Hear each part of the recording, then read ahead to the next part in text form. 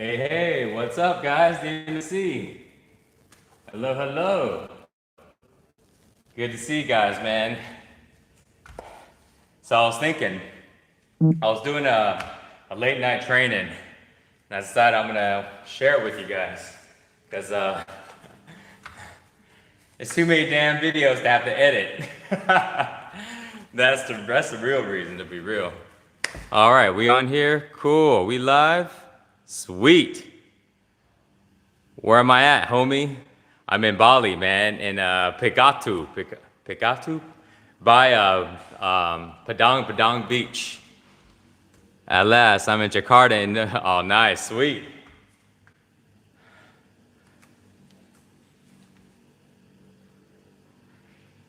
What's up,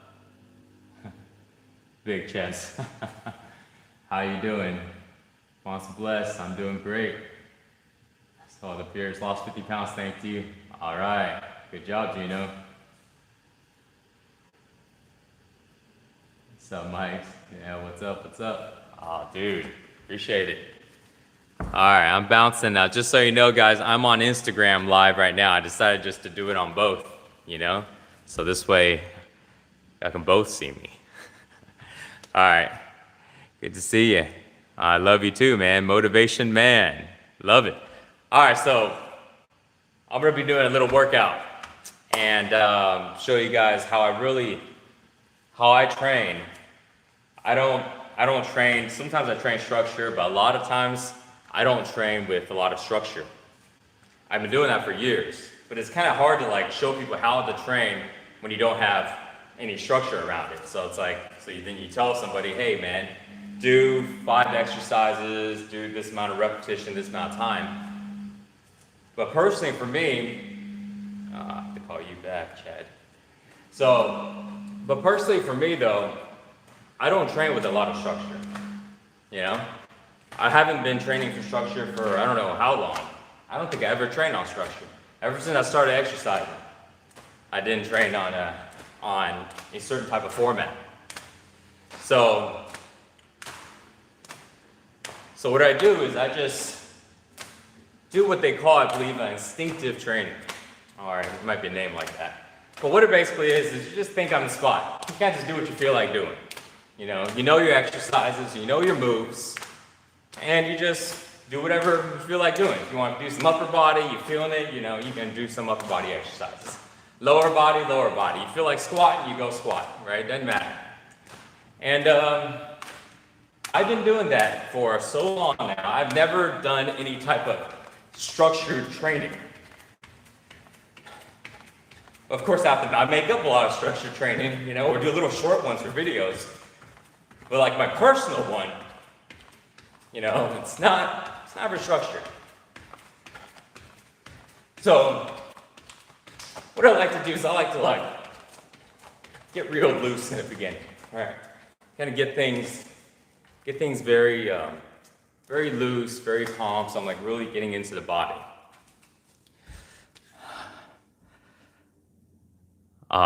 Thanks, Jaro. Hey, Mike, you're my mentor. Still watch your old vids. Sweet, man. All right, so this is my first time doing this.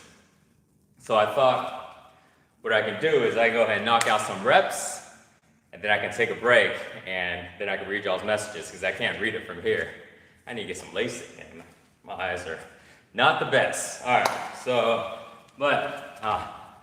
what I was gonna do though, like a structured video I was gonna make, was gonna be doing about 10 reps of these, and afterwards doing 10 reps of jumps.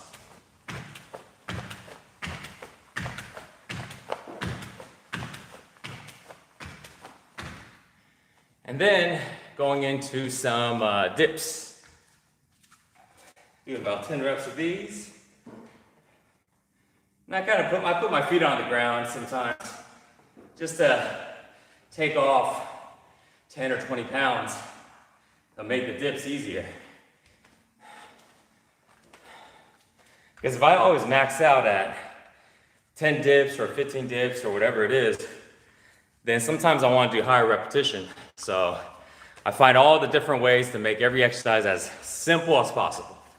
This way, if I'm feeling strong, I do the hard version. If I'm feeling tired or I'm not about going balls to the wall, I do the modified, the easy version. So I will go through that set. I'm gonna go ahead and do another one, see how that feels. All right.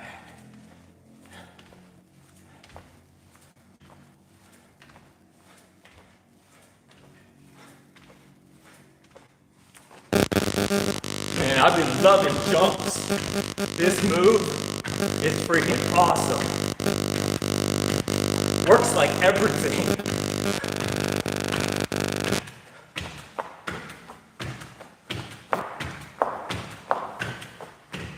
Whew. So,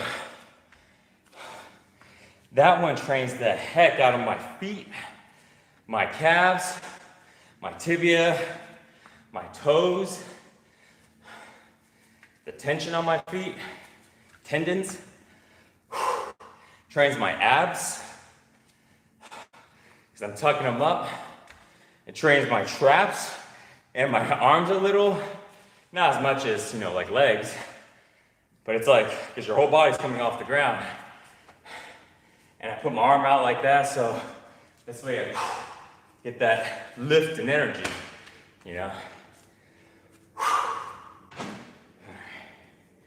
So for you guys jumping on right now, I was doing my little workout at night.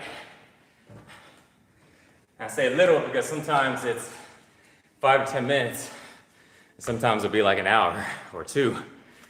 And I just mess around. I just go with the flow with my training.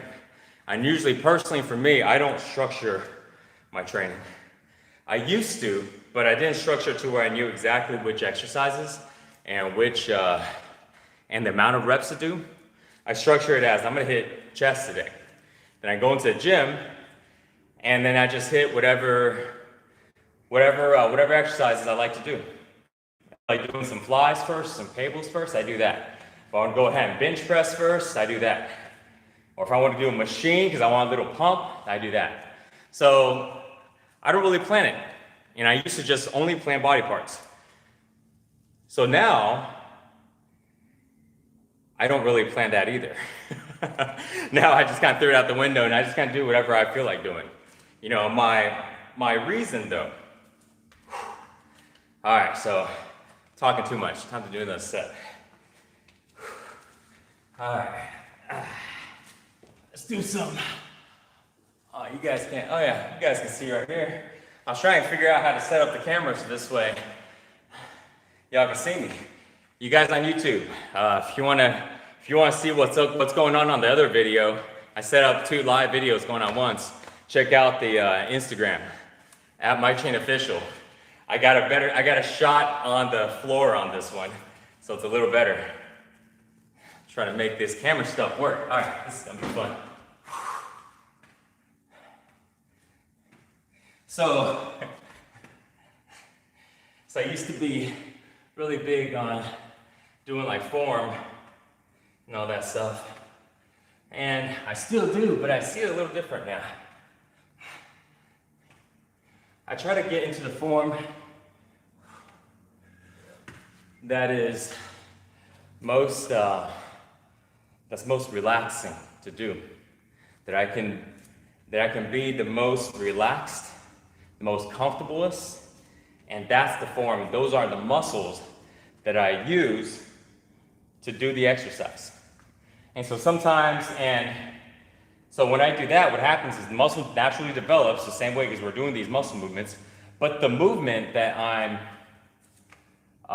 training is natural to me. It's natural based on my body type. It's natural based on the way I like to move, my mannerisms, the way I walk and do all this. And so for everybody, it's a little different. Maybe I'm a dancer and the way I like to move is, the way dancers move. I'm not a dancer, so I don't know, but they may have like a certain way of moving, or when they dance, they move their bodies differently.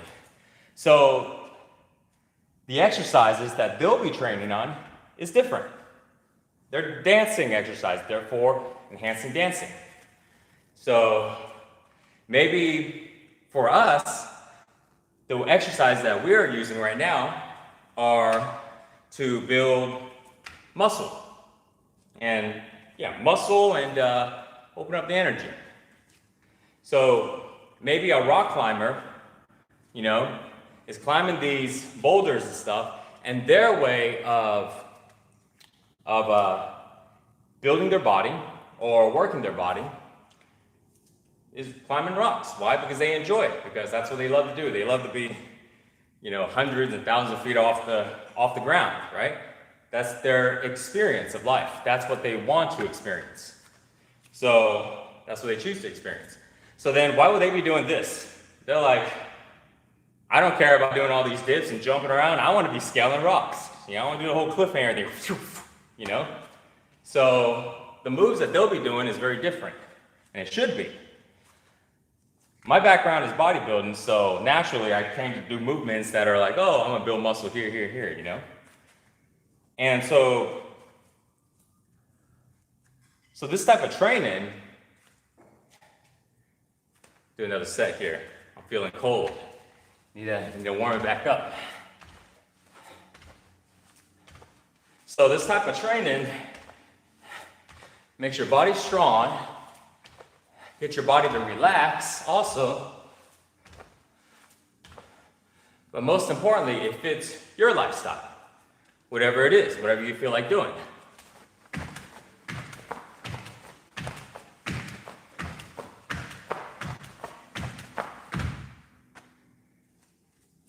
And so this is similar to Bruce Lee's philosophy on fighting. He talked about how there was no form. And I remember reading about it and going, what? How can you have no form? It's a form thing without a form? Like, it didn't make sense. And then I understood, like, oh man, okay. Now I see what he's talking about. My training has started becoming like that, It's like, at first I went from very structured movements to not that much structure, a lot less. There's still some structure, but it's less. It's more free. But I'm still able to build muscle. I'm still able to burn fat. I'm still able to do all the things, all the benefits of the body that I was getting before. And a lot of people ask, like, oh man, you lost a lot of size.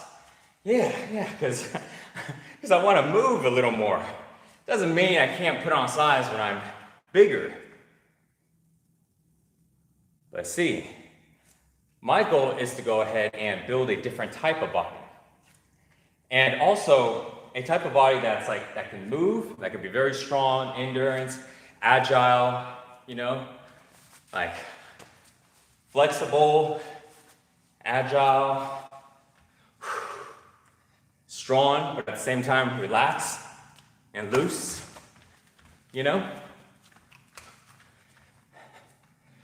And when it comes to like the looks part,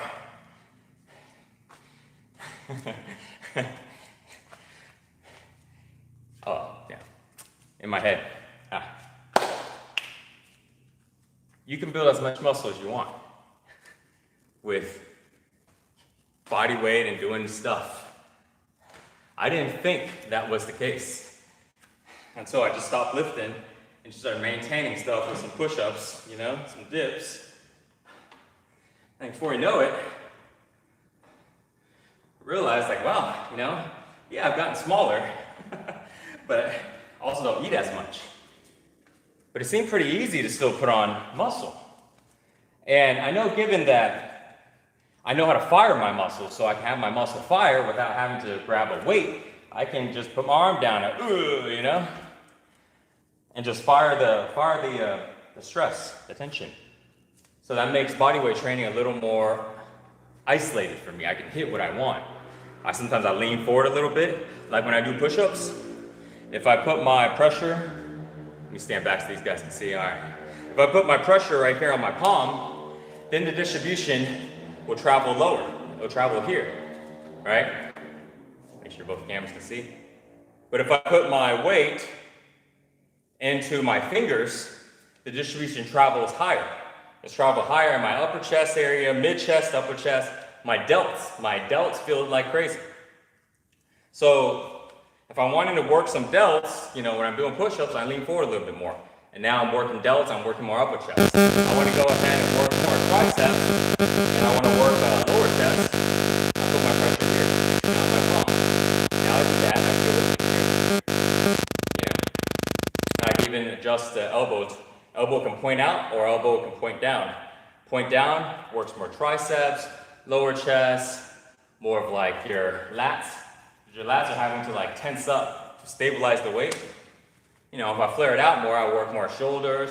I work more like the outer piece of the chest. Different part of the tricep. I work the back head of the tricep instead of the outer. So you can literally, if you wanted to, you can bodybuild just doing simple stuff. Just look at our bodies. It's like a giant weight. And whatever we want to work on between our bodies and everything around us that's already existing, furniture and things, people, all these things, we have more than enough to be able to build exactly any type of body we want. But the best part about it is we get to be stronger in our body. We're stronger in our body because we'll practice using it. And so when you're using it, you get better at using it. And the more you use your body, the better you get at using your body. And the better we get at using our body, the more experiences we get to have physically, not just physically, but more like physical experiences. But even when we're having experiences of just like, life, we're just chilling, laying around, nothing crazy and active, but because our bodies feel so good, our bodies are so calm, our bodies are so relaxed, then we can be chilling and we can be in a deeper state of relaxation, a deeper state of calmness. So how if you ever get anxiety before, I used to have anxiety like crazy. All over my head, during conversations, all this stuff. And while that's happening in my mind, also what's happening in my body is it's feeling anxiety. But its language, my body's language, is feeling. My mind's language is thoughts. So my body, I'm feeling this like weakness in the knees, weakness in my legs. Like I don't have strong legs, Stomach kind of turns a little bit. So I realized if I just go ahead and stop this feeling in my stomach, would it stop the thoughts in my head? I tried it. This is what I've been doing for the last 4 years. A lot of people have been asking me, and I've been trying to think about like, what's the best way, like maybe put like a really long video out, I don't know. But explain it to you now though. If I get rid of that anxiety, weird feeling, that fear feeling, weak feeling in my body, would I get rid of those equivalent type of thoughts? And I decided to try it out. And I've been trying it for like 4 years now, over 4 years. Nothing but that. So I haven't been working, but I've been learning. So I basically stopped and it became like my full-time thing. I'm gonna create a new way to train, a new way to be able to train the body, make our minds strong, and create the life we want, and to be able to like live, and be happy. So I tried it over and over, and I realized that if the body is relaxed, the mind is relaxed. If my body is strong, then my mind is strong. And so our mind and our body is like this. One affects the other. It's like a feedback loop. So when I realized this, I was like, okay, well, that makes sense. Well, then that means if I just make my body feel good, then my mind will think good. Equivalent. It may not know more, but it will think more positive. So when I say good, like more positive, more see more abundance instead of scarcity, mindset. And then I realized, studying yoga, that yoga's first phase, first part, you know, I don't know what's the right name for it, it's Hatha yoga. And what Hatha yoga is it's based on asanas, movement. It's based on pranayama, like breath work, you know, and something else. Don't remember right now at this time. But anyway, so this way we can clear the body. We can get rid of all the stuff that's in our body and have our bodies be really open. And then when it's open, we're able to change the energy that's in our body. And when we change the energy in our body, we change the state of consciousness that we experience in our life as ourselves. And so I was like, okay, cool, all right. So then I started doing it. I started practicing all this different stuff. Breath work, you know, yoga, asanas, right, the movements.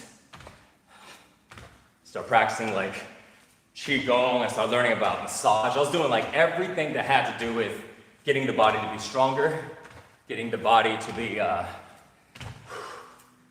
be healthier, and also really to be able to connect to the body.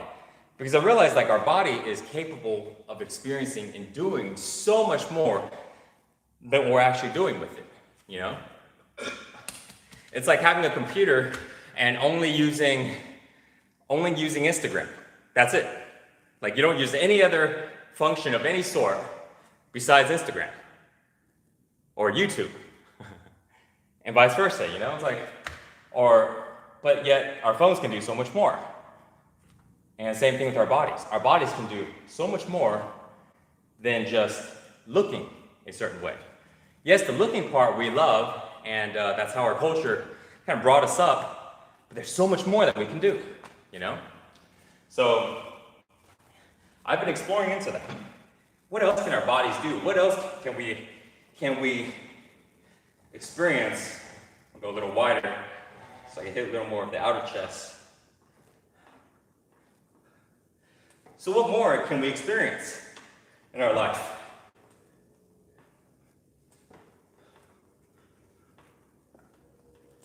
So then I started learning about all this other stuff, like astral travel, leaving your body, going to like the astral world or etheric world, you know? So for you guys just jumping in, doing a little night training. I'm in Bali right now. And it's probably about close to, I don't know, 11 something, midnight. And I was gonna make a video. And then I realized, I don't feel like cutting it. Maybe I'll just go live on it. Or more like Natalia, it doesn't feel like cutting it. So for you guys jumping on, where did I start with? So my new tripod, the way I train now has, I wouldn't say it's new, you know? The way I train has evolved a lot, you know, over the past 25 years now. I started training when I was like 11.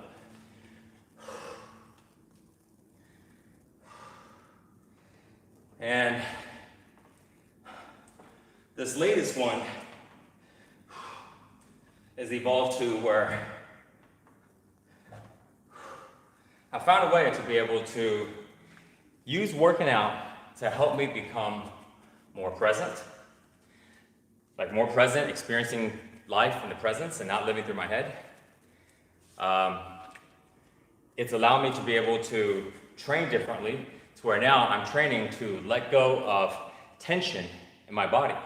Let go of like stress and like fear and all the anxiety and anxiousness, nervousness and all of that. And I'm doing that, the way I'm doing it is by forcing it out. So ways to force it out. Sweat, you know, like right now I can't tell if I'm a little sticky, you know.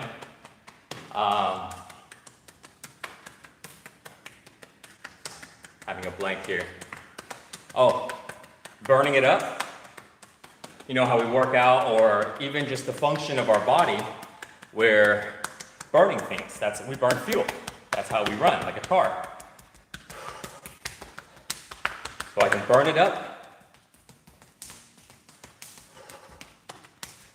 So the goal is to go ahead and create more energy in the body and to be able to change the frequency of the energy, making the energy higher. Because when it's higher, we feel more positive. We have more of the positive emotions. And when the frequency is lower, we have more of the lower emotions. Anger, depression, you know, hate, apathy, stuff like that. If you guys haven't checked it out yet, you should check this out. Map of consciousness. So it's like looks like a colorful rainbow-looking chart, but it is like, it's genius. David Hawkins created it. And the map of consciousness, what it is it shows all the emotions, the personality trait, the way we are. It all shows it in like this one line. Like if you're angry, then the emotion you have is hate, and the viewpoint you have in your life is like antagonizing, something like that. You know, and then here's the energy marker. Here's the level of energy that you're at, maybe 150 gigahertz, you know. And there's like a worldview, self-view, worldview, so it's like really, really specific, but it's all within one line. And so they have all these different ones, right? You go from, for example, from anger, and then you go up, and then somewhere you start to get to courage, you know, understanding, love, peace, and all this stuff. And basically the idea is, if we're feeling, let's say,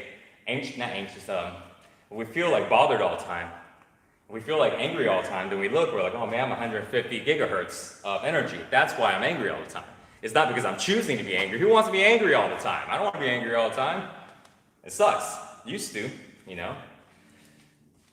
So then it becomes, all you do is just raise the level of your energy. Just increase the frequency. Instead of trying to change the part on the emotions, I wish I had one with me so I can just like point it out to you. But pull it up, and maybe I'll leave it in the description here. Map of consciousness, it's good. I should put that on my site. Yeah, should do that.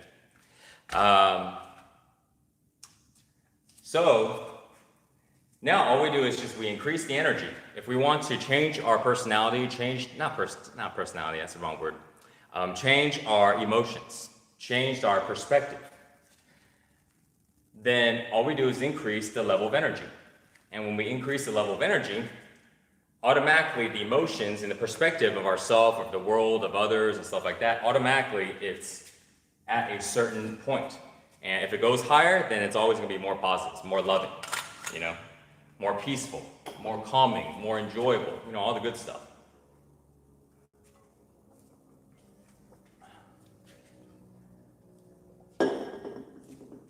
So guys, this is my first time doing a live like this with Instagram and YouTube going on at the same time. It's kind of cool.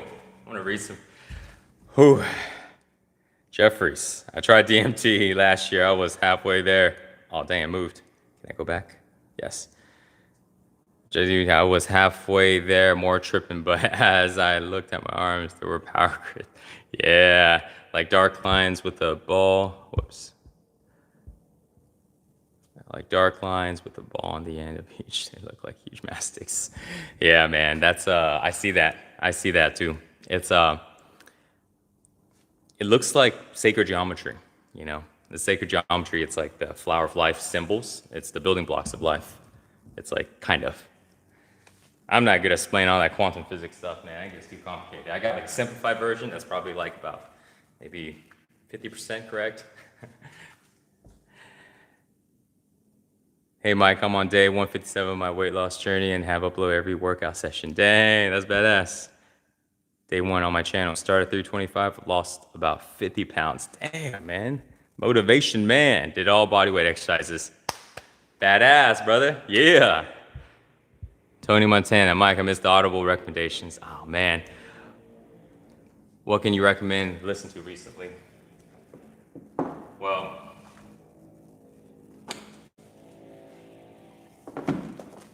I don't know if this is on, I'll just grab, I got bookshelf right over here.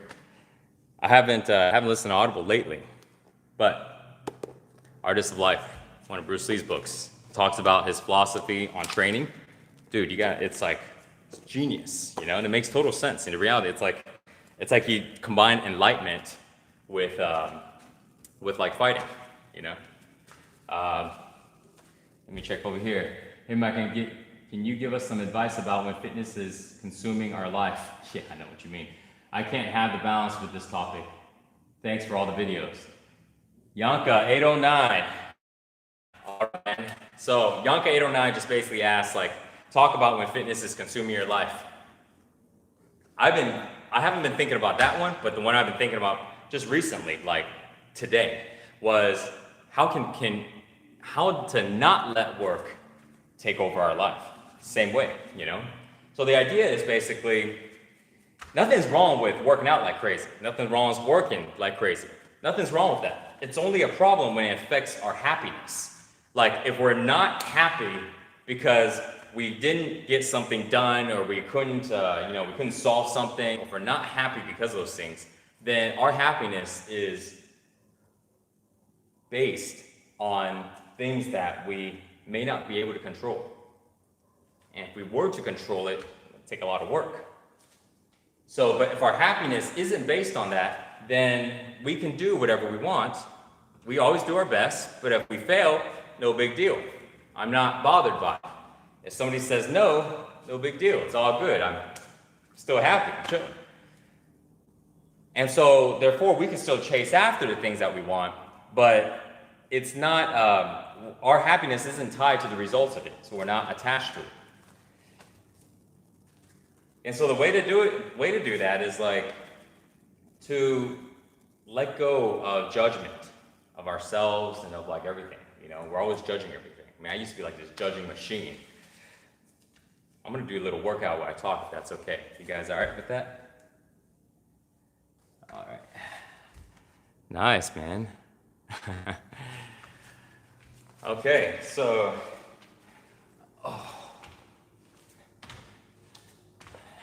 thanks for coming in and joining my little night workout. I'm in Bali right now. I got here a few days ago. If you guys want, I would love for you guys to join me.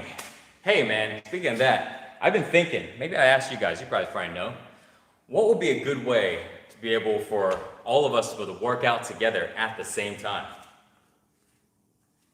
Because what's really fun about training is you get to go and train with people. You get to have some fun, engage. So I thought about traveling around and doing that. Whew. But in the meantime, everybody can join me. It'll be fun. Do a little training. So I want to get y'all's opinion about this. What we'll all be doing is we'll be doing whatever we want. Just anything that has to do with training. Whatever move. This feels like really good.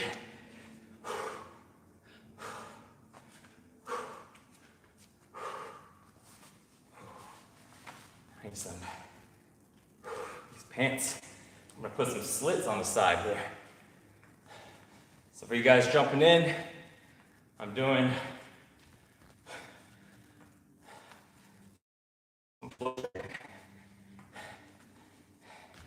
and basically,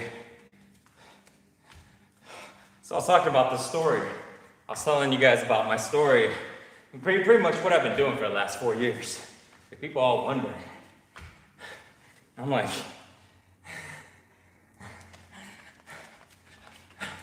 I never even used social media that much. I always did the bare minimum. Because, to be honest, I just don't like being on the phone. I'd rather go do something else. But can't share what I do. But if I share what I do, I'll be having to be on computers and phones all the time.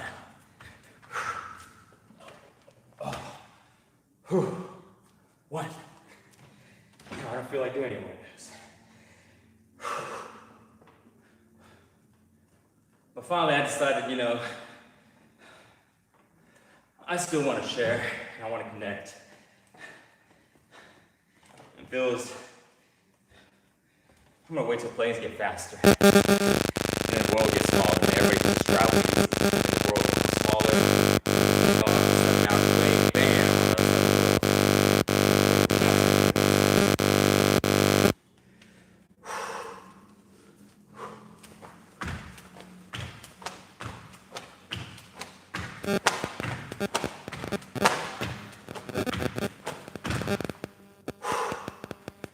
whew, man, I love those jumps.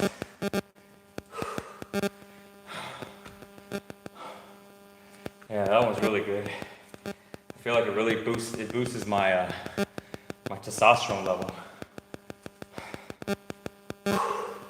And all that impact when I come down, and it feels so grounding, like my foot has been getting really strong. I've been barefoot been practicing barefoot for about a few years now. And my feet has never felt this strong before, like just really solid when I step down. Let's try that again.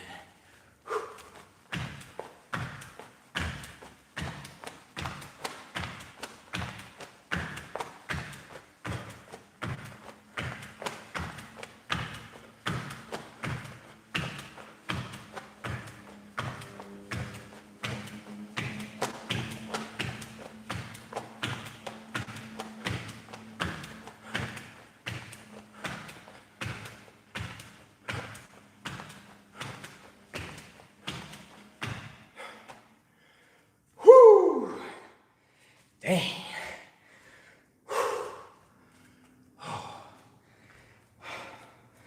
Man, I felt that. Yo, what's up, guys? Joe Bro Fash 09.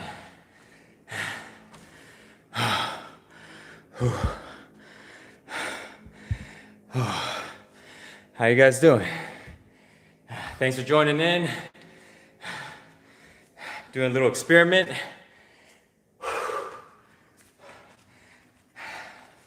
Leave a comment below. Let me know if you guys know any or can suggest any good ways, some really simple ways to be able to get everybody in the whole world that's connected to the internet, how to get us to all start working out together. Because one of the biggest things about working out is motivation. And what more motivating? What's more motivating? What can be more motivating than to get everybody from every part of the world to come together and we celebrate working out, we celebrate health, celebrate strength, you know, celebrate freedom. Freedom to move, freedom to think the way we want. We do it all together. We come together. So that's what I was thinking, you know. Something like that would be really awesome. Let me see if I got any more of these jumps. So for you guys just jumping in, we're doing a little night training. Because I missed my morning training. Yeah, missed it this morning.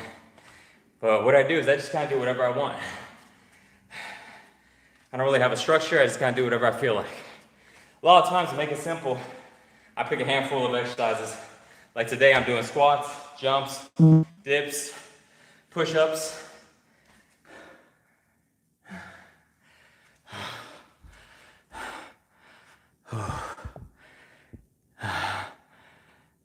That audio was really freaking. Loving the workout with consciousness. Kai, nice, yeah. Might look like a ninja when he jumps, but you can't see ninjas when they jump. Is this as hard as M100s? M100s, damn, you know what? Who said the M100s? Claude, 1234. Yo, you still there? Shoot me a message right now if you're there. I wanna ask you something.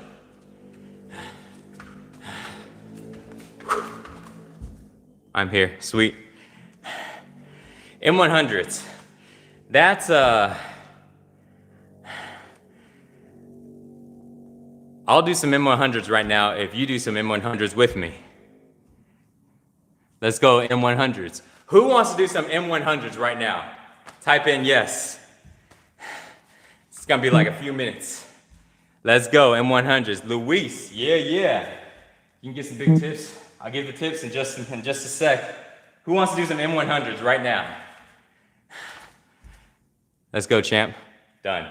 All right. Let me think. M100s, how do we start? 10 burpees, 10 jump squats or squats, and how many?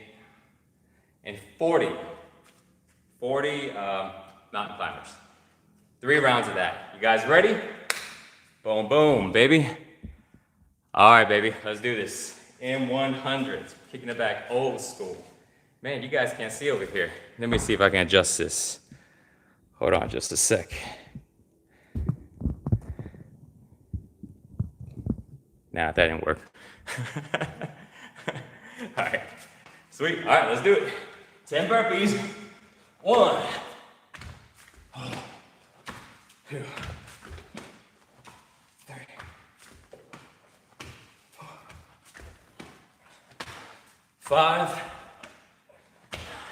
If you guys can, you want to, jump on in. 6, 7, 8, 9, 10. 1, 2. Oh, double pump. Oh my God. Why'd I ask to do M100s right now? I'm tired as hell from those jumps. Well, at least I'll do 1 round. We'll see. 1. Oh, right. Pumps. 2, 3. This is good for your ass, though. Because if you put all the pressure here, all the emphasis there, but damn, it's tough. 4, 5, 6, 7, 8, 9, 10. Whew. You see me? Okay. 1, 2.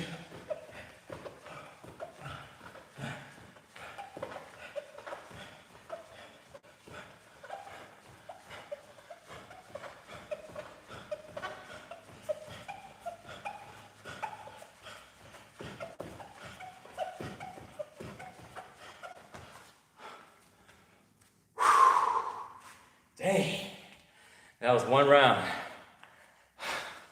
Damn, yeah, that kind of feels harder than just the jumps. I don't know, they're both hard.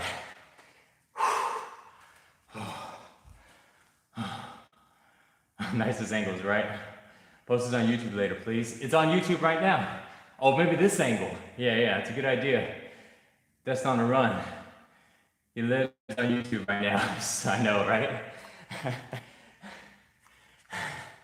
decided just to turn it on, leave it live. You know how they do the, you guys will watch, the piano song, the piano channels and the music channels, where they're just playing it live, So why not just go live? Need some water. Ooh, man. I'll be right back, guys. Grab some water.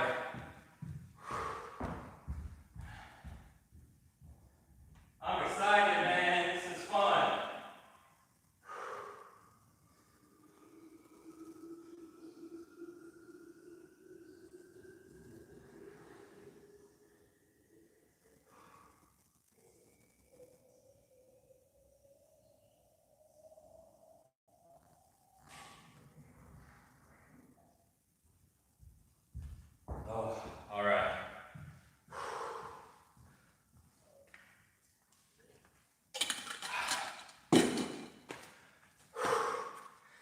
All right, I think time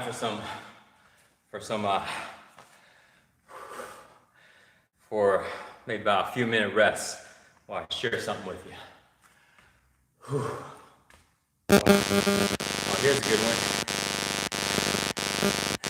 You know, wherever I go, I'll be, once in a while I hear people have conversations on stuff. And when I hear the conversations, I get these ideas of videos of like what to share, you know? Because in reality, I'm listening to them, I'm like, man, oh, she's feeling this way, or she's having this problem, but really, she can just look at it in this way, and there's no problem. And I think about that in my mind. I'm like, man, you know what? It'd be rude to go up to them right now and tell them, unless they're like inviting me in. But it's really cool to maybe share it in a video. You know, it's just like maybe an example of something.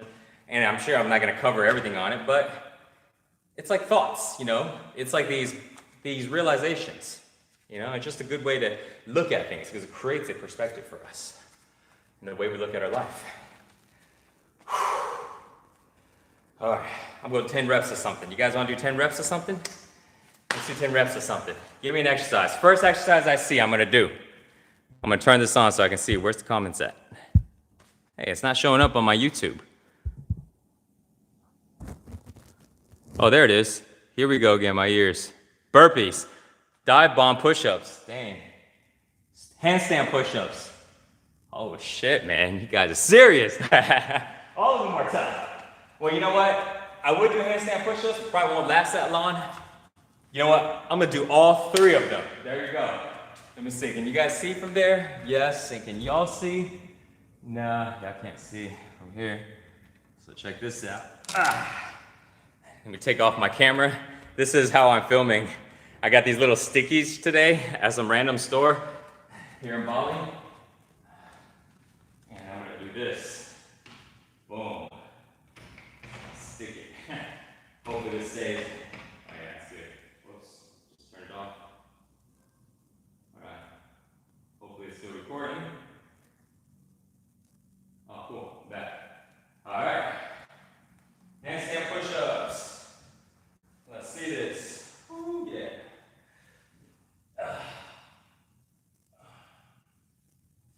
One.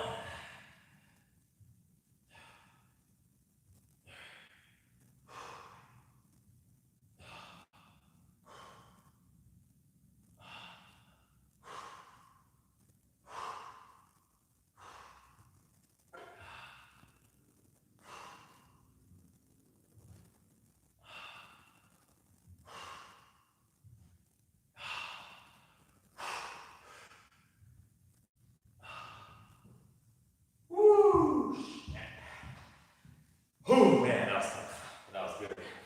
All right. Take this phone off. Put it back. Dive bombers, I think, was like another one. So, I'm good. There you go. And I'm gonna move this down here. Whoops. Oh, that's not working. Hold on. Oh, let's see how that did. All right. I think we got it. Let's try it out. Oh, that angle's no good. Man, when I was doing this, I was thinking of Stallone, Sylvester Stallone, and all the people out there that star and produce in their own movies. I'm gonna do some dive bombers because one of you guys suggested it. So I said I was gonna go ahead and do the first exercise that pops up. I forgot which one it was, but all 3 of them were really good. Oh yeah. Oh, so I'm gonna try to tell you this story while doing these. So I was thinking about like people that star and direct their films. Like they some badasses, man. You know, that ain't no joke. And this is nothing.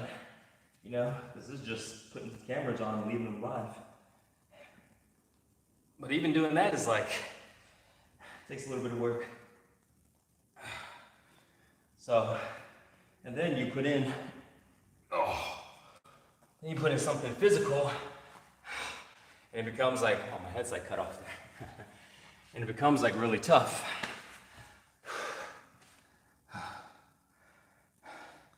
So I was giving props to people like Stallone and people like Jackie Chan.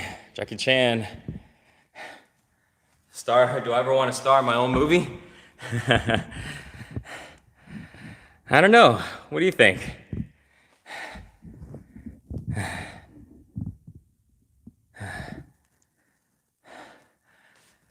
Great to see you back. Blast from the past. Love from Malaysia. Primo Supremo. Thank you for flow. It's my daily routine now. Sweet. Oh. You know, piston squats. Man, that's a good one. Let me see if I can get this camera to work with me here. All right.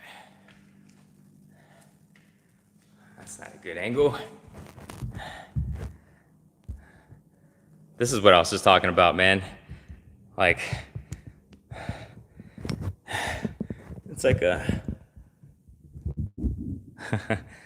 it's like a game playing with. All right, so piston squats. All right, so right now, guys, what I'm doing is I'm doing the workout that y'all put on there, if I can do it. Piston squats. Whew, let's see. Oh, damn. 1, 2. I did them earlier today too. 4. And I'm resting my feet on the ground. You guys can't see me here on YouTube. You guys on Instagram can. Modified. 4. So this is why I make it easier for myself. 5. That's it. That is it for piston squats. I got no more. My right leg has gotten stronger. Like the last about 6 months or so. What number am I on? You guys remember the number I'm on? I'll count the next 5. Oh shit. Oh man. Whew. Okay. My comments keep disappearing here on YouTube.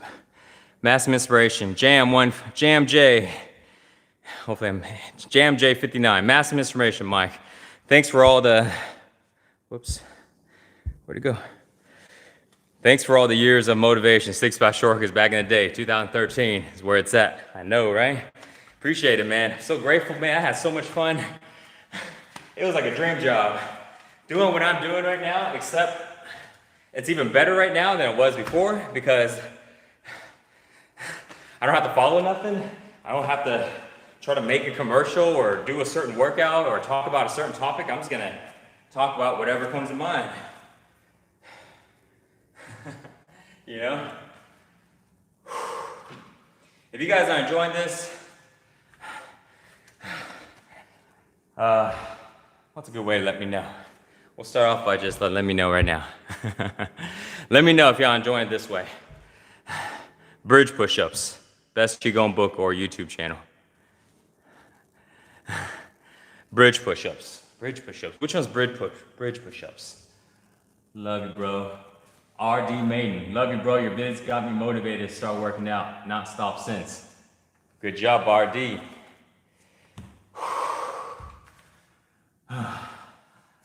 Yoga asanas. Oh man, that's a good one. I think I need some yoga asanas. You guys down with that over here, YouTube? I was on your YouTube six-pack shortcuts a long time ago. Awesome, man. Good to hear. Let's do some asanas. Let's see if you guys get a good view there. Nah, how am I gonna do this? I know. All right.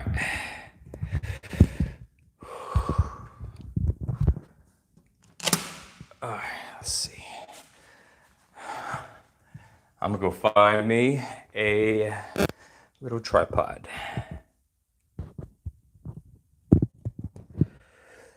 Let's see, I got these two right here.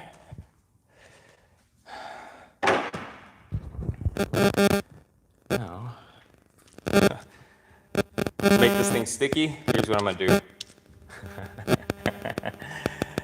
Just use my sweat to make it sticky, because rotate device, nah, because make it stickier.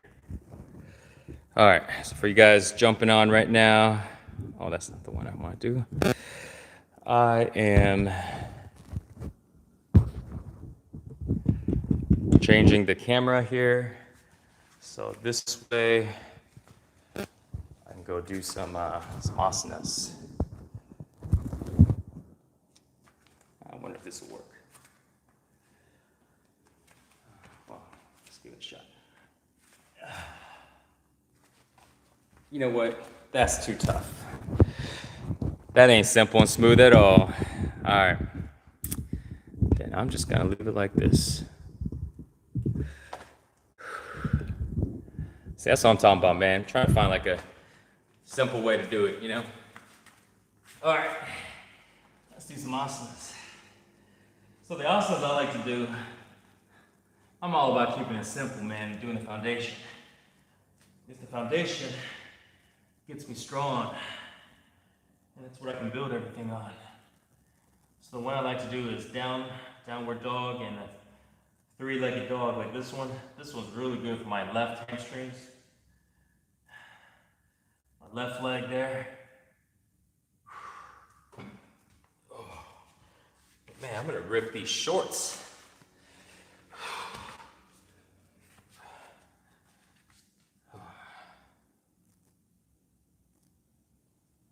Put on like some different shorts or different pants. I might rip this.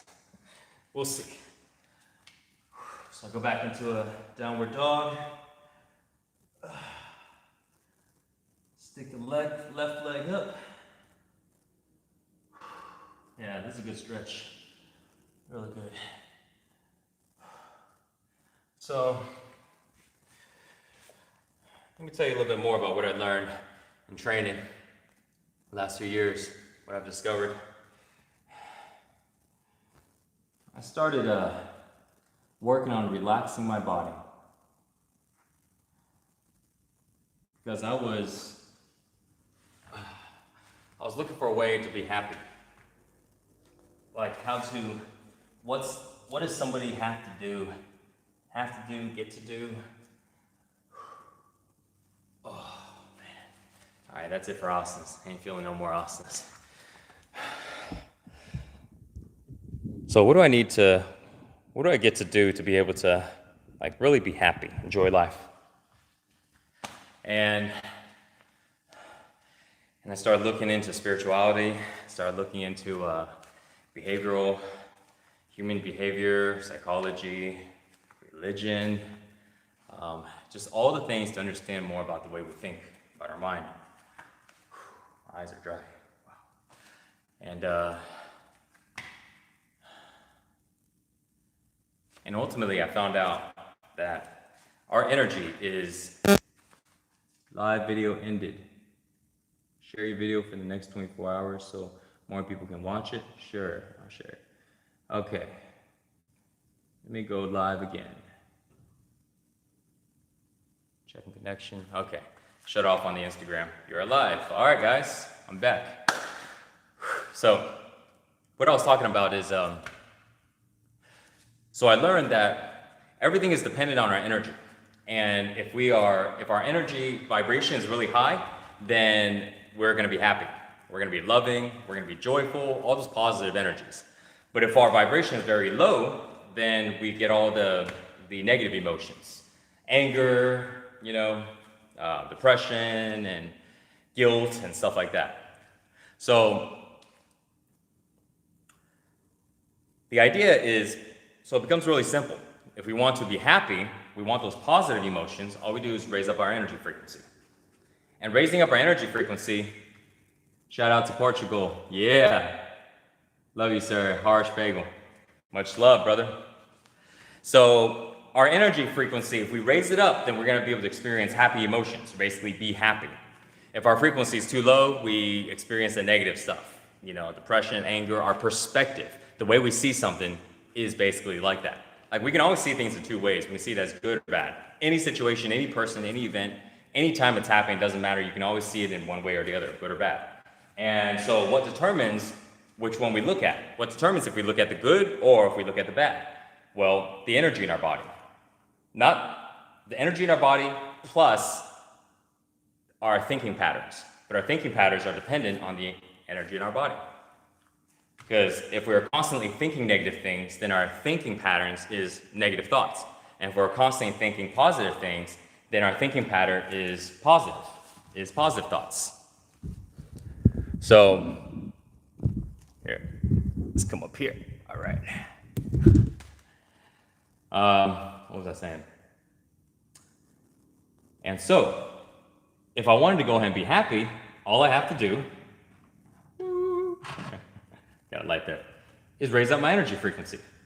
And if I raise up my energy frequency, then automatically I'm in a good mood. Doesn't mean I'm like smarter or anything, but my mind is more expansive. I'm able to look at everything with a different perspective. I'm able to look at it with perspective of positive, loving, and all that stuff. Because that energy is what allows the way that energy is expressed, us as a person, as a human, is through emotions. You know, it's energy and emotion. So what happens is we get to basically be loving and all the stuff, or be not loving and angry all the time and stressed. See, that's where the problems come from. We don't really have problems in our life. What we have is life events, just things that happen, things that we created, other people created. It's what happened. And we label these events with titles to basically say this is what it is. And so when we think of the idea of a problem is a type of label. It's something that is bothersome. It's something that's stopping us from accomplishing what we accomplish, what we want to, you know, things like that. And so when we label something as a problem, now we don't like it. Now we feel stressed. It's bothering our life. And so now when we label things as problems, and now these things are bothering our life, the way we feel in our body is tense. Because every time when we experience stress, fear, anxiety, all that stuff, our body kind of tenses up. You know, we kind of shrink back versus expand. Our energy literally shrinks back. You know, we have about 9 meters or 9 feet in diameter. I believe it's 9 feet in diameter of energy. Like we expand out that way. You know, on average, everybody's different. People with more energy, they expand bigger, and people with less shrink in. And some people's energy are so low, it's smaller than the body. That means the way their ability to sense the body is that low. It's so low, it's like they're not sensitive at all. They can't feel in their body. They can't feel the body because the energy sensory, the sensory system, the way we're able to connect to the body, the way we're able to feel, literally feel the body is really, really low, you know, really small. So the idea is we want to expand our energy field. We want to expand our energy because we're energy. We are energy beings. We are beings and we are made of energy. Everything's made of energy. So if we have more energy, then we're more expansive. Then we are able to express more. We're able to create more things. Whatever we want to create, we're able to create it. Let me rephrase that. Well, kind of, but yes. Whatever we want to create, we can ultimately, we'll do better on creating. We have more performance. We are more effective. Whether or not we achieve it, anything is possible, it just takes time. That's the only variable. You want to do something big, it's going to take a long time if you've never done it before. And vice versa. If I want to get a glass of water or some water, it takes me 1 second to do so. But if I want to go and jump in the ocean right now, it may take me a little bit, right? And then I got to drive. So that's the idea, right? So, anyways, went on the tangent. Let's come right back. If we increase the level of frequency of energy in our body, we experience more positive emotions. The way to increase the level of energy in our body is simply to go ahead and be loose. So when we're loose in our bodies can let go. And when our bodies can let go, whatever we're holding on to, you know, any of that negative trauma stuff, it'll be gone. Is that better? Yeah, that sounds better.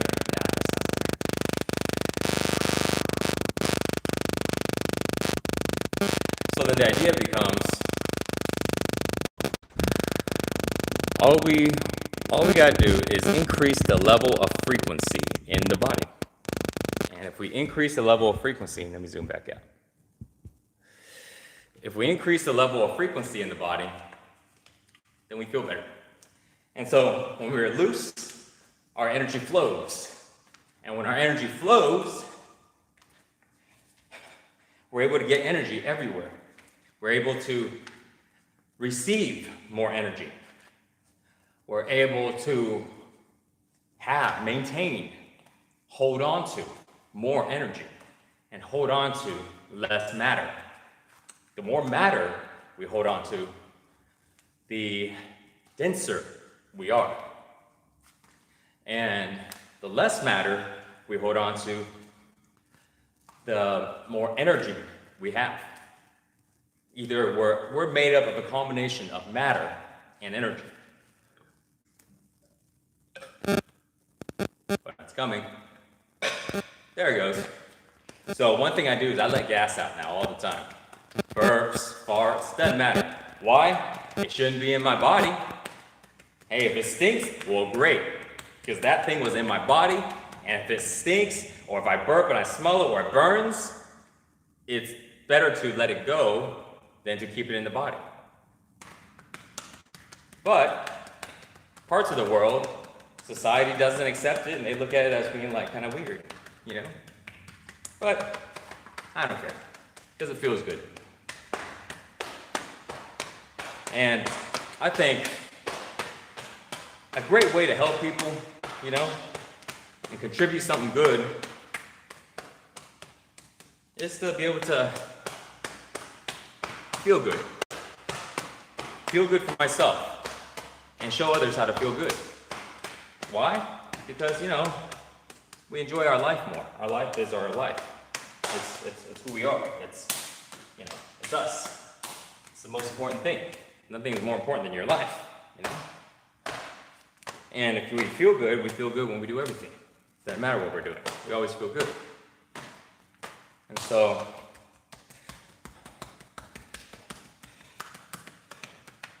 this flow training method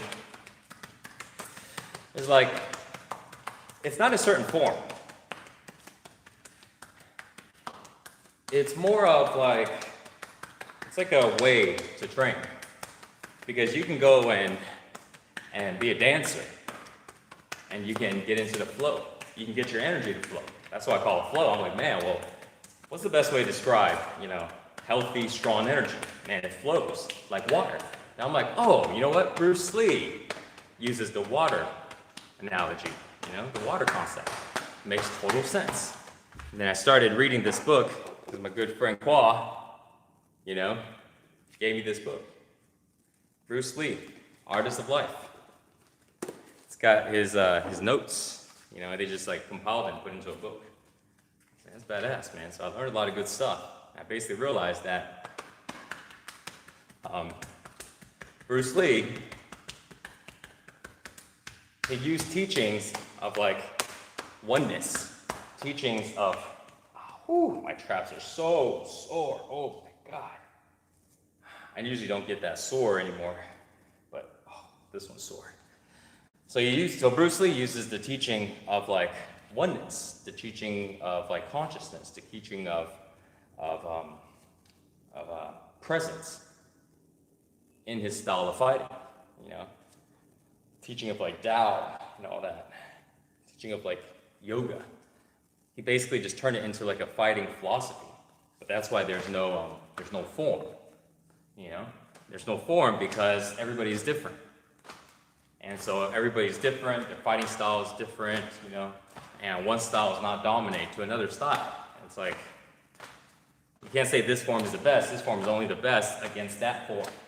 But if someone comes with another form, then whatever form that I'm using right now isn't the best anymore, so I gotta change it. So in reality, there is nothing the best. There's only, everything is just constantly changing, you know? So therefore, when we train, try to be versatile. Be like water, be able to fit into anything, you know? So, for me, my foundation has always been bodybuilding. And then with bodybuilding, you know, with six-pack shortcuts, so check this out. When I created the program, I was looking to see which were the most effective, most simple ways to go and exercise. And they are also the ways that I would use a lot of times. I was like, well, you know, all the compound stuff, you know, because that's what I did the most, and I wanted to build size. Which ones were the ones that build the most size? Because the ones that build the most size also burns the most amount of calories. So then naturally, when I go to bodyweight training, I'm doing the same thing. I'm doing the same, like, what's going to build the most size in the chest. Not the most size, because there's like a lot of other hard stuff, but what's like the basic stuff? Well, you know, push-ups, legs, squats, lunges, right? Dips for chest, back, get pull-ups, you know, different rolls. And it's like, okay, you know, cardio, jumping, running, mountain climbers, you know, stuff like that. Shoulders, military press, but I'm not lifting weights, and I use handstands. So I just started, right, to keep it easy. So I started just doing that a lot. And I started doing it every single day, and I realized I was able to actually put on a good amount of muscle. And that if I ate more, I could actually be exactly the same size that I was. I'm like 175 pounds right now.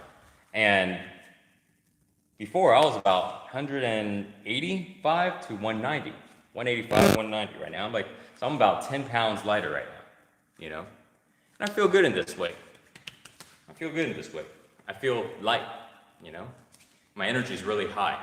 See, I thought about putting on more size later on because I enjoy being muscular, but I really don't care so much about having to look really big. You know, I like to look good, you know, and lean and be like tight, but I don't care to be really big. If I get really big, I don't mind. I've been a little bigger, but what I more care about is the way my body feels. What I care about more is whether or not I'm happy every day and kind of relax and having a good time and enjoying life, or my stress and, you know, not feeling good. My body, the way I look, becomes kind of secondary. Because I can look good and be stressed the fuck out, you know?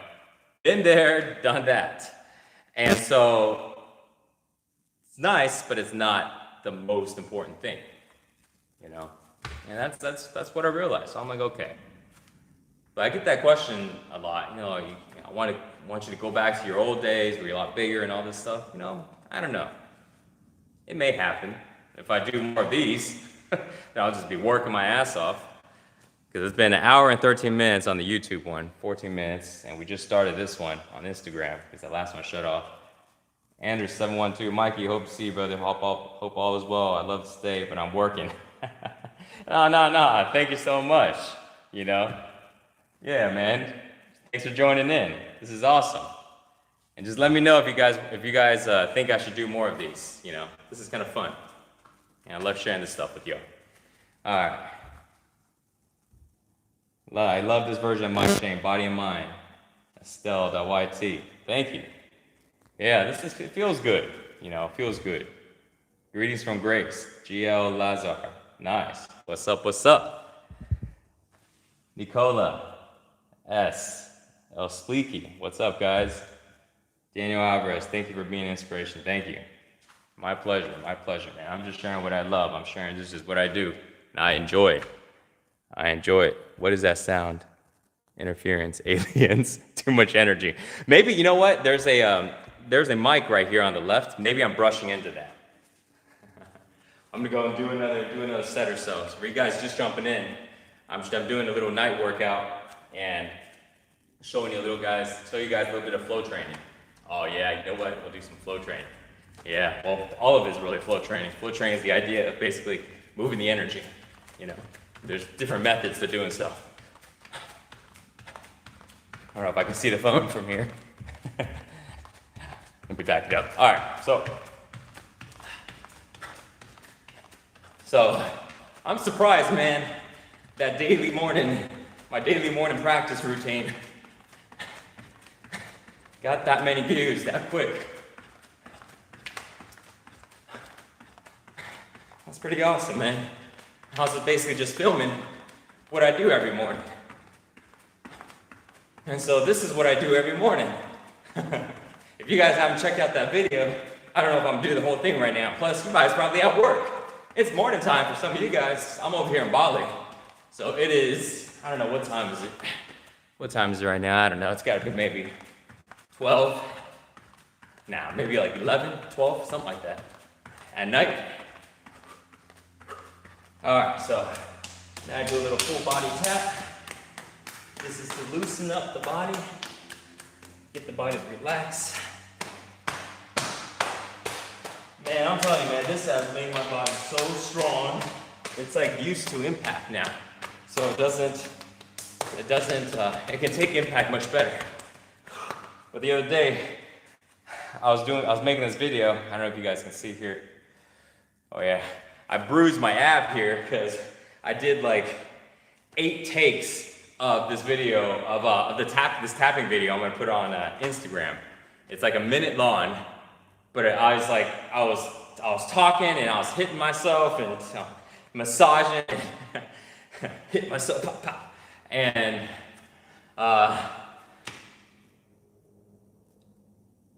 I kept thinking about something else to say when I was done, or I felt like, man, I want to add this in, so I kept redoing it over and over. And before I knew it, I did like, I didn't count, but maybe like 6 takes to 8 takes, and I couldn't even think straight because I think somewhere along like the 5th set of Nonstop tapping, I'm like so connected to my body. I'm feeling my body. Plus, my body couldn't handle like that much. Like I do 60 seconds, 2 minutes, but not like 5 minutes, 6 minutes, or 8 minutes. That was a lot of takes. So I wasn't even thinking straight, man. And then later on that day, I was like, man, my abs are really, really sore, especially this one. I don't know if you guys can see. There's like a bruise right here. I was like, damn, it's been a while since I've ever bruised my abs. So, okay, so do some tapping. Let me finish this up.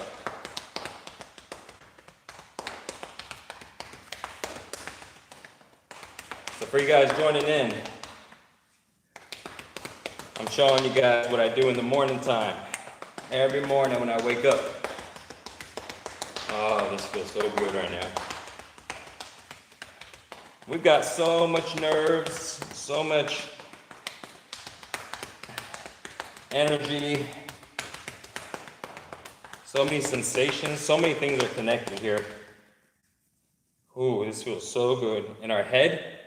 So you know, like you ever have like get a massage in your head and they do this? And so there's like so much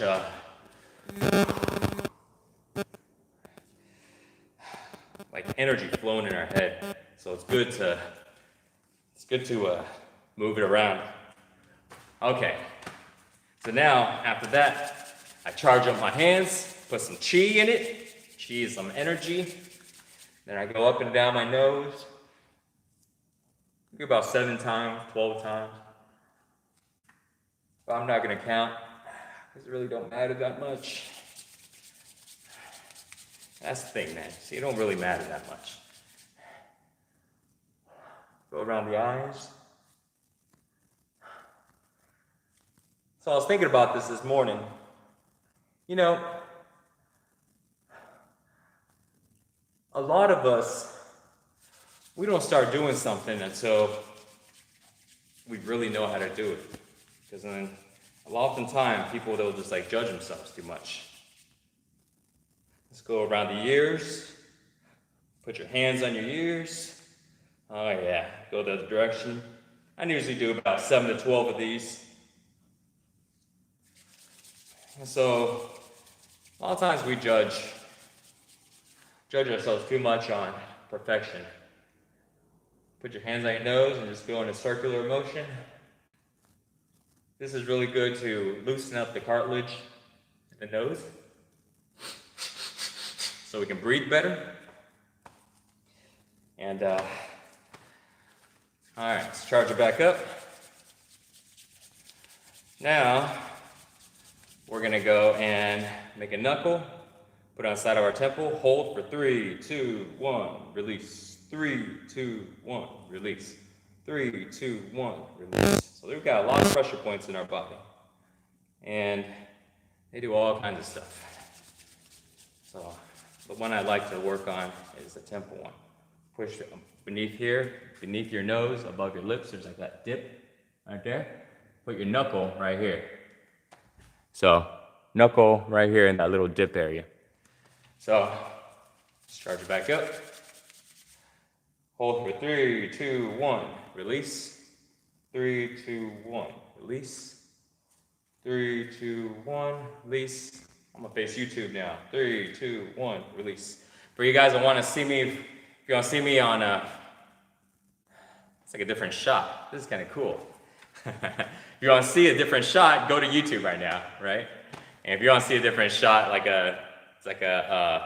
it's a shot more of my legs in there, go to Instagram. That's kind of cool. All right, so now we got that. That's the thing, I can't conversate and try to do this. It's a little more tougher. Okay, eyes.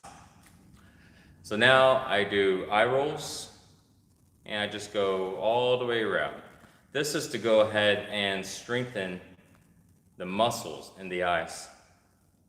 And so these exercises, they're like longevity exercises. And now we'll do it with the tongue in a circle. Okay? You put your tongue behind your mouth and above your teeth. And I do about 7 both directions.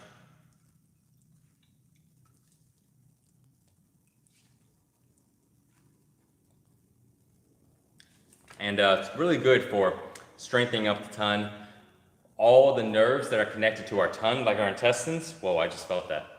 When I moved my tongue, I just felt my intestines. I just felt it in here, my stomach. So I know it's working. How? Don't know right now. Okay, so now I'm gonna come up, breathe through my nose, exhale, breathe through my mouth. It's gonna look like this.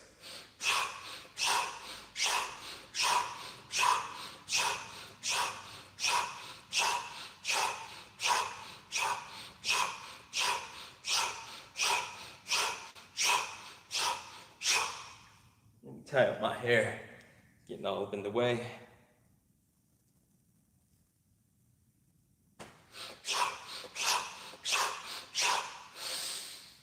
Take a deep breath in and hold.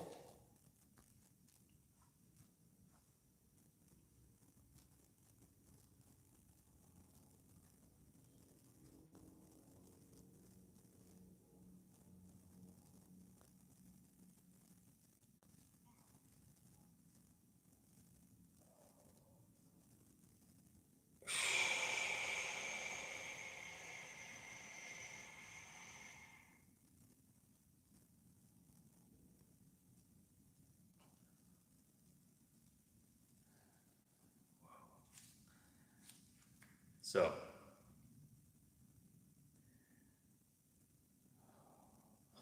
that was good. I got a phone call coming in. Can't talk right now. Filming. Decline. Sorry. Okay. So, that felt good. I relaxed my body. That was like moving a lot of energy around the body. And so when I was doing the neck, that was opening up the neck, moving the energy around the neck area. So now we're moving the energy around the wrists. And now we're gonna do some drop downs. No, I call these drop downs, I just made up the name. Really what it is, it's just waving our arms down, releasing the energy that's in our arms, and There on Instagram, you can see my knees. You can't see my knees here on YouTube, but I'm dropping my knees down every time I come down.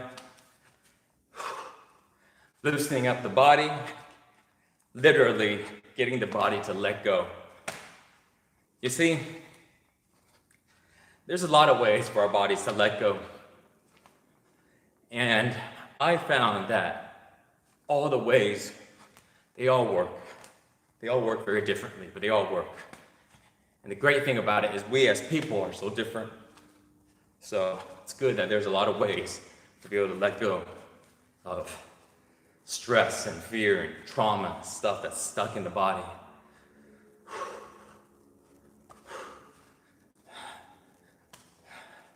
This one's really good for your chest. For you guys coming in right now, showing you guys my morning routine, what I do every morning. I get the energy in my body to flow. I increase the amount of energy in my body. I increase the vibrational frequency of energy in my body, while at the same time, I build muscle, work on my cardiovascular, build strength in my ligaments, my hands, my feet, everything. And I practice being present the entire time. Now, it is a little harder to be present while chatting with you guys right now.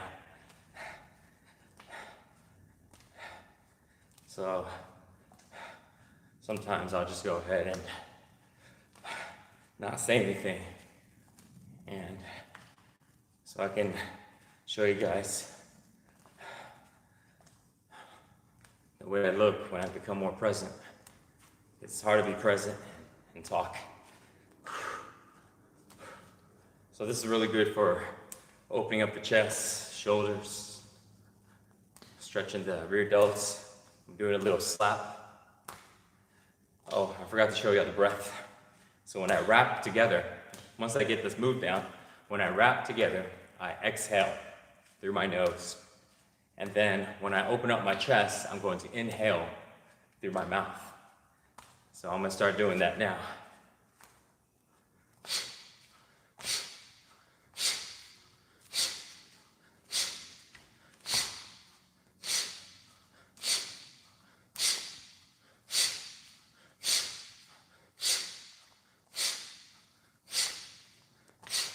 So be very loose in this.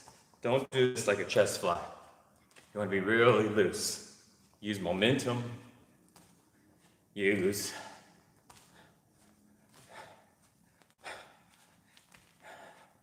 Just make your body relax. It's better to, because it's not about building muscle or, it's like you're loosening up everything. You're building. Hear that? This is a good way to fan off the gas. So, the reason why I'm doing this, and the longer you do it, the better, is because I'm moving my energy around right now. And when my energy is moving like this, it feels different. Like, the way I'm feeling right now, versus if I was to stand here like this, it still feels really different right now because I just stopped. I've been doing this for a while. But if I didn't do this at all, let's say before I started this video an hour and a half ago, how long has it been, an hour and a half? I wasn't doing any of this, so the way I feel literally is different, in my body. And my vibrational frequency is different. The amount of energy frequency, the gigahertz or the frequency in which the energy is vibrating at is different. So now when I'm doing this, my energy is able to move a lot more and it's able to flow a lot more. And I'm generating energy because I'm using movement, using momentum, using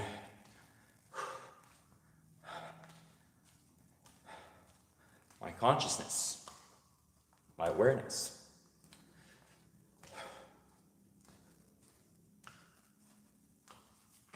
All right, the twists. So when I do all these movements, my flow of energy changes. And by the time I'm done with all the movements, a lot of the areas in my body that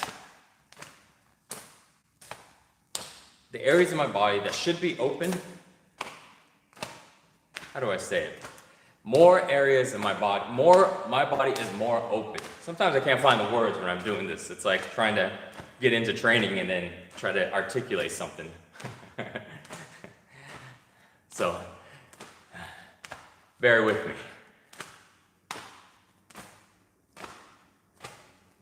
All right. Just lost my thought, but it'll come back. I like to say that now. Conscious language. Say what I want, don't say what I don't want. Oh, so be loose. Flow training, be loose. Loose, let your body relax. We're getting rid of stress, making our body flow good. When our energy is flowing, our vibration can be higher. And our vibration can be higher is because we're not only increasing energy, but we're literally getting our bodies to let go, to be loose, to be loose. See, when we're loose, it doesn't mean that we can't be tight, it can't be hard. We just have the capacity to be loose and the capacity to be hard, right? Or in other words, the capacity to be strong and the capacity to be soft. Soft, right? We have the capacity to be soft. The capacity to be very loose. That's why Bruce Lee talked about his form. Man, I need some bigger shorts. Be in no form. Be like water. And I started gravitating towards the nature of water. So strong it can bust through everything. But so gentle that it can fit into anything and take any form. And if my body is like that, what was I doing? If my body is like that, then I have the best of both worlds. Strength is needed for so many things, in our body and our mind. But then softness, got a phone call, sorry. But softness, adaptability is also needed so much for our body and our mind. This is one of my favorite. The girls always laugh at this one. Let me stand back a little bit so you guys can see. Call this side-to-side hips. How many times ever people get hip problems? Why they have hip problems? Because their hip is too tight. Their hips can't move. So let's get rid of hip problems and let's start shaking it. And this is like dancing. That's another thing, man. See, flow training, if you digging this type of stuff, there are so many ways to do this. But this ain't the only type of stuff. Any way you like to move. I'm loosening on my hips right now. Any way that you like to move that is increasing your energy and increasing the amount of energy. I'm looking at myself in the screen, it looks funny. And increasing the frequency of energy. And when you can increase both of them, what you experience is, being happy and joyful. You get a positive experience of life. And also, you have a lot of energy, which means you're able to take action. You're able to do the things that you want to do, because it takes action. It takes energy. For you guys jumping in, doing my little practice, my morning practice. What am I doing now? Arm circles. While I'm trying to be in the flow and talk to you at the same time. It's kind of difficult for me. But we'll give it a shot.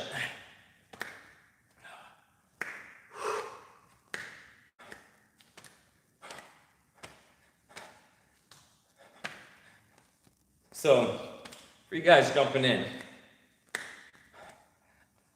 right now, or just been watching for a little bit, if you guys, I've been thinking about a way to share, to be able to share working out, share what I do. I love spending time finding out new ways to train my body, make it stronger, healthier, get my body to experience more, or just get myself to experience more of life, you know, how to think better, all this personal development stuff. Because the way I see it is, but the better I get at it, the better my life is, you know? And the easier it is for me to create what I want. And what I love doing, sharing it with people. Why? Because everybody deserves to be happy. Everybody deserves to feel good.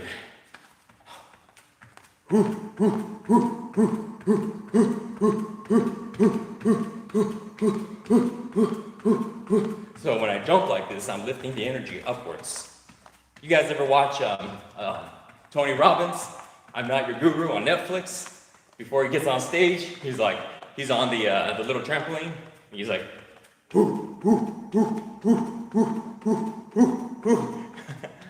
reminds me of what's his name? Hercules guy, Louis from Pumping Iron, where he's like, no. Oh, it's funny. Luke Ferrigno, there it goes.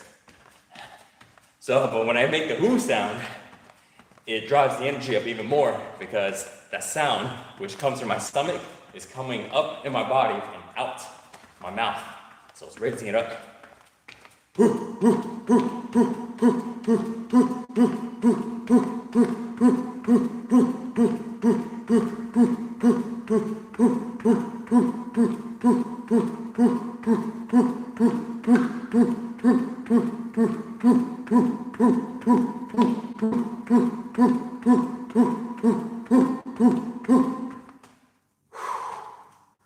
All right. Whew. So now I can feel my energy just shifted. Now I can my energy's it's really elevated. All right, too much energy. True reality. What's up, guys? Jeffries, what's up? There we go. If it stinks, it means you gotta poop soon. I know, right? Well, I ain't gotta poop soon right now. It was just little gas. LOL, he was talking about burps. He also mentioned farts. Yes, yes, yes. Oh, you're a Pokemon trainer? I am a Pokemon. Yeah, you guys are funny, man. All right. Hi, Mike. Big fan of yours. The AJ Phoenix official.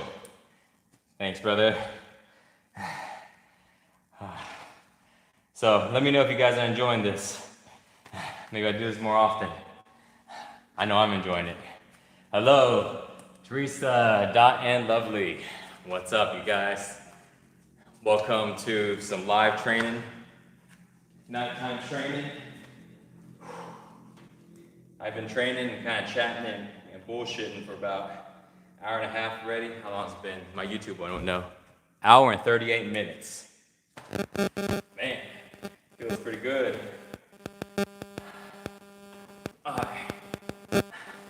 So, what were we talking about here?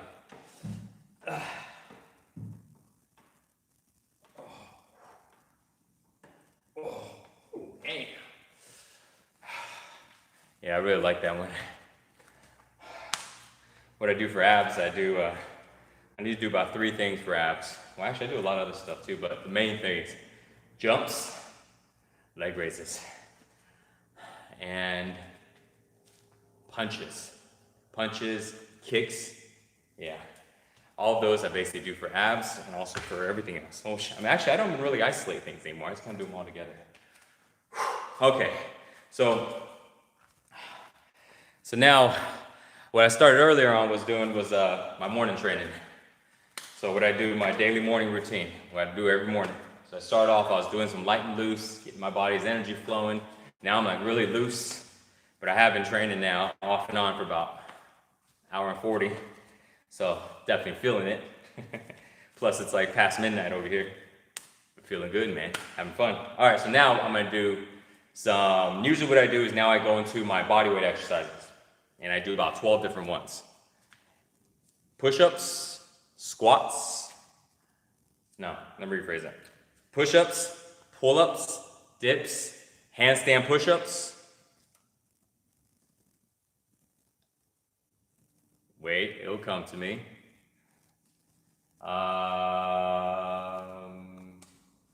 Squats, lunges, leg raises, run in place, kicks, punches, jumps, and plank. So I do each of them for about a minute each. Farouk and Carr, Six Pack Shrugs legend. Thank you, brother. We were on there for a while, right? Dismiss.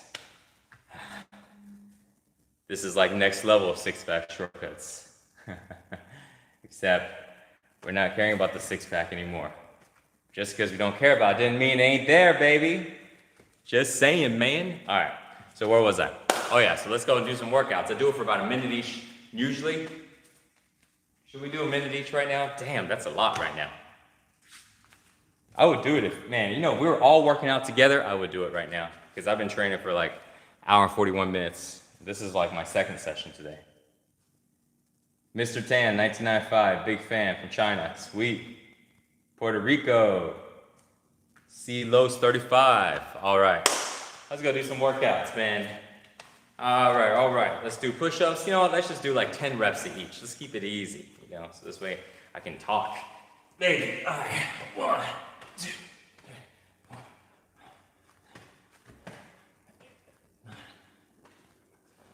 And then for pull-ups, because I ain't got a pull-up here, so modifications, I do prone cobras.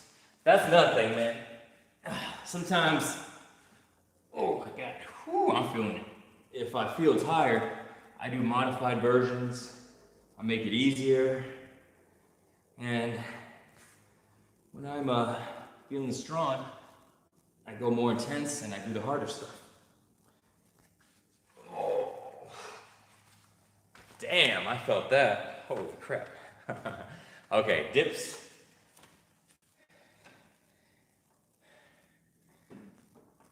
But I always just do my best, you know? I'm always doing my best, so it doesn't matter. But what I tell myself, though, is that the best is different at any given time, at every given moment. The best right now I got on them dips is spotting myself with my feet. Because I can't give anymore. I am feeling it right now. So it's all good. You know, that's my best. What's up, YouTube? I was gonna read some comments. Mike, can you do a what you eat in a day video? Yeah, man. I'm gonna do that. Thank you. Good suggestion, man. I've been getting a lot of those, George, about what to eat. And I don't think a lot about eating. I just eat veggies and fruits, you know. I don't cook. Sometimes I cook and sometimes I don't. You know, I've been just kind of in the flow with things, you know. Just kind of do whatever on diet. But majority of what I eat, though, ends up being fruits and vegetables. And then nuts, and then after that, breads and stuff like that. But see, because I stay so active, I burn a lot of it off. But in reality, like, yes, all the breads, the sweets, stuff like that, you know, those are gonna put on some weight unless you're training. If you're training hard and you eat that sometimes, no big deal because it'll fill up the glycogen in your muscle, make your muscle pop. Last night, I ate like, what was it? Bag of cookie cracker thing, like this much. You know, I ate, what else? Ate like 2 round sweetbreads, you know, and a couple other things too. I don't remember right now. Yeah, but I definitely, oats, muesli, cereal, you know, like the oat stuff, buster stuff with the nuts and the sweet stuff. I ate a shitload of that, like a lot. And so, when I woke up, and I felt really pumped, like my muscles were really filled because the day before I was training hard. And so my glycogen level in my muscles are really depleted. And when I ate that, it just filled it up. So it's okay, you know? Right, bodybuilding, we call it like carb loading, you know, carbon up, right? Because we got a deflated amount of, our muscles deflated. Like right now, I'm feeling pretty deflated. But if I was to go ahead and eat like a banana right now, then I'll fill right back up. I should just do that right now. Oh no, he skipped the other OVD question, I guess. If anyone said questions that haven't been answered, type again, but don't spam. Adrian, Spirit Flame, thank you. Thank you for that. Great idea. Yes, because is Mike vegan? No, I'm not vegan. I'm like vegetarian. And I eat meat once in a while. I ate some meat on the way here to Bali. Mike, can you do a video of what you eat in a day? Okay, cool. Yep, so that's how I can get away with eating some junk sometimes. But majority of my meals are still, like 80%. You know, 80%, 70%. When I train a lot, like right now, the last few days, it's been a little higher. There's been less veggies and fruits and a little more of the other stuff. Because I'm in Bali, and Bali food, I love it. Okay, so where was I here? We were doing workouts. Dips, okay, I just did the dips. I'm gonna do some more dips here. So,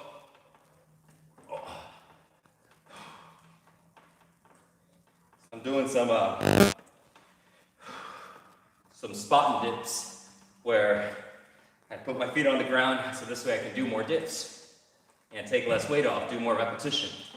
And I do this when my body's really fatigued and I just want to really just train like crazy. But I gotta be careful because this is the point to where if I go too hard, you know, strain too much or go too heavy in repetition, too much resistance, I could rip a muscle, I could hurt a tendon, I could hurt myself. So I make sure that I find easy ways to do all the workouts or anything I want to do. So this way, when I'm strong, I do the hard version, and when I'm weak or when I'm fatigued and tired, then I do the easier one, you know? So dips, handstand push-ups. We're not gonna do handstands here. So, we're gonna do some pike. So I usually do this for about a minute, but I'm just gonna do about 10 reps here.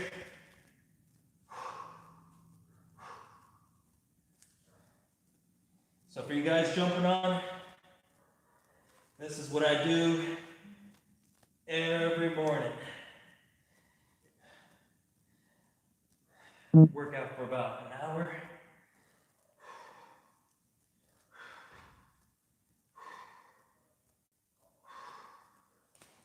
Lost count. So we just did the moves to get really loose, and now we're doing the moves to build some muscle, gain some strength, and get some strength and the energy. All right, so after pike, we're going to some squats. So let's do about 10 squats. Oh man, I'm feeling my legs too. 3, 4, 5. I feel good.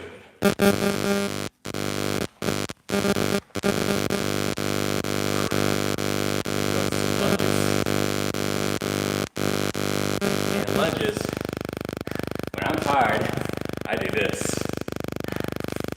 And I kind of let my form be really loose.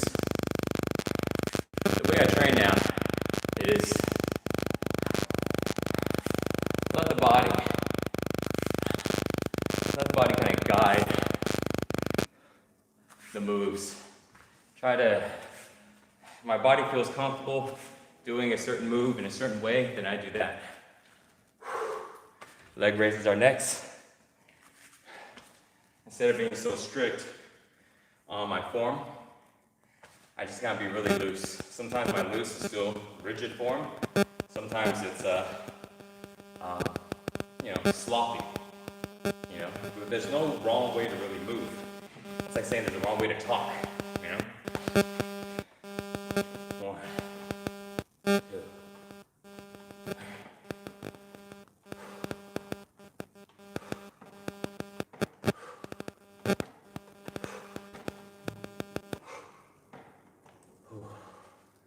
was 10. Now let's do a little run in place.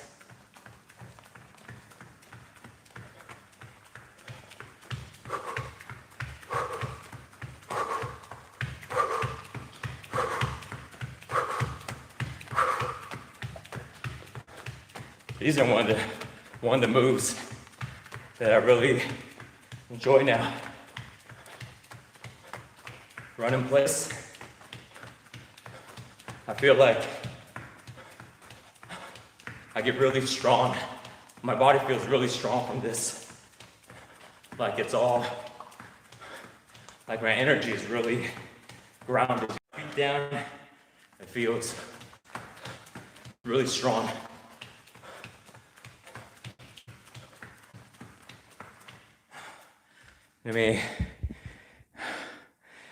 Jesse, answer a question. It's nice to see you at it again. Thank you.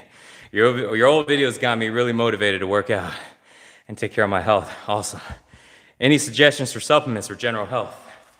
That's coming from Jesse here on YouTube. Supplements for general health.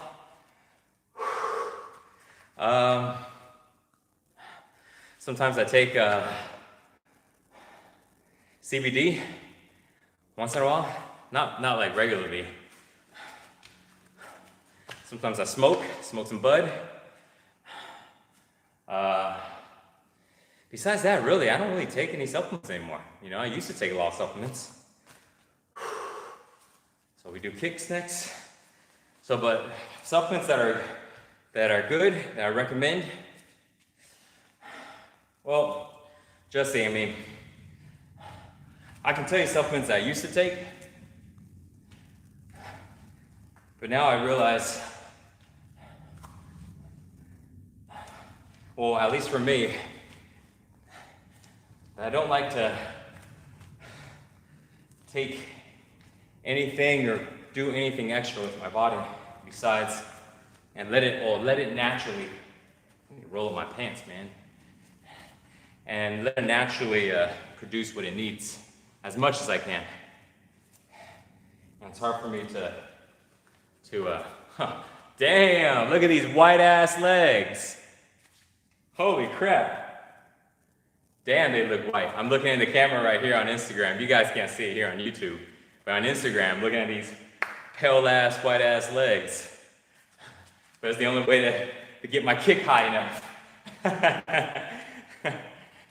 Not high enough. Get my, be able to kick.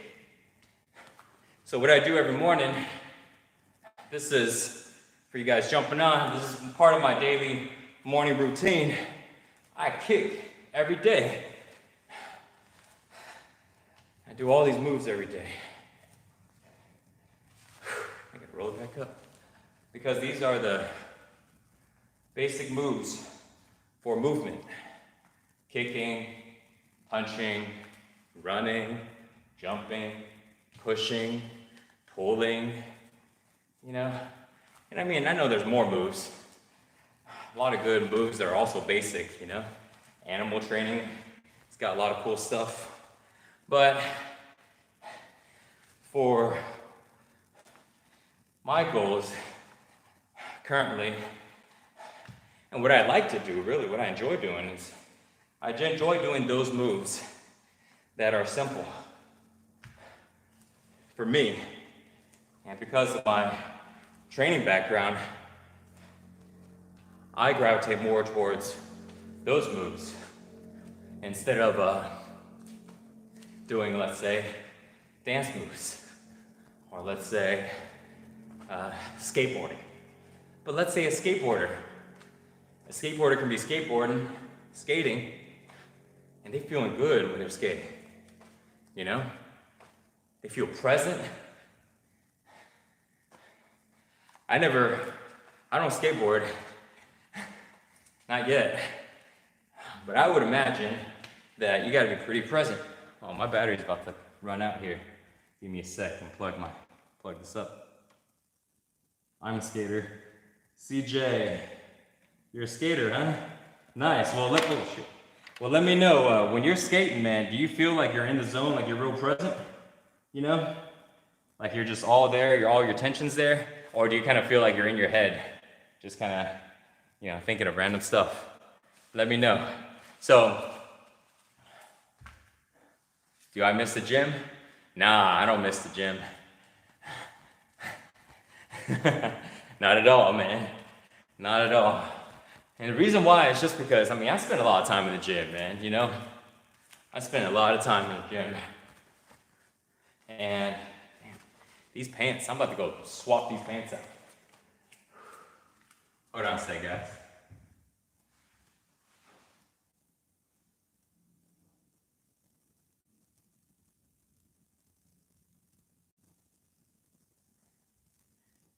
All right, here we go. So, yeah, so then, my favorite person ever, King, please. Thanks, thank you. CJ, I'm a skater sometimes, okay, sometimes, okay, cool. Whoops. Yeah, so, just like sometimes for me with working out too. When I'm working out, I can get real present, but it doesn't happen all the time. And the reason why, I started learning about flow state. And so what flow state is it's like a state of consciousness where we're so present that everything else melts away. All of our attention is there in the present moment. We are not thinking about anything else. Our mind is able to concentrate on what it is that we're doing, and it's really expansive and more creative because it's not filled with other thoughts. And we feel so fulfilled, not by the effect of what we're doing, but literally just by doing what it is that we're doing, whatever it is that we're doing. We have this sense of fulfillment, what they call it intrinsic value, intrinsic reward. Our awareness and our action merges together. So it's not Mike is doing this thing, I am doing this thing. There's no I, there's only thing, action, There's no judging myself and what I'm doing. There's only just doing, all my actions in the doing. And a couple other things. So I started studying flow state, and I started realizing that this is the experience that I would get a lot of times, off and on. But I couldn't really put my finger on describing exactly what it was. I started reading about it. I'm like, man, this is what I've been doing. I've been doing flow state. Not all the time, but sometimes. Sometimes I'll just be present and kind of chilling, but it's not like that heightened. Flow state is like a really heightened state of presence, And it's triggered by two main things. Whatever it is that you're doing, it's got to be really challenging, and you got to be pretty good at it. And the reason why is because if it's challenging, then you're able to, you will put your attention into it. You have to, because it's challenging. It takes a lot of your attention. If it's easy, you gotta brush your teeth and think about anything you want. But it's gotta be challenging, so you gotta put your attention in it, which will make you present, right? Because your attention, where your attention is at determines your presence. If all your attention is here in front of you and what you're doing, you're present. If our attention is in our mind, thinking of stuff, the past or the future that hasn't happened, we're not present. So, in order for that to happen, the challenge of whatever activity we're doing has got to be really high. Another thing is skill set. We got to be good. Instagram's about to shut off in 20 seconds, and then I'm just gonna jump back on for you guys. If it comes off, thumbs up, yeah. Valverde, Cruz. If it shuts off, I'm just gonna jump right back on in case I can finish what I'm talking about. Instagram, YouTube, we're good. All right, so where was I? Okay.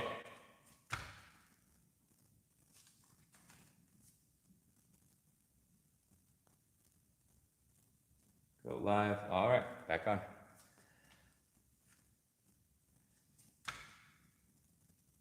I just forgot what I was saying. But it'll come back to me. This right. Okay. Attention. Be more present. Okay. Part of that came back. Flow training. Flow state. There you go.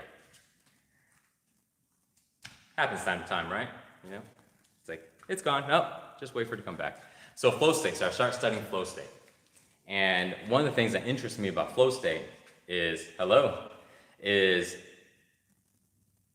it creates happiness. Like people are really, really happy when they're in flow state. And it's regardless of all the stuff that's happening in their life, they're happy.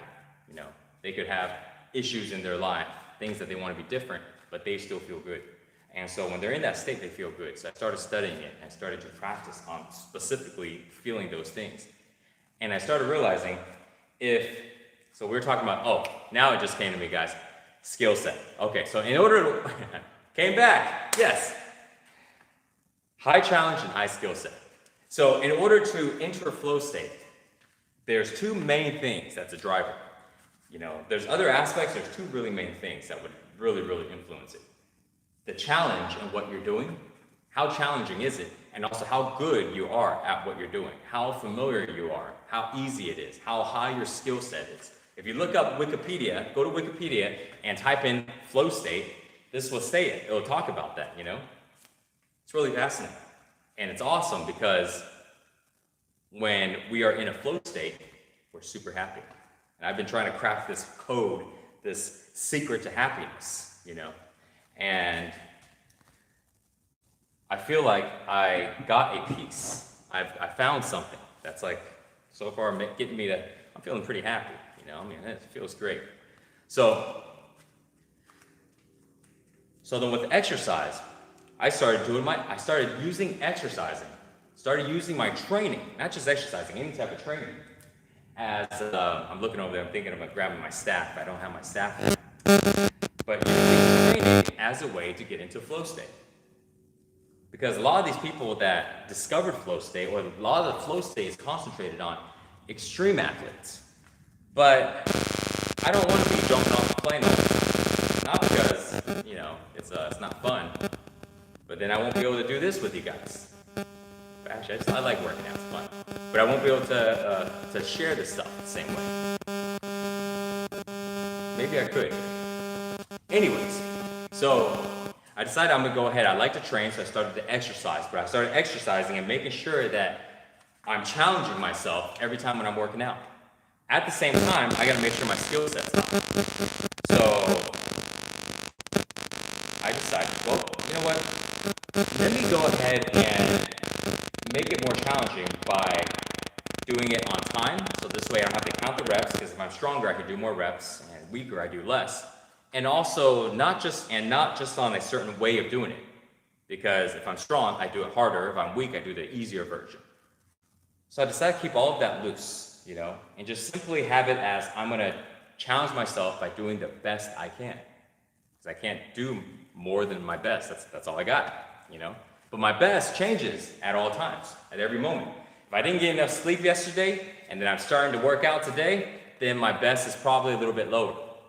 If I've been training for over 2 hours, like right now, and I trained earlier today, you know, my best might be a little bit lower. So the movements I do is gonna be easier, less intense, and all that. But it doesn't matter, because there's no point to compete. Why am I competing? I just wanna be happy. If I'm doing this, then I'm gonna get stronger. Whether or not, I'm always doing the best I can. So whatever way I'm doing it, I'm gonna get stronger, I'm gonna gain, I'm gonna be getting better, I'm gonna progress, you know? So then I started doing my workouts like that. Sometimes I do a hard version, sometimes I do an easy version. Sometimes I go sloppy, loose form, sometimes a really straight and powerful form. And then the second thing is on high skill set. And so, you know, I've been training for a while, so a lot of stuff, I know how to do a lot of stuff. But the stuff that I'm really good at and stuff that I enjoy are also the basic stuff. So I decided, you know what? Let me go ahead and just do those. But another thing was, I've only been doing those for the last 4 years anyways, most of the time. You know, just doing a lot of what I call maintenance workouts. I didn't really care about building any muscle. It's like, you know, it's like if I want to build more muscle, I build it. But right now I'm not focused on that. So I just gotta do the maintenance workouts. That's the way I looked at it. Maintenance workouts like doing dips, you know, push-ups, pull-ups, all the basic stuff. And what I realized though, what surprised me was like I was able to actually hold a good amount of muscle. Yeah, I'm smaller now, but this is like not eating much and like fucking around, you know? Like I don't even do like real hardcore training, you know? Using, you know, these exercises. So it's not bad. Talk about investment like ROI, return on investment. I don't train my muscles that much, and so it's decent. And so I started only doing like, those type of exercises, dips, pull-ups, squats, leg raises. And I noticed I was able to put on a good amount of muscle and maintain a good amount. And then I started thinking, man, I don't really change it up. I do the same stuff all the time, every day, and I'm not injured or anything. I'm actually much stronger. My muscles are able to build, and I do different variations, so it changes it up enough. And I get really, really good at doing these exercises.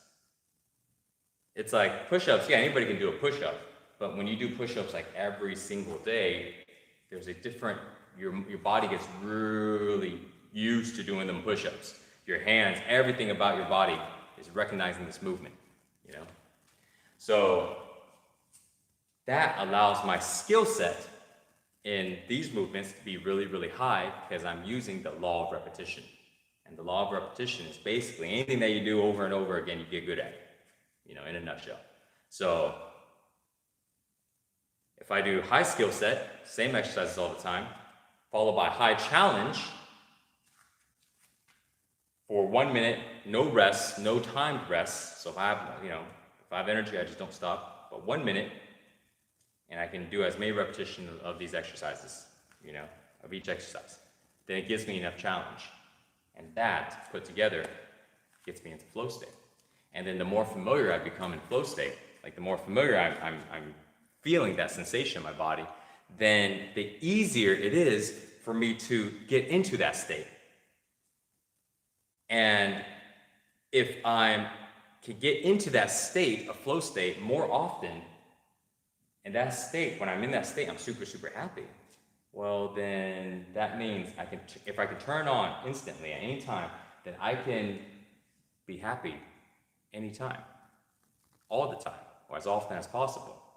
And when something stressful, usually will get me stressed is happening, I don't have to stress out. I just simply let it go back into the flow state. All tension's there, I'm doing whatever I'm doing. And if I don't want to operate in that flow because I don't want to do something so challenging because I'm just kind of chilling, I just reduce it. And then when I reduce it, I may have high skill. Well, even if I have low skill set and it's not challenging at all, but I'm not entering the flow state. But what I do enter in is presence. Presence is basically all of our attention here in the present moment. So therefore we have the best experience possible because we can't experience what's in front of us if our attention is not here. It's like if my attention is thinking about the past, what happened and things like that, or my attention is thinking about what I'm going to do tomorrow, then my attention can't be here focused on what's going on. And my attention can't be here to feel my body. My body is here in the present. But if my attention is not here, I can't feel the body. But when my attention is here, I get to feel more of the body. And if I get to feel more of the body, then I'm actually living my life more because my life is right here at this present moment. My life is not in my past in a thought or image, right? My life is right here, right now. So, what's up? Wave. Yo, it's Turbine. Devin, what's up, man? Thanks for joining. All right, so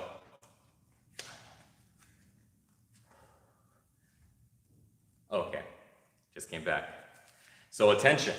So then we become more present. So if I'm just chilling, I'm just relaxing, I can be more present. And when I'm more present, I'm happier. I'm living life because I'm not in my head. I'm fully experiencing life. So when I do this practice, it allows my body to be able to let go. And when my body can let go, I feel good. When I feel good, I think good. When I think good, everything is good. Like Ralph, can I get an amen?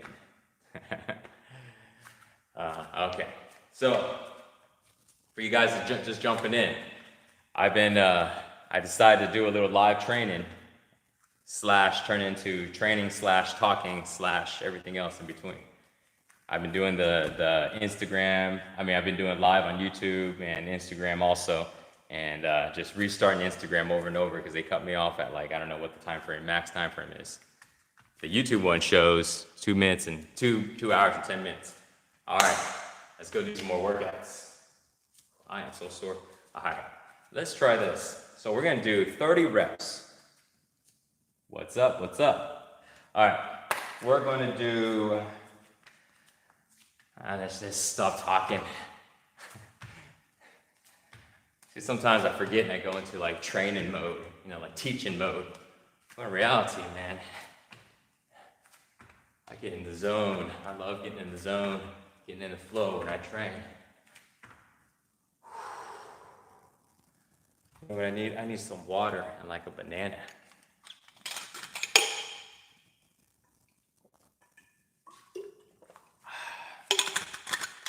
So, well, this has been fun, you guys. My first live training. I don't know, big messages came through. Keep these kind of vids coming. Back to the old you. Maybe even get buff again. Show us your journey to it. Hey, that's a good idea, Mar. Thank you for your knowledge. Join. Didn't know what flow state was till now. Yeah, I didn't really know what flow state was either. You know, I was studying about like presence, about how to be enlightened, about how to be happy. I didn't really think about the term flow state. And then when I started reading on it, it's like, man, what they pretty much did is a lot of the elements, the primary element, you got to be present. And if you're not present, you can't experience any of those things. And if you are, those aspects of flow state is like an experience. It's awesome. It's freaking great. You know? So, let me answer some questions here. Oh yeah. I hope this will be archived. Geo Dave. I think so. Hopefully. If not, I'll post it. Mike, would you ever go vegan? Javen. Yeah. I would. My girl's vegan. But I eat eggs and dairy. And plus, you know, I don't care about being like super vegan.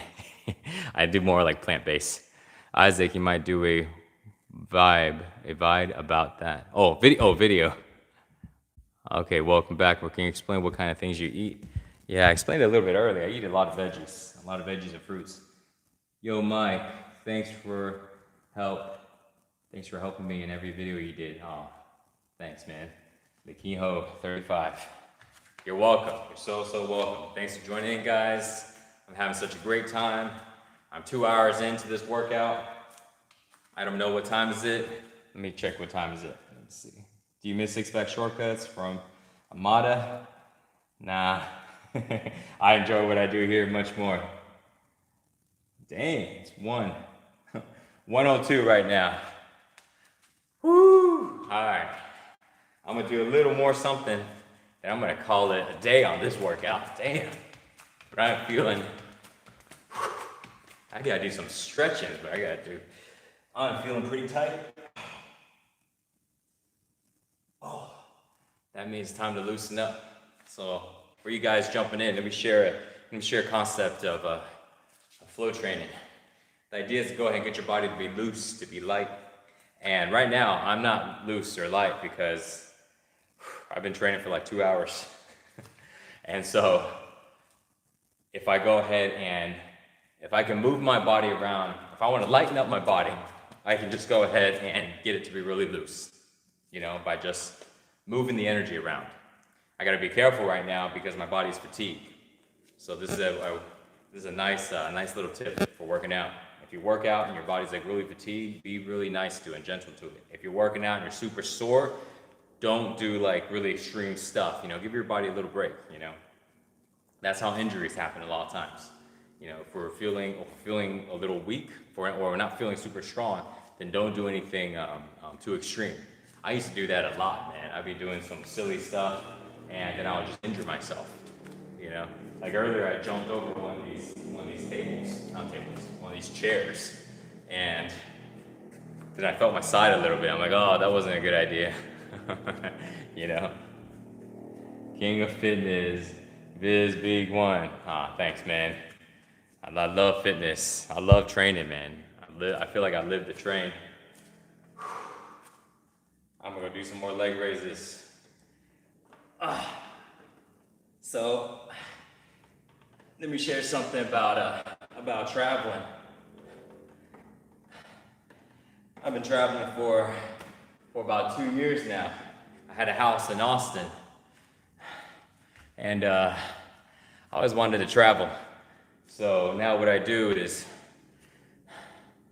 I go to different places. I've been going to different places and staying for about a month at a time on average, and it's been super fun. So about 2 years ago, I decided to go do this little van life thing, try it out. It was great. Bought a van, a Ford Transit 250, gasoline. That was like a 2015 or 2017. 2016, I think, I forgot now.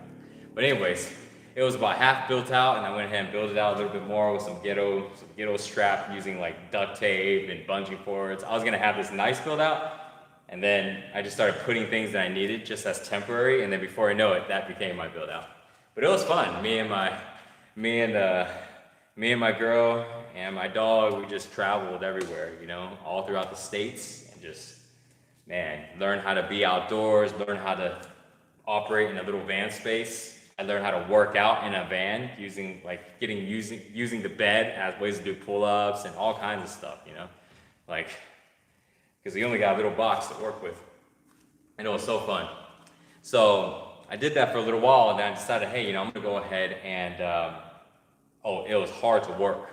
That was one thing. It was really tough to work because I didn't have internet, so only time I had internet is when I get into a spot that has the internet, or if I'm at a cafe or at a Starbucks or something, but I'm not there all the time. I want to spend time in nature, and I can't get a signal, so that was tough, you know. So things like that. So then I started traveling, and went to the Philippines, went to Taiwan, Thailand, and recently here Bali, Switzerland, and I was just in Colombia. That was cool. We were in Medellin, and went back to Houston again, and just a lot of places. And man, I always wanted to travel. And when I was in Six Pack Shortcuts, one of the downsides was I worked like my butt off, man. I worked a lot. I was running like 7 apartments just by myself, you know, just all of them. And it was tough. It was a lot of work. You know, I feel like the whole octopus arm things, you know.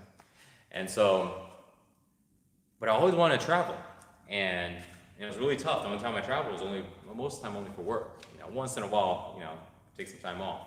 But it was just a lot of things going on. So this time around, I'm like, okay, you know, got a little money saved. I want to go and kick back, go see the world, have some fun, practice these things that I'm learning, you know, but practicing, like another thing, I'll share with you another thing I've been learning, that I learned is how to let go of the fear of the unknown. When we do something new and we kind of have this fear, this nervousness, what happens if I don't do it right? What happens if I fail? What happens if I lose my money? What if something happens to me physically? Whatever it is, we have this fear of unknown. So we like to do things that are familiar, just kind of this natural thing. So one of the things I was working on letting that go. And the way that I found to let it go is go and do new stuff. You know, so I travel everywhere, I try stuff. And, you know, one of the things that I was doing is I started learning how to dance. Not just learning how to dance, but like be okay with dancing. Like, you not be like self-conscious and stuff, you know, and just be able to be okay with moving around. It's like my body was so used to frameworks and structure that I didn't know how to be free. You know, my body was like so contained, you know, like I had invisible handcuffs, invisible straps. Come to Hong Kong, Estelle. Shoot, I'd love to. Planning on competing anytime? Biggs? Nah, I'm not gonna be competing. Anymore. Hold on. Mike, you should do a house tour. That would be a great video. Mike been doing. Yeah, you guys want to see a house tour? Master Mike Shane, that was awesome training and teaching you did today. Thanks so much. Oh, you're welcome, Motivation Man. You're very welcome. Go. Hello. Can you flex your bicep, please? All right. There you go. There's a left bicep, and there's a right bicep. All right. Mike is the GOAT, I tell you. Proceed on to release fear. Yes, absolutely. Hype. Hey, Mike, I know it's a weird topic, but since you are so spiritual, do you believe in God? By force. How do you feel about spirituality? You guys want to hear about spirituality? For you guys watching right now, there's like 16 of you guys watching. If you guys want to hear about spirituality, just type in yes. If not, type in no. All right, I got one yes on YouTube, of course. Oh, no, still the one yes. If you guys want to hear about spirituality, type in yes. If not, no. If you don't type in something, that also equivalent to no. 1, 2, damn, YouTube's coming in. Yes, yes. No. Yes, yes, yes, no, no, yes. How about this? What answers this? Oh yeah. Isn't this like one of those things? Yes, yes, yes. Okay. The men, no. Turn on fire, yes. John Emerson, no. Luis, no, no. Okay, well, I got a mostly yeses. I do have some nos. So how about this? I'll be just really, I'll keep it as, not simple. Man, how can we talk about simple, talk about God? Well, how about this, man? I'll explain it really short, just like a short, condensed, short version, you know? And I want to do a disclaimer. How about that, you know? This is just my opinion. It's not my opinion. I feel the truth.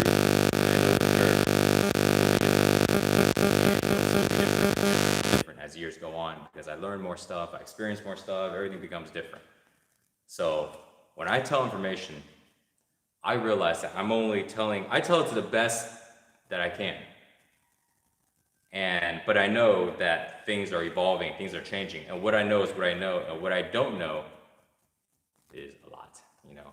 And so, all right. So to answer your question, I believe in God. The aspect of God is not like a certain person. God is in my limited understanding of it, it's like a consciousness. It's what gives life to everything. It's what everything has it because it is consciousness. Or consciousness is part of the aspect of God. God is it's not a person. It can be a person only because a person has consciousness, but so does everything. Everything has a sense of consciousness. Everything has energy in it, you know? So when someone goes like, oh, you know, if it's Christianity, they're like, oh, you know, my God is Jesus, or my God is Allah, or I don't study religion, so I apologize if I'm like totally butchering it, you know.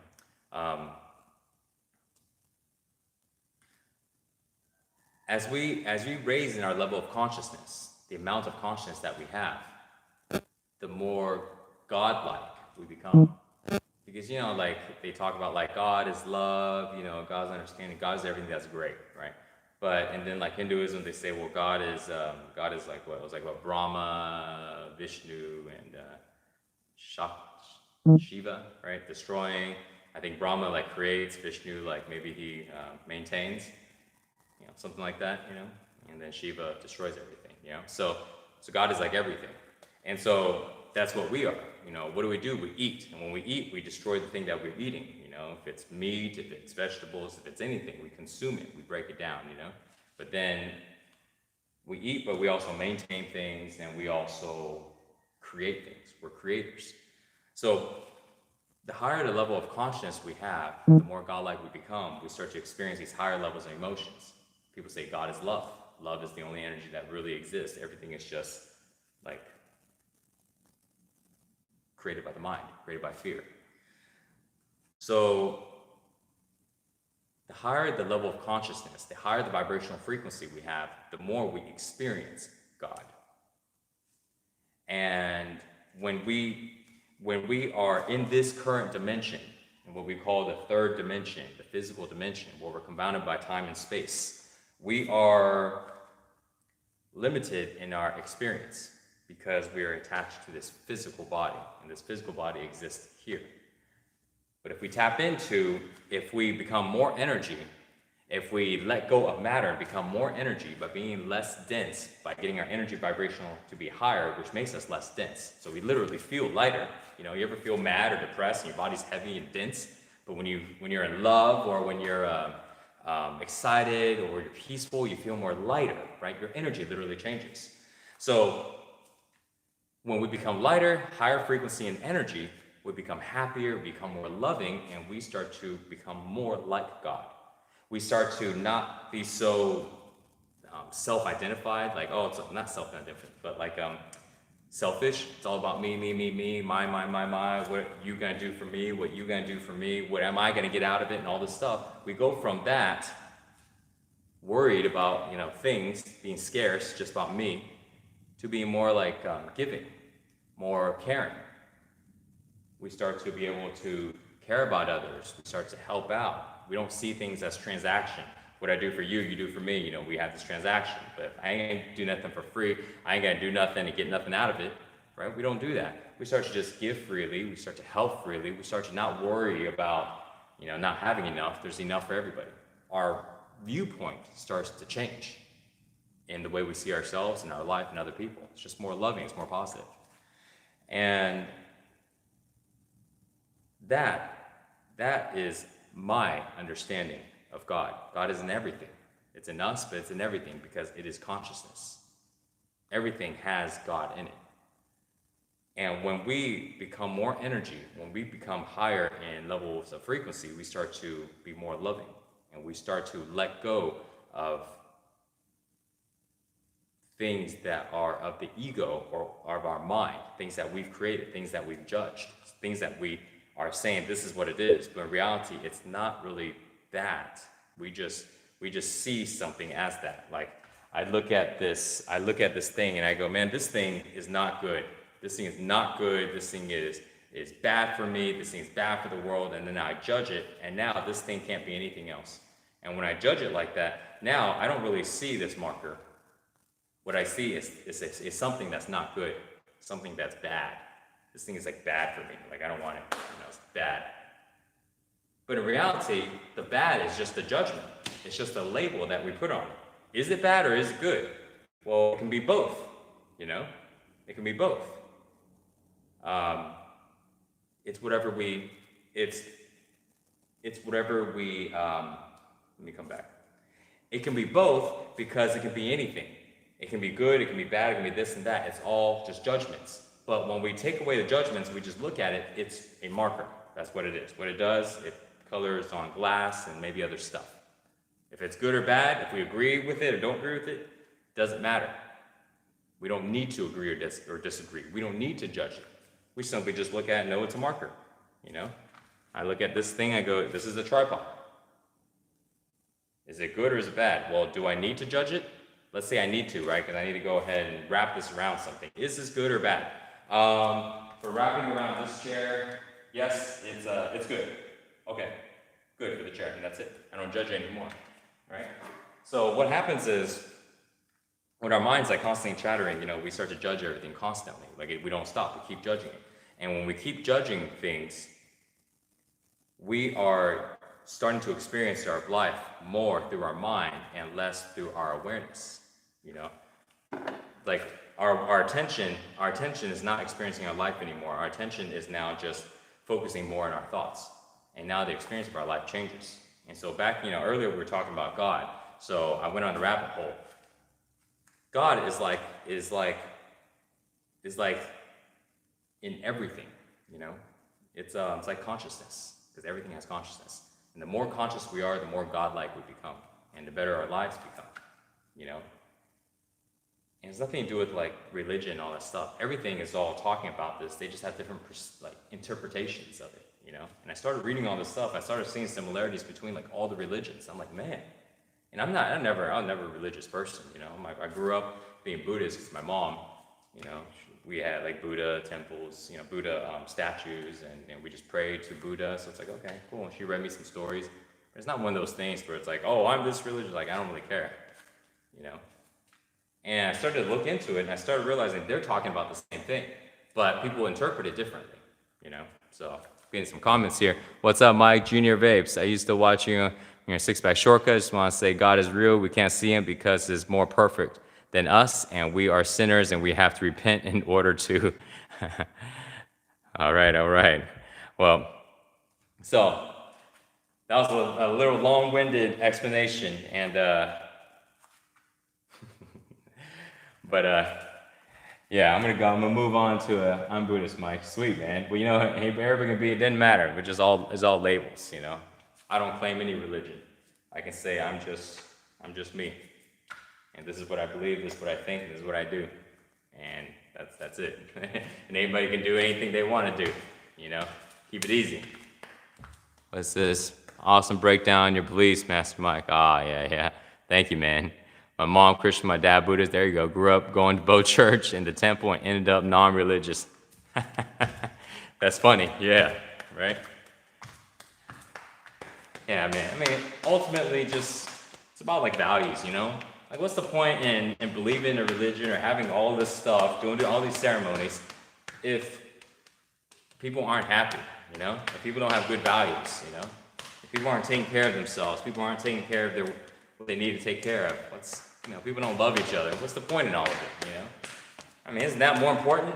Loving ourselves, loving other people, you know, being kind, being nice, having patience.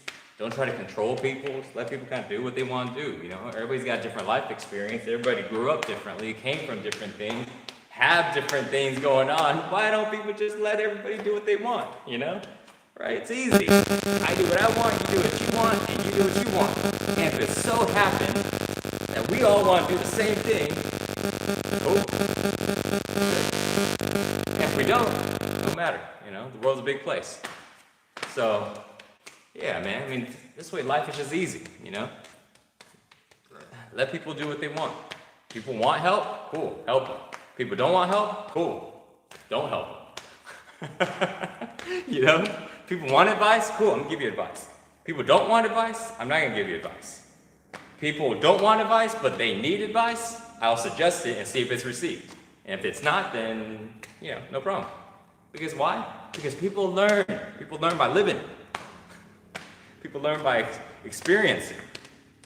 You know? Sometimes people learn by experiencing. Some people learn by reading a book, watching a video, having a conversation, something. We all have a different journey in life. So, you know, when I look at life in that way, it just becomes easy. It's just easy. Life just becomes really easy. It's enjoyable. It's easy. It's enjoyable. Now I look at life like, man, we have some fun. Have more fun in life, man. I feel like I'm like a big kid, but but reality, I don't even think about that because that's like really labeling. It's just I'm just being myself, you know. Be myself, and I just enjoy life. I just have fun. I see life now as like just a big experience, you know? It's a wonderful experience.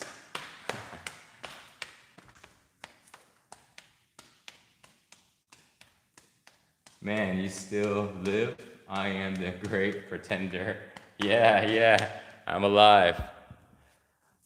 I heard that, Junior Vapes. Heard that sound. Play through center. Can you add the music you were using in 2014 throughout your workouts? Which music was that? Yeah, man. Oh, I remember. I used to pick. It's like we only had like one track, like one or two royalty-free music, so we just play the same ones over and over, and it's all like crazy and intense. I'm on YouTube talking about the workout music that we used to play on the back of the workouts. You know, like 2014, six-pack shortcuts. I miss six-pack shortcuts. Mike, you don't lift weight for that body of yours, just cardio and hit. No weights, man. No weights. I just do dips.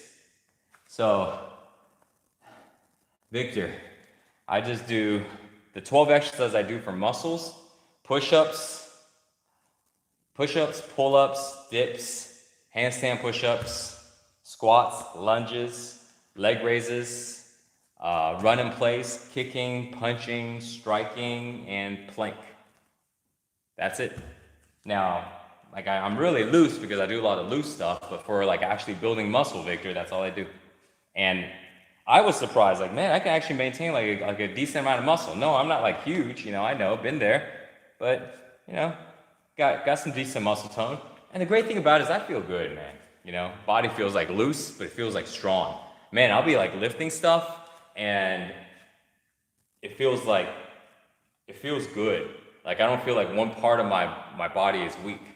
You know, not weak, weaker than another part. Because I mean, I'll be lifting stuff. Sometimes shit still feels heavy. You know, I ain't saying like I can go ahead and hang a strong man. No, hell no, man. But I just feel more solid. You know, more compacted. Like when I grab something, I feel more grounded.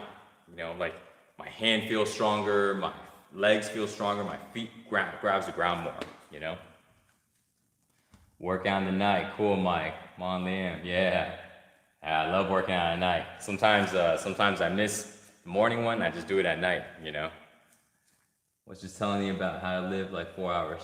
Was just telling you I've been live for like 4 hours now. Yeah, not 4 hours. What's your thought on IF? 2 hours and 36 minutes. When will you cut that hair, Mike? Come on. I don't know, man. I'll leave it for a little while. Plus, I heard stuff about hair. I don't know if it sounds pretty true. Hair is like our antennas. If we cut it, we lose our antenna. We don't pick up on certain things. And so there's more on that. You can read up on that. Everything has like a purpose, you know, our bodies, our hairs, and everything. And so if we do something to it, it creates an effect, you know. They got a study about like Indians, like they're using Indians back in like the war to like track out like our enemies, you know, because they're doing guerrilla warfare and people are just get taken out. So then we hired like Indians and started paying them. They're able to sense fear. But then like throughout the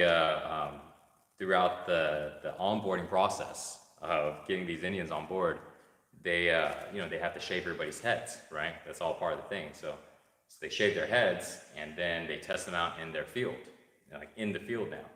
And they were failing, and the army, I think it was the army, or maybe it was the Navy. You know, you could read up on this, you know, but they didn't realize why. They're like, why are these guys failing? I mean, they were crushing it out in the world, like hunting animals, hunting their, you know, fighting against their enemies and stuff. Like they can sense things. They know their intuition was really high. They're able to know when enemies coming. They know when enemies around. They know danger, and so they're doing all that, and we want them to help us fight, but then suddenly they're not performing. And then they test it over and over again, and finally they realize that nothing's really changed. The only thing is the onboarding process, and specifically cutting their hair. So they decided to try it, not cutting their hair. And then what happened was, it worked. They had their intuitions. But the people, when they cut the Indian people's hair, and then they put them in the field to go and test out, they were failing. You know, like they lost their ability to sense danger. They lost their ability to know where the bad guys are, you know, to know what's going on, to be able to sense a trap, you know. So, and the idea behind it, you know, Sadhguru talks about this. If you guys haven't checked out Sadhguru, oh man, he's the shit, man. You know his stuff. I'm trying to see my book. Here it is. So, yeah, man, he's legit. I love his talks. They make a lot of sense. So I've been reading this.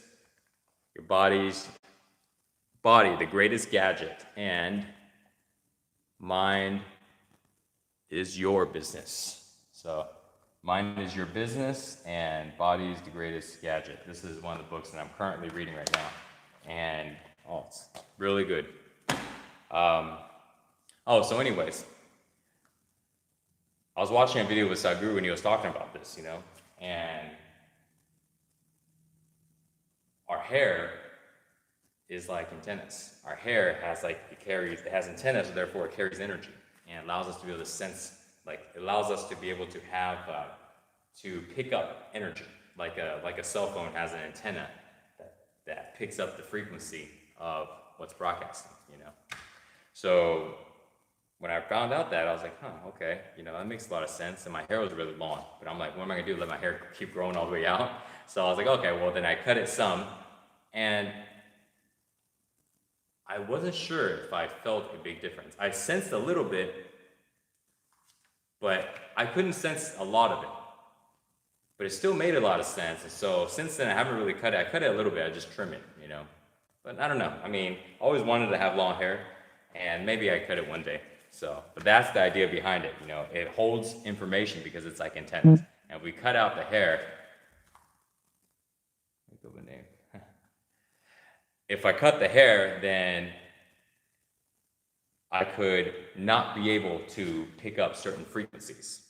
And so they talked about this for like monks or for people that are on the path of self-realization, on the path towards spirituality. When they're a young person, they're cutting their hair all the time because they don't want to hold on to anything. They don't want to hold on to perspectives, hold on to energy. They want to let it go, let it go. But as they start to become mature and they start to learn how to be, then they leave their hair. They don't cut it, and it just keeps growing because now they have the right energy sensor. They have the right frequency. They're tuned into the right frequency. They don't want to let it go now. So, but anyways, yeah, that's I learned about that, and it was interesting. So, do I believe it entirely? So that means if somebody has short hair, they're not smart. If they have short hair, they're not enlightened, or they can't, they're not connected. No, there are plenty of people that are bald and connected. So, I don't know. Interesting though. Welcome in, Dilphus. Junior babes, our body's electric. That's why we ain't supposed to eat meat or unhealthy foods. We're supposed to eat plant-based foods or fruits.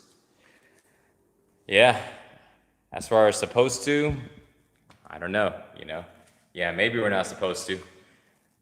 But I really don't know. What I do know, because, we look at the teeth and all this stuff, So I've been eating plant-based for a while, but I don't know. It's a good one. It's a good one. What I do know is that I feel good eating veggies and fruits, and I can still, and this is like, I can put on good size. If I want to get bigger, I can get bigger eating veggies and fruits. And plus, I don't have to cook. A lot of times I'm eating fruits. Mike, if someone insults you, how do you deal with it? Seems like everyone's making fun of you for what happened in the past. Just the past, not now. That's a good question. Good one, Force. So how do I deal with it? So Force asked on YouTube, how do I deal with it if somebody makes fun of me for what happened in the past? So check this out. That's a good one. How do we deal with it? So the way I deal with it is simply to understand. Everybody's got their own point of view. They can have the right to express it. And whether or not I agree or disagree, doesn't matter. Because people can express what they want. This doesn't change the way I see myself. I can see myself any way I want. And so, not everybody's going to agree with me. And not everybody's going to agree with you or anybody. People are going to disagree. That's a good thing that people disagree. Then challenging can happen and ideas can happen. If everybody thought the same way and agreed the same thing, it would be kind of boring. There's no creativity in life. So that's how I deal with it, because that's my understanding, my reason in my mind, my explanation. Makes sense to me, so that's the way I think. Is it the right way to think? I don't know. To be honest. Is it the right thing? I don't know. I don't know what's the right way to think. All I know is when I think of it that way, it doesn't bother me that people can go talk shit. They can talk shit. It's all good. Do what they want. Make themselves happy. And so now, I just share things that I do that make sense to me. If it makes sense to you guys, great.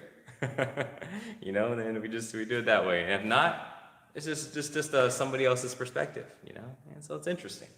So, but that's how I deal with that, Force. Good question, man. That's a good topic. Take care, Big Boss 101. All right, we take care, Adrian Spirit Flame. Mr. 3D, do you want to get big again? I thought about this earlier because a lot of people have been asking me, and I put my attention there, and now I'm thinking about it. Well, I think if I get big because my moves, the way I move, the way I train is becoming more difficult, or I'm doing it more intense, or I'm getting in better shape, so now I'm able to do things with higher performance, and the result of it is big, cool. I'm good with that. But am I just totally focused on getting big? No. If I was focused on getting big, I'd have to eat more, and train differently. And so, because my focus isn't so much on size anymore, size, build, it's a result of the way I like to train. But it's not because, I'm not doing it because I'm not doing it just to go ahead and build bigger muscles. Because it's not about bigger muscles. For me now, I did that for a while, so nothing's wrong with that, it's all good, But for me now, I am focused on how can I go ahead and enhance my body and make my body more, have more experiences. How do I make my body stronger? How do I make my body healthier? How can I get my body to be looser? Why? The more looser I am, the better I feel.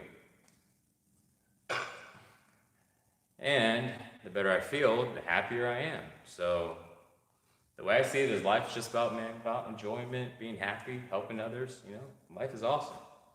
So I want to do things to go ahead and get me to experience more of that, So that's why I don't really care about building bigger muscles. But does that mean I won't be building muscle? Nah, I'm gonna build muscle, because the stuff I like to do also builds muscle. Like I'm feeling my abs right now, doing those jumps. Holy crap, works the hell out of my abs. Yeah, good question, right? Yeah, that's true, CJ. Do you meditate and yoga? Do meditation and yoga vid. Yeah, I'll do that. I'll do some of that. Lewis21CB, that's a great idea. Yeah, I haven't been doing a lot of yoga and meditation lately. I've been practicing presence, practicing self-mastery, practicing being able to do things without resistance. That's another thing I've been doing. It's difficult sometimes, It's easy when I'm doing easy stuff, but when I start to push myself, it's difficult. And to be able to do something without any resistance, that means I don't have any resistance in my body. I don't feel like this. I don't feel like doing it, or body's like resisting. You ever get like resistance who don't want to do something? You can feel this kind of motion of freezing, like your body's freezing. Your feet's almost stuck in place, right? My goal is to not feel that resistance, and also to not get thoughts in my head of resistance. Let's say I'm supposed to do something. In my head, I'm thinking, oh man, I don't want to do this, I don't want to do that, and all this I don't want to, those are resistance. Because my desire is to go ahead and do this thing, but then my thoughts are saying, don't do this, and my body's like getting stuck, so it's like, I don't have control over what I want to do. Because my mind keeps chattering stuff that's against it, and my body keeps acting kind of almost like on its own. So I've been working on overcoming that. And sometimes I do really good, but then when I do things that are more challenging, it becomes challenging. But it's a great practice. I love it. I truly love it. And the more I get better at mastering myself, having better self-control, the more productive I am, and the happier I am, and the more expressive I become. The more I like to share. And the more I enjoy life, and the more I connect with people, and the higher my energy is, and the better I feel. That's why I do it. It feels freaking that good. And that's what I experienced 4 years ago when I experienced the Kundalini awakening, where an energy in my body, in my root chakra, based on the base right here, shot up through my spine. I'm like, holy crap, everything just changed. I didn't know what the heck was happening. I was like, damn, but I feel like so high energy, my body felt so light, my mind expanded like crazy. My injury I had for like 8 months was like gone, it disappeared, like within hours, it was gone. But I had it for 8 months. and it disappeared on the spot. What the fuck just happened? You know, the same, some magical shit just happened. So I went through all this, you know, and I was able to recognize my identity. Like I was able to see this identity of who I created, what I created, my perspective on life, my beliefs, everything. And when all this was happening, you know, my perspective changed. Suddenly I realized, like, man, I've been operating in this box. I've been thinking in this freaking cage. I've been so closed-minded. Not purposely, it just happened. It was accidentally happening like that because I kept having all of this mind chatter. My mind kept judging and judging and judging everything. And then when all this was happening, my kundalini woke up in the base of my spine. Everybody has this. This is like a dormant energy in all of us. It can open up for anybody. But the way I opened it up was I was doing about 2.5 years of yoga before that. And not like real yoga, you know, more like doing some asanas, like downward dog, three-legged dog, you know, do some basic stuff. Doing maybe 3 to 5 minutes of shitty meditation, which is basically sitting there, wiggling, thinking, looking at the time, like, is it over yet? Has it been 5 minutes? 45 seconds. Damn. All right, let me go back in, you know? Like, so not real hardcore yoga, but 2.5 years of that was able to relax my body like crazy. And then I went to this event, took some mushrooms, boom, psilocybin, you know? Mind just freaking became really present. I was like, damn, first time doing that. People have been asking me like, yo, go ahead and do that, you know? Oh, it's gonna be great. And I'm like, nah, I don't wanna go ahead and do that, you know? I heard you might see shit, but you don't see shit, you know? But I thought people always talk about you're gonna see stuff, you know? But my dad has schizophrenia, so growing up, I'm like, oh man, yeah, I don't wanna have schizophrenia, so I don't wanna go ahead and go see stuff. So no, I'm not gonna mess with that. But that night, I decided to do it, and energy was rising, I was feeling good, and that allowed me to go ahead and experience like my life differently, see things with a different perspective. And all this energy is happening, and by the end of it, I was like a totally different person. My mind was completely silent. Energy was so high frequency in my body, I was floating, interest gone. All the broken records, mind chatter suddenly was silent. The way I felt everything, I was so freaking happy. I had no idea what was going on.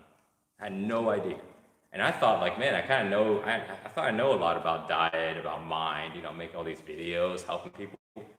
Nope, didn't know what was going on. And I thought, well, maybe it's the mushrooms. Man, where do you get more of this shit, man? I've been missing out. But I was like, no, it had to do with it, but it wasn't just it, something else. Why? Everybody else in the room did it. There was a lot of people. I went to this event, you know, in Utah. There's a lot of other people around, you know, probably at least 60 people, 70 people, all were on mushrooms. But nobody else looked like their life just changed, like right then and there. Like, I'm not seeing anybody having this mind-blowing realization going, hey, it's happening to you too? Yeah, you getting this? You feeling? Do you see what's going on? Nope, nobody else is doing that. So I'm like, oh man, it must just be me. But it felt great. And one of the things that I was trying to do earlier, I was listening to one of my friends talk, Jesse Elder. He was talking about authenticity. And he said, if you care about what other people think of you, you're not authentic. And I was like, because you care about what other people think of you, so you can't be yourself. You have to be what other people want you to be, so you can get accepted, you can get loved, you know, people are gonna bring you into their crew, you know, and so you can't be authentic. You know, it's contradicting. And oops, let me change this right here. Change this cam. And so, oops.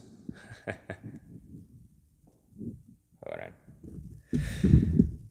So I was like, okay, well, I'm authentic.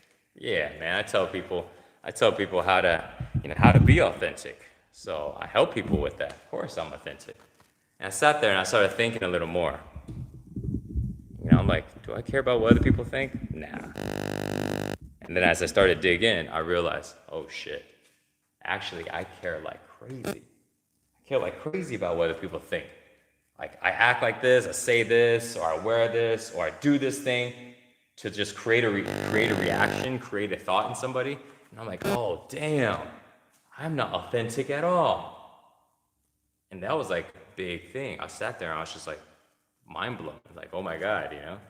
And so I was like, all right, well, I can't let this happen. So I'm gonna start working on it right away. Right away. So I was like, okay. So now, later on that night, I'm like, okay, I'm gonna not care about what other people think. I'm gonna not care about what other people think. And I was like, okay. So when all this is happening, I'm getting all these realizations. I started talking about it. I started speaking it out without even no filter, not even thinking about what it is. Should I say it? Is it good? How's it sound? What are people gonna think of me? No, I just said whatever I thought. And plus, all this was happening, you know. So, what do you do when you feel lonely? Are you still mates with Dan Rose? Yeah, me and Dan still friends. What happened? Junior vapes. So, would you? Oh, a lot of questions, man. I want to answer a lot of these questions. Well, let me wrap up what I'm sharing really quick, and then I'm going to start answering some of you guys' questions. I want to chat with you. Please come to India. I am great. Yeah, I love to go. I want to go Goa. I want to go check out Sri Kali. You know, I was supposed to go over there and train with Bhagavan. He's like a guru there. This guy's like a badass man. Knows like 8 styles of like Shaolin Kung Fu, you know. And I had a good talk with him, and he was gonna train me. Man, I might still do that. Okay, so anyway, so all this happened, and it basically got me interested. I'm like, okay, I became super happy, and I never been that happy. Never ever experienced that level of happiness. And I'm like, damn, that's crazy. You know, it's so good. And what's the chance of me ever experiencing this again? You know, I experienced it by accident. I didn't plan it. You know, it just happened.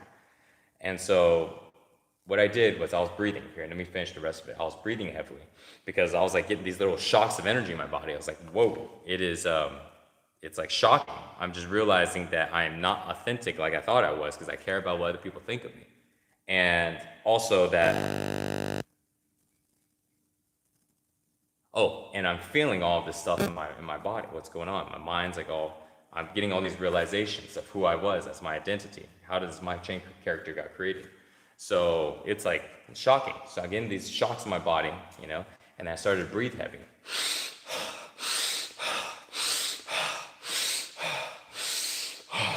You know, just, whew, you know, my man, this is a big deal, right? And so I was breathing heavy. I was talking out loud because I didn't care, and I was getting these realizations. And then it felt the sensation on the top of my head. I wanted to tap my head. Why? I had no idea. It just felt comfortable. And then I was pacing around, you know?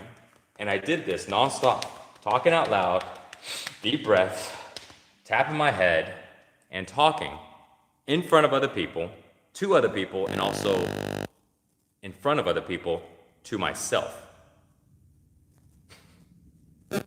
Didn't care, you know? And I did this for 6 hours. And what I experienced at the end of the 6 hours was just pure bliss. Like I've never experienced that type of happiness in my entire life, not even close. And so after that, I was like, I'm missing out. Obviously, I'm paying attention to the wrong thing. I'm thinking in order to be happy, you gotta be successful, you gotta make money, you gotta go ahead, change lives, you gotta do what you love and all this stuff. But yet, something just happened to me and I'm more happy than I've ever been in my entire life. Like, I didn't even know there's this level of happiness. I didn't know if somebody could feel this way. I never felt this way. And it had nothing to do with making more money. It had nothing to do with getting a better body, being more jacked, being more leaner, having another girlfriend, new house, nothing. But yet, what I experienced was so bliss, so peaceful, so good, that was better than everything else. And so I decided, you know what? I want that. I want what's happening right now. Like, I don't know what it is. I don't know what's going on, but whatever is going on, I will sacrifice whatever it takes to hold on to that feeling. Why? Because it is that good. And that's what I did. First, I had to go ahead and realize, like, man, I can't go ahead and run this company and do all this stuff. And I want to go ahead and share. I want to share these things that I'm experiencing. But, you know, it didn't really fit the Six Pack Shortcuts brand, you know, about fitness and stuff like that. And I wasn't really that interested. Oh. Let me go and start back up on go live. Okay. All right, we're back. So I wasn't really that interested, you know, in trying to build more muscle and do all that stuff because this wonderful thing just happened to me and I have no idea what went on, but it's better than anything I've ever experienced in my life, like big time. So then I want to find out what it is because it is that good. So then I started to learn, dive in, and I know shit, you know. I'm like a new baby. I feel like I'm like a kid, you know, stepping into a new world, you know. And I had no friends I really knew. Out of all my friends, only 2 of my friends actually know what the heck I was going through and what I was talking about. Everybody else just didn't know, had no idea. You know, oh, sounds good, Mike. Yeah. So how's business? You know, stupid impression. But and then I started to talk to people and I started finding out what's going on. And I did that constantly and started experimenting. How do I maintain the state? That state lasted for 2 weeks. And I became empathic. Like I started to be able to feel my body like crazy. I can walk into a room, I can see a picture, and I can sense the feeling that the artist was saying, was like expressing in their painting, or the feeling that somebody is constantly going through just by walking into their room. Like I can feel that. I'm like, holy crap. This is like some new stuff that's happening to me, and I have no idea, but it is awesome, but it is very different. It felt so good. I didn't care. And so I just kept digging, you know? And long story short now, 4 years later, here I am, going live. I don't know, for like the 5th time on Instagram now, marathon. And on YouTube, we're going in 3 hours now. What is up? What? And yeah, sharing all this, sharing what I experienced 4 years ago that got me to go and leave Six Pack Shortcuts. Because I put like everything into Six Pack Shortcuts, like all my time, all my money, everything. That was like my baby. I loved it. And to have to let it go, because what I found was just out of this world. It was instant.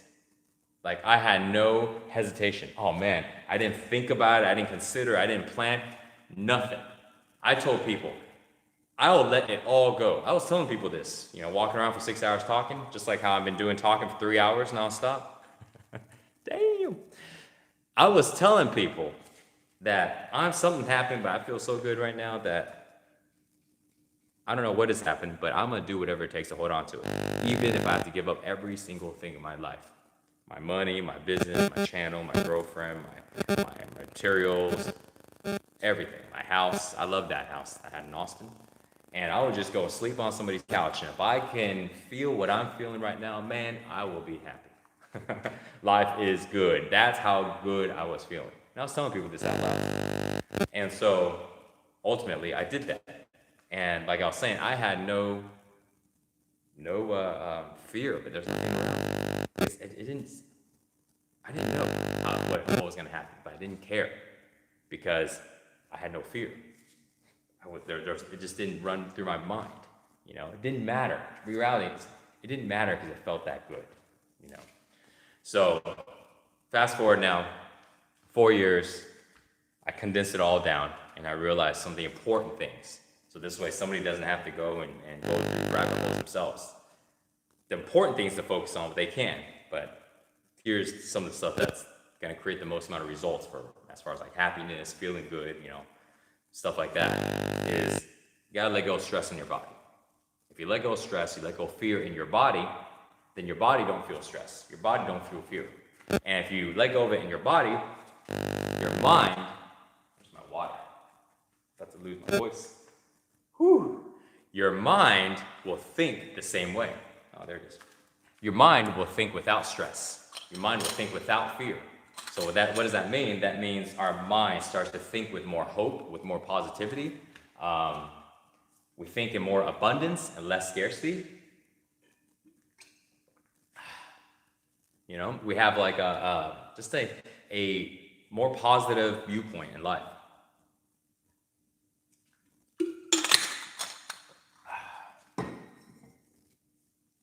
You're a He-Man, Mike Dean. That's funny. What's up? What's up? Aqua Marine Star. What's up, dude? Mustafa. Thanks for joining, guys. Let me see. I'm gonna answer some stuff on YouTube really quick here. When was the last time you cried, Jeremiah? Man, every time I cry, I'd really try to take advantage of it. I'm like, yes, I'm crying. I mean, really let it out. Because I can't cry worth a shit. And it's like funny when I hear myself say it, but I can't cry. It's hard. So when I do, I'm like, oh, yeah, let go, yeah, let it pour. But hasn't been that long. I'm able to tap into it a little more now. Battery life's getting low. So, but maybe a couple weeks ago, you know? What was it about? I have no idea what it's about. But I think it was about a couple weeks ago when I cried. Good question. How did you meet your girlfriend, Mike? And would you make a video with her? That's coming from Javin. Yeah, man, absolutely. She was supposed to be in this video. Why is it not charging? Hold on a second, guys. I'm trying to charge this up. Yeah, she's supposed to be in the video, but she didn't feel like it last minute. She would have said, all right, 3 hours? You're nuts, Mike. I'm going to bed because it's freaking like 1 o'clock here. So, but we met in Bali here 6 months ago, and now we're back here. So there's a whole story. I love to share about that, man. I'll share about how I met my girlfriend. It's like a freaking love story. It's awesome. Wow, I am lucky. I am really lucky. I'm not leaving Mike. Just saying, take care to Big Boss. Sweet, man. All right. Thanks for watching, Adrian. Hey, Moke. Annie Rue. What's up? What does it mean to be happy? Jeremiah. So what it means to be happy, and let me move this here. Well, everybody's got a different, here you go, a different way to describe that. But, for me, what it makes to be happy is like being able to do what I want. It's being able to do what I want and to be able to do it without resistance.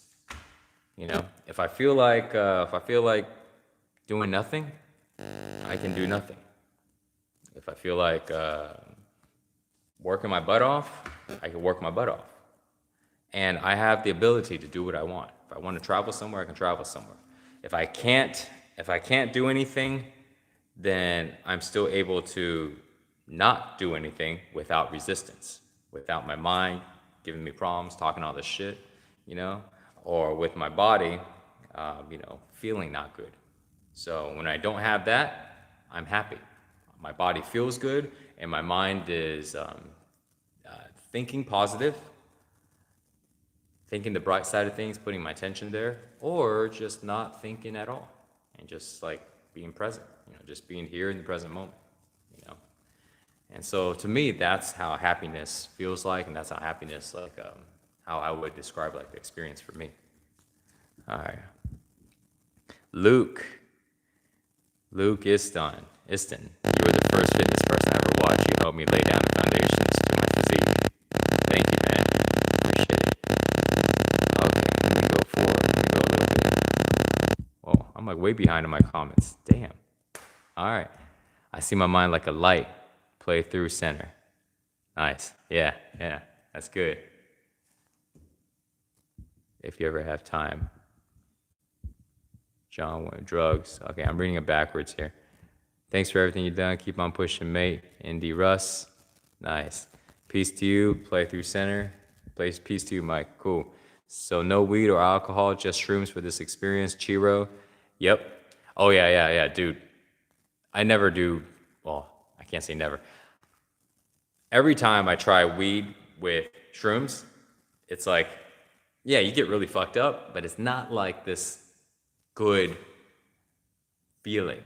It's more like I'm really fucked up, it's the vibrations. The reason why, what I feel the reason why is because the vibrations of those two plants are different, and they're kind of clashing, and they kind of blend together. And I don't get this clean, good feeling, I get more of like being really, really messed up and not able to focus. And I used to try microdosing. Over the last 4 years, I tried all kinds of shit, man. I was like trying microdosing every single day. Not for too long, maybe like a couple weeks. I mixed the shrooms with honey, and tried ayahuascas. The plant medicine, different ceremonies, about four. What else? Combo, little frog poison. They burn your skin, put it in there, cleans out your organs, cleanses everything. You know, all kinds of stuff, and they're all great. And a lot of people either use it to use it as like a party thing, and it's cool, but it's not that much.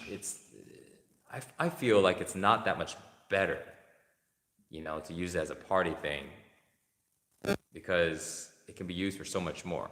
But sometimes, or if it's I feel it's at least better for the body than drinking a lot of alcohol. That's for sure. So thank you so much for sharing what you are sharing, Mike. Ka, appreciate it. Yeah. You're welcome.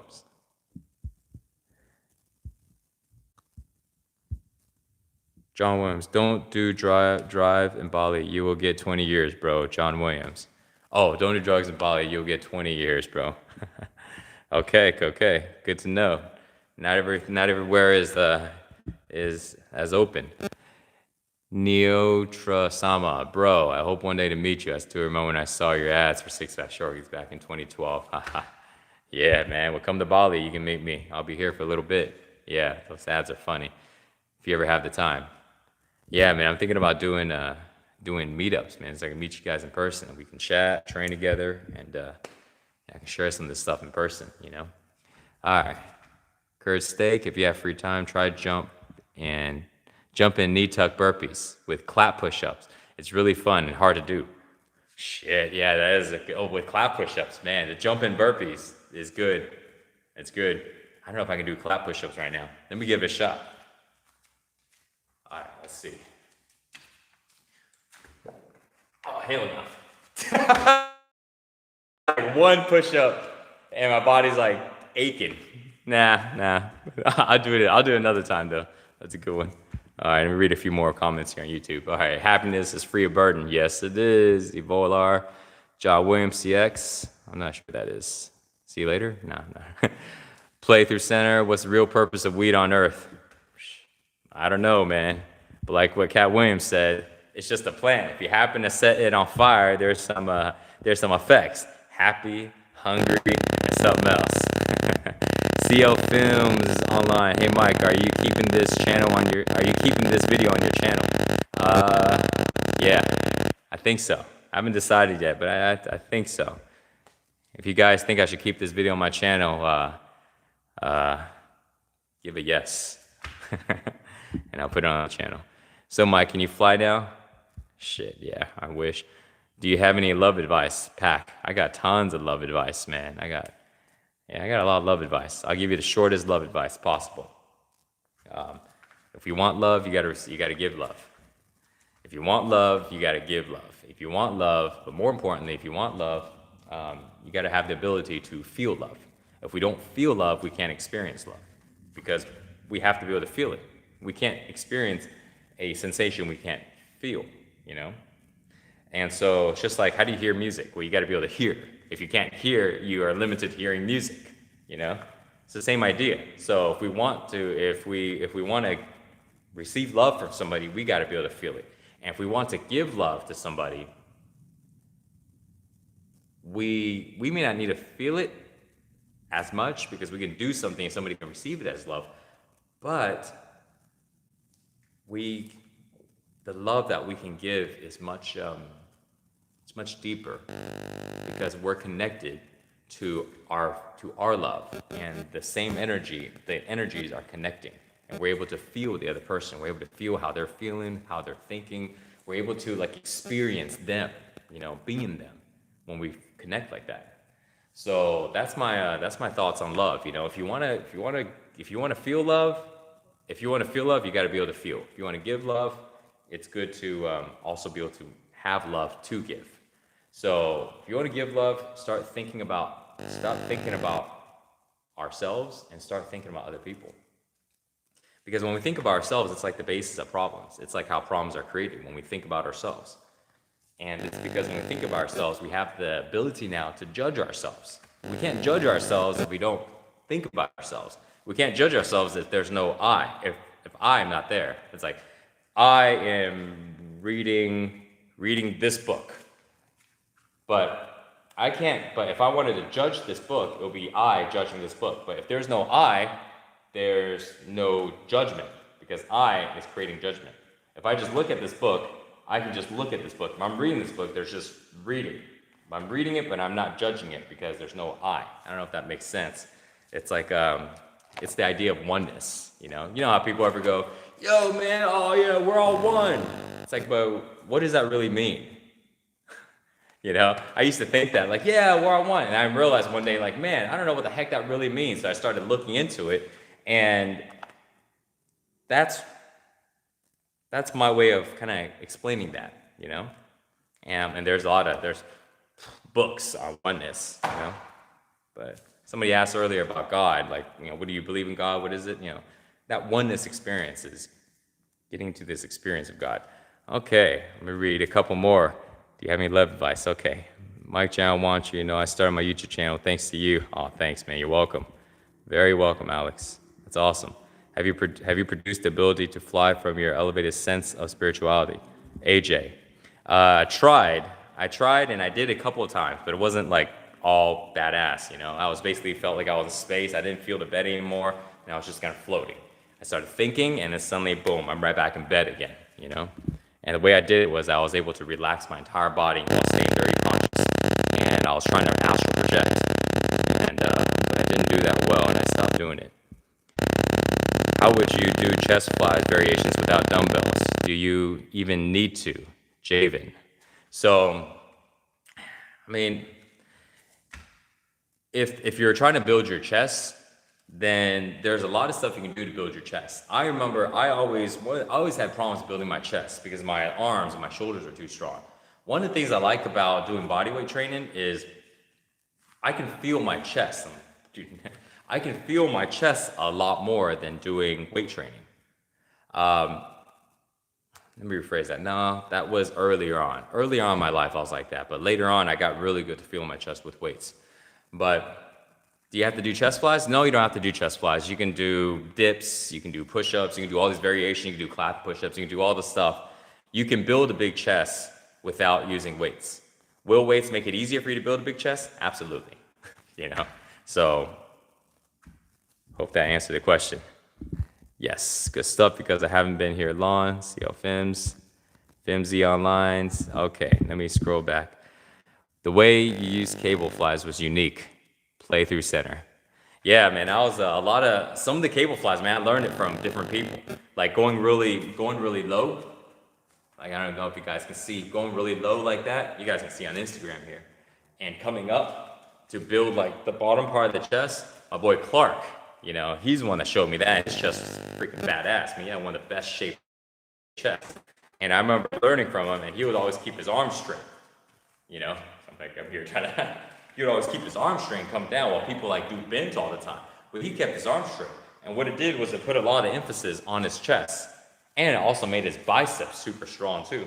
So, yeah, thanks for that, man. Yeah, the chest flies. Dips build chest. Yes, it does, John. All I do for chest now, John, is I just do push-ups and dips. And sometimes when I do handstand push-ups, I can feel my chest. My chest gets expanded when I do pull-ups, you know, because it gives me like a bigger frame for my chest to sit on. But yeah, man, I don't do any weights now. And it builds muscle like crazy. Do you think there are beings outside of this? Do you think there are beings outside this galaxy, Z's? Oh yeah, for sure. That's another rabbit hole we won't get into right now. But the short answer, oh yes, absolutely. Mike, how's Yogi? I'm great. Yogi is doing good. She's with my sister. They're in Austin, doing van life without me. Yeah, I miss her though, man. I couldn't bring her here to Bali because they don't let dogs into Bali or let them out. Any tips on finding your soulmate or twin flame? Estelle. So basically, not any real tips on that, but I can tell you something really quick on that. Um, you ever heard the line? You guys ever heard the line like when you, am I married? No, I'm not married. Uh, Soon though.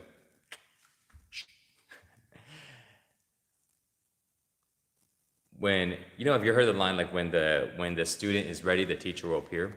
Well, that line is also kind of really similar with like finding somebody that you love or finding somebody that you know, that you want to spend life with, you know, finding a good partner. When we're ready to receive somebody, they'll show up. When we feel like we are deserving, they'll show up. But this is also the same concept for money, same concept for business, same concept um, for having a nice body. All of this is the same. When we feel like when we are ready to receive it, when we deserve it for ourselves, we get what we want. Until then, we a lot of times don't feel like we deserve things. We feel like there's all these resistance. We focus on all these things that are stopping us from getting what we want, and then we don't get what we want, you know? So, yeah, I hope that answered on that may not directly have answered on the soulmate question. I know, sorry, Este. I'll have to cover that in another video. How do you keep in such good shape all year round? Dean, that's easy, man. I just work out every day. You know, I don't look at workout the same way anymore. I look at it more like a lifestyle. You know, I play, I move around. You know, I like to do freaking cartwheels and just, you know, just move. You know, move around. I'm very active. I climb on things. I play. You know, I jump. I like to sit on high places. You know, I just move around, and that keeps me very keeps me active, keeps me strong. And my diet is pretty clean. I eat a lot of veggies and fruits. You know, plant-based diet most of the time. So those two combinations. And even when I do eat random stuff that isn't good for me, I am active enough so it helps keep me lean. And besides that, the other thing is I just keep a certain way of how I look and how I feel. When I'm holding more body fat, I don't feel as good. I don't feel as agile, you know, I don't feel good in my body. But when I'm lean and I'm strong, I feel good. And then my mind thinks in the same way, you know. What's up, guys? Join in. I'm just now looking through the comments here.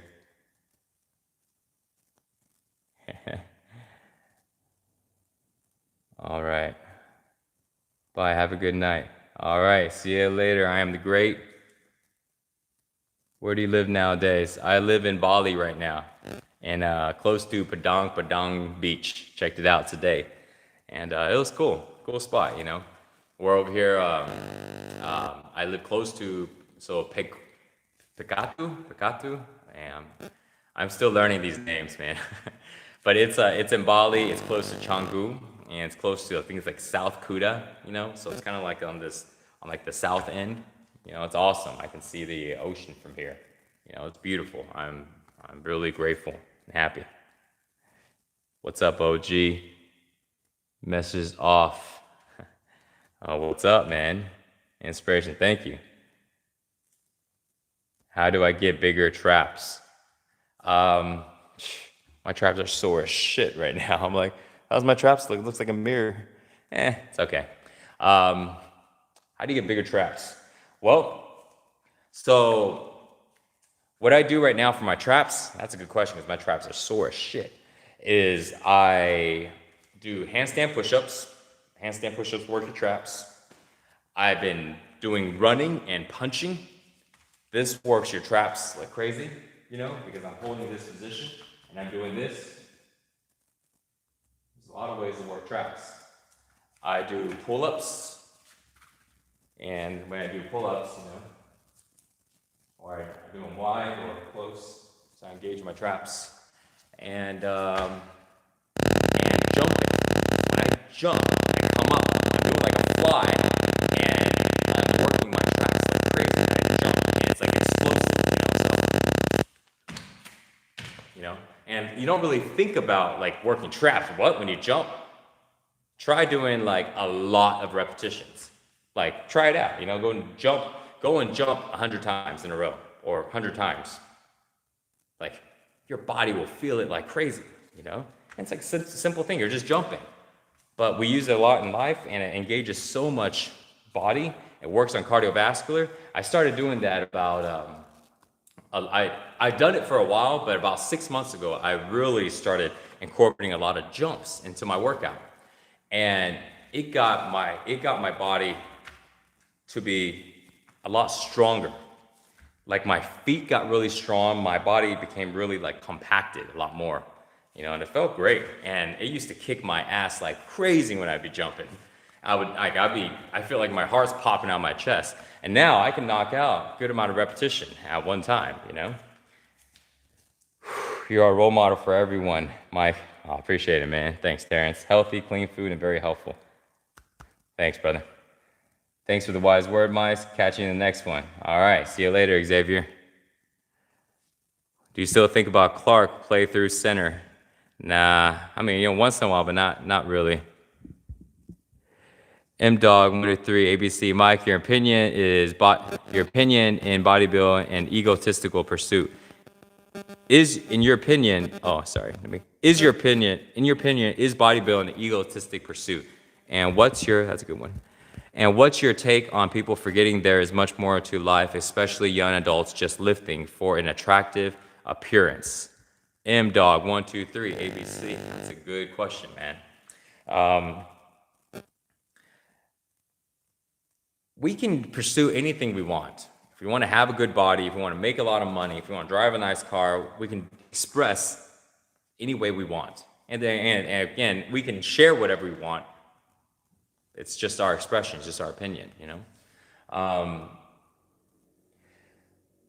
There are a lot of people that are in bodybuilding because they're trying to feel better about themselves, Ding, I was one of them, the more built I was, the more muscles I had, the more leaner I was, the more ideal my body, the more closer I was to my ideal body that I thought in my head, the happier I was.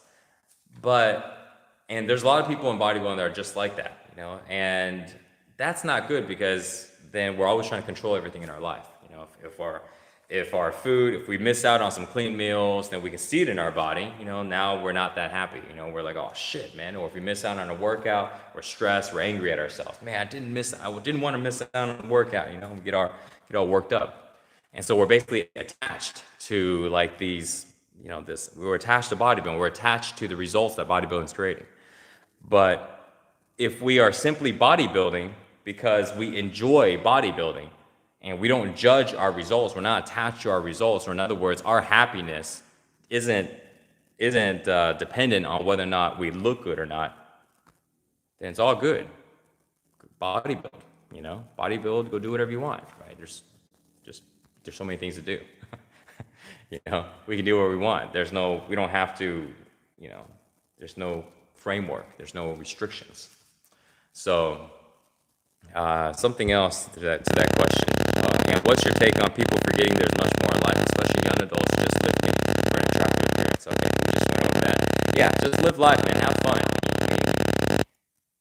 Life is about being happy, about having fun, pursuing what you like to do, no matter if it's business, building a good body, loving your girl, loving your man, skating, working out, whatever it is, man. Cooking, traveling. Just go and just express yourself, man. Just do all that you want to do, all that you can do and all that you want to do, and just live, live fully, Don't try to, don't worry too much about all the stuff that could happen.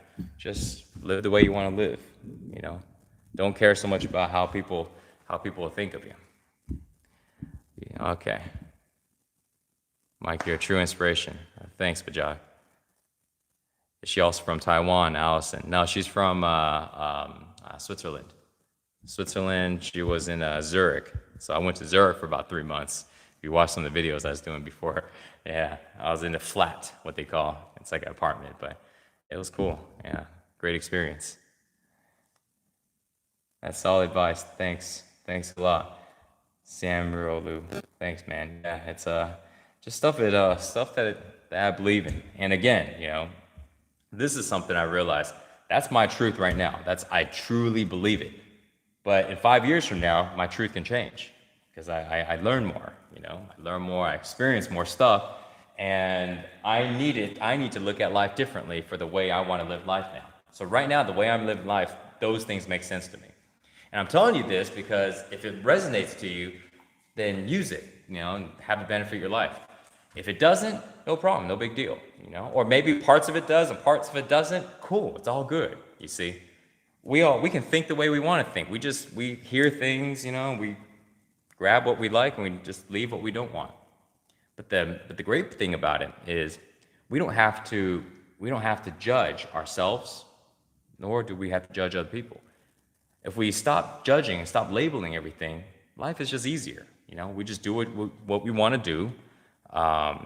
Things are what it is. If we want to change something, we change it, but we don't have to judge. We don't have to constantly, particularly, complain and blame and all that stuff in our mind, And when we're able to stop that, we are able to have more peace. We're able to feel more positive. And you guys ever think about our mind is super powerful, right? Our mind is it is the most powerful tool we have. It creates everything else. But where's the off button? Where's the volume control? And if we don't have a volume control in our mind, then our mind can be going constantly and we can't stop it. The volume could be loud, it could be playing one station that's always complaining about this, thinking about work, thinking about what's happening, thinking about this problem, thinking about this worry, thinking. And how do we stop it? What if I want peace? What if I want to go ahead and sit down and chill and not think about anything? What if I want to go to sleep and I can't? What do I have to take to go ahead and shut my mind up? So it's a problem. It's a thing, how do we stop it? And what I was talking about. Okay, rewind back. Let me wrap that one up really quick. Sometimes I'm going rabbit holes, man. And also because I've been talking for 3.5 hours, so. So we'll see how long I can keep this up. Thank you. Fonzo blessed. Thanks, man. Just happy to share. Let me wrap that up. How tall am I? 5'10". 5'10". So the way we shut off our mind is we relax the energy. We calm the energy down in our mind. And the way we calm our energy down in our mind is we calm the energy down in our body. Our body's energy sometimes can be really chaotic, and it's all over the place. It's we feel it. We feel all nervous. We feel all this uncomfortableness in the body. That means our body energy is all over the place. And the way we go and shut off our mind is we got to get the energy in our body to go ahead and relax and be calm. And when the energy in our body is calm and relaxed, we can think in the same way. We can think with calmness. We can think with clarity. We have room, we have time now to be proactive instead of being reactive. Being reactive to circumstances, being reactive with what we're normally doing. Now we have the ability to choose, And so what it requires is our body to be calm. And so this is where our mind can be calm. But at the same time, our bodies, our mind, we want to be strong. We want to be able to think really strong. We want to be able to execute what we want to do, We don't want to be controlled by other people. We want to have strong will, have willpower, right? So I find one of the easiest ways and the best ways to do it, in my opinion, is to go ahead and feel strong. You got to feel strong to think strong because our body and our mind is connected. Our mind is like the expression of our body. What is the mind? You can't touch it. You can't grab it. It's not a thing. And if you shut off the brain here, the mind kind of disappears, at least this mind. And we won't go there, talk about astral bodies and all that. That's another conversation. So if something's wrong with our body, it affects our mind. Our body and our mind are connected. It's like a feedback loop. So if we want to go ahead and shut off the thoughts in our mind, we need to go ahead and relax the body. When the body is calm, the mind is calm. If we want to think in a strong way, we got to strengthen the body. When the body feels strong, our mind thinks in a strong way. Now, keep in mind, feeling strong doesn't mean you're physically strong. You can be or you don't have to be. You can lift all this weight and you can feel strong. Or you can lift all this weight and you can feel weak. You can be like, damn, man, I ain't lifting enough. I used to be able to lift a lot more than this. I'm weak as hell. And somebody comes up to you, go, damn, man, you're strong. Nah, man, I'm weak, man. I'm weak. You should have seen me, 3 months ago, I was lifting 100 pounds more, So it's not just physically how strong, it's the way we feel. We got to feel strong to think in a strong way. Because then, if not, our thinking matches exactly the way we feel. In that case, it could be weak. So, Colonel Steak, you've been out here for a while. Do you know this rule about the subconscious mind? The subconscious does not know between the real and imaginary. Yes. So the subconscious mind believes whatever you believe is true. I hope that helps you. Yes, absolutely. So the subconscious mind, that's a good one, Kurt. So the subconscious mind, so let me back up for a sec. Our mind, right? This is a good subject. I'm happy on this one. So our mind is made up of our conscious mind and our subconscious mind. And our conscious mind make up about 5% to like 10%. And our subconscious mind makes up like 90 to 95%. And that one makes up our mind. And so our conscious mind can go ahead and think about new things. It's really, really loud with your voice. You know what's going on. You know, we're able to use this for our attention. It's what we're aware of. Right? The thoughts we are aware of. The things we're consciously thinking of. The subconscious mind runs in like a program. It runs to where it's nonstop, it's constantly happening, and it's in the background. And we don't really hear it. It's not like loud like the voice in our head. It's like the way I explain it's like, you know, let's say you got like this, you know, a conscious up here and a subconscious are all these thoughts. And all these thoughts are constantly playing, but we don't hear it. You know, it's just playing in the background. But it's affecting us constantly. It's determining the way we're thinking. It's determining what we like, what we don't like. It's determining the way we walk, the way we talk. All this stuff is subconscious program, you know? And so the subconscious mind, so what happens when we try to change is we are changing the conscious mind. We're changing like this 5% to 10%. But ain't shit, because you got 90 to 95% of the current person, 90 to 95% is still operating in a full-blown operation. And we're trying to change something about ourselves, right? Let's say we want to make a change. But 90 to 95% of us is operating on a program, and we haven't changed that program. So how do we expect to go ahead and do this new thing? Let's say this new thing is I'm going to stop eating ice cream because I love ice cream, and I do love ice cream. So how am I going to stop eating ice cream when everything in me is about I love ice cream. Ice cream tastes good. Oh, I love the way it melts in my mouth, not in my hands. But like all these flavors and all this stuff, right? The subconscious program. I know, like I can taste ice cream right now in my mouth, and I can know how it feels like it. I love it. How do I go ahead and stop all of that? Just because I say in my mind, like, I want to stop eating ice cream. But that ain't enough because I got 90% of my program that says I love ice cream. So, the subconscious mind, here's something interesting. Subconscious mind is actually our body. The subconscious mind and the body are like tied in like this. When we influence our body, we influence the subconscious mind. You know, it's like attached up the spine, down to the animal brain, right? Below this, right? On the bottom, it's the most first brain, as they call it. There's a lot of different names for it. But it affects our mind. It affects that part of the mind. It affects the way we think, the way our body is. And so, give me a sec. Let me rewind back. Subconscious mind. Woo! Just came. You guys ever like, you're on a tangent, you're talking, and suddenly it just boom, blanks out. So, could be because I've been talking for like 3 hours and 38 minutes now, like nonstop. That could be why. Can you? Oh shit! See, now I'm knocking over shit and stuff. That's when you know. Can I do a chest pop? Like that? You guys can't see it. Here, look, chest pop. Somebody asked, does weed help your muscles after working out? Nate, it can help you relax, you know? Does it help your muscles? I mean, it helps you relax, and if relaxing helps your muscles, yeah, but there's a consequence though for that, you know? One of the consequences for that, Nate, is like the way you feel after you smoke, you know? You can get that kind of foggy feeling, so, but, you know, sometimes I smoke, sometimes I don't, so I feel like I need to balance it out. I can't smoke too much, then I get too stoned and too heavy. If I smoke sometimes, it's all right, you know, when I want to change my consciousness, when I want to feel a little different, you know. Matt, been a fan of yours for a while, Mike. You allow me to explore my inner peace. Oh, nice, brother. Nice. Appreciate it. I like buff dudes and Kali Muscle. Yeah. Kali's he's cool, man. Buff dudes, they got some cool videos. All right.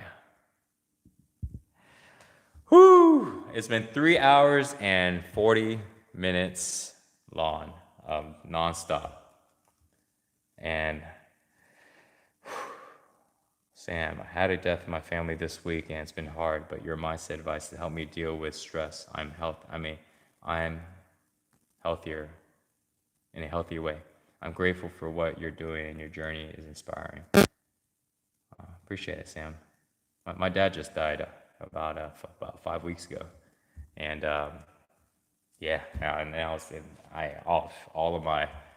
all of the stuff I'm talking about. Yeah, I was applying everything, man. He had a stroke about 9 weeks ago, and this stroke got him real good. Last stroke was bad. It was about 8 years ago, and he only had a little bit of movement in his right arm, right leg. He was in a wheelchair for see now and I see it. See, I'm talking about it, and I feel like the throat area starting to like close up a little bit, just a little, and I can feel it right now. So that means expression block. So about 8 years ago, he had a stroke, and it was pretty bad. He only had movement in his right arm and right leg, and some eyes, and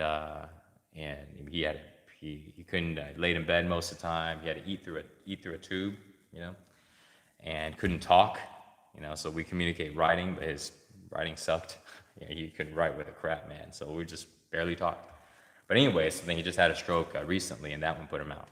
That one, he was alive for about 9 weeks, and me and my sister were there when he passed.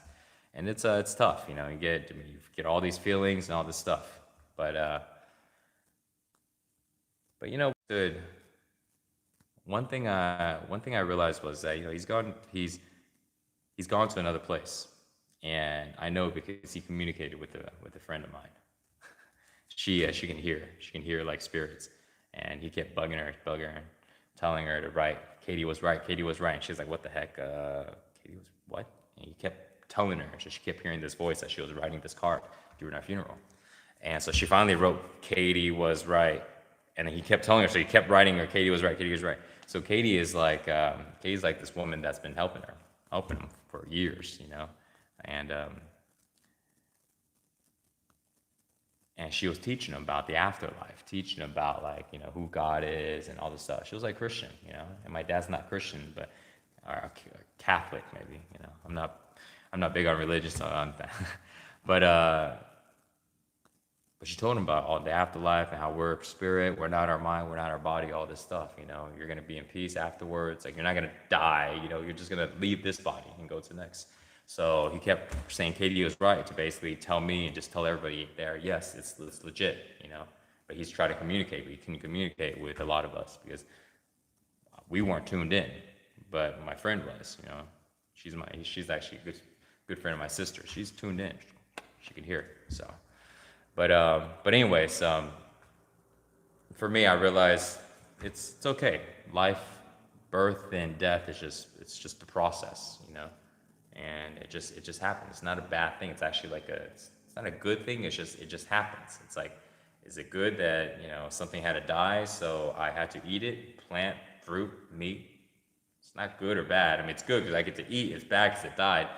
It's just the process of life. It's there's no need to judge it, and and I just looked at it and just celebrated his life, and I learned a lot of stuff about him, so it was cool, So, can you do a pec bounce, really? Fresh seat. All right, there's the left one. There you go. Boom, boom. You're the reason I started training Will. Oh, that's awesome, man. Had to answer a damn phone call. Now I'm back. Sent a request to be in your video live. Fresh seat sent. View. All right. Well, let's try this out, Fresh. On my one. Come on in, Fresh. We'll try this out. So Fresh, and so Willie. I fucking love you, Mike Shane. Thanks, man. Hello. What's up? seen you on YouTube, and yeah, you inspired me to work out. Oh, thanks, man. I appreciate it, man. Where you So, at right what now? you're doing? I'm in Irmo, South Carolina. Oh, South Carolina. Nice. Yeah, I was there for a little while. What part you said? Irmo. Irmock. Irmo. Yeah, Irmo. Okay, cool, man. All right. Well, Yeah. um, So what are you doing? what am I doing? I started off doing a live workout. I decided I was gonna go ahead and share a workout that I do, you know, and I was like, you know what? And usually I was gonna film a video, but I decided just to do it live. So then I started that like almost 4 hours ago. I just left it on live. And I've been basically working out and sharing about what I've been up to for the last 4 years, all the stuff that I'm learning, and just jumping into all these different subjects, man. And I've been doing different lives on Instagram because they stop every, I don't know, every 30 minutes or an hour or something. So yeah, so I've been at it for a little while. Yeah, man. Is there a I just saw you requested live. This is my first time doing a little live like this, so it's cool. So I appreciate it, man. Is there something I can something you want to ask? You can ask me anything. So this way I can get back to Mike is real. He's speaking to his subscribers. Somebody's like saying that. Oh, check this out, man. I like to know if you could, Whoops. hello, and yeah, I want to ask you something. Sure, man. If you could do the pec bounce like Terry Crews. Terry Crews pec bounce. Yeah, Like this? yeah. All right.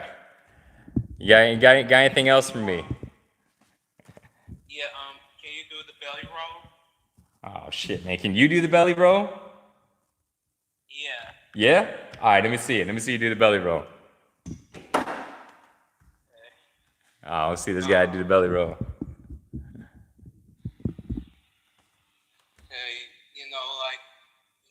do it like this. Yeah. Nice. Man, can you guys do the belly roll? Let me see if you can see. Yeah, man, I was never good at doing the belly roll. Yeah. I can't. Yeah, man, it's kind of tough for me to do the belly roll. Yeah. Yeah, I tried practicing it before a little bit, but I don't got that good of a control yet for my abs. Yeah. Okay. All right, man. Well, good chatting with you, brother. Thanks for you're my first live call on Instagram, man. Appreciate you, man. Thank you. All right, see you later, brother. See you later. All right, man. That was cool. That was fun. All right. Maybe I'll do one on. Can we do one on YouTube? I don't know. I don't know if that works. Are you going to a gym? CKSY. Nah, I don't go to the gym anymore. You're looking at my gym right now. You know, to see progress for a more athletic and good-looking body, of course, with decent meals. Oh, what's the best way to burn fat? This is coming from Bajome. What's the best way to burn fat and build muscle long term? And can I use flow training program that you posted recently? Every day. Oh yeah, you can do it every day. So here's the tip on that one, man. No, I'm still on.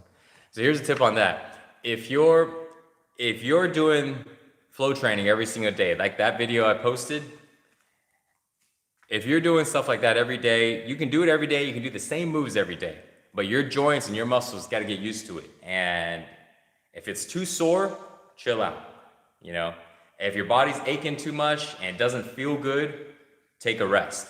Over time, you're gonna be able to build the endurance to be able to do the same moves every single day and be able to freaking crush it. But it takes a little time for your body to get used to it, So just give it time. But eventually, you can do part of it to start off with.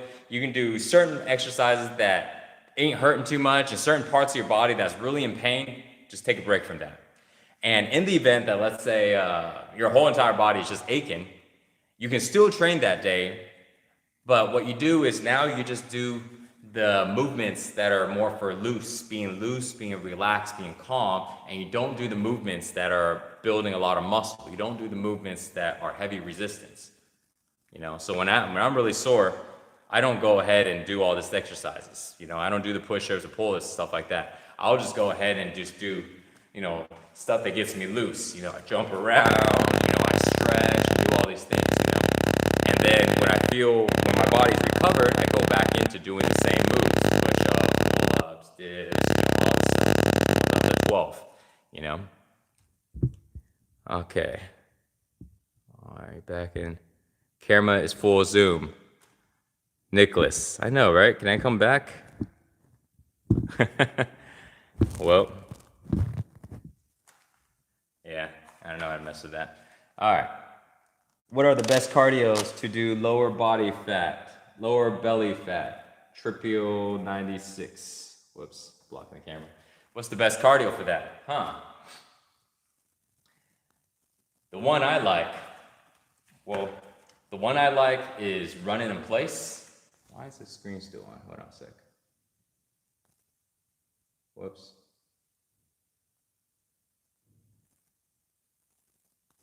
Hold on a second. Okay, something weird on my screen. That's all right. So the best cardio I like for burning fat is running in place, jumps, you know? So running in place, I was hesitant on doing it because I've been working out for almost 4 hours now. Run in place, jumps.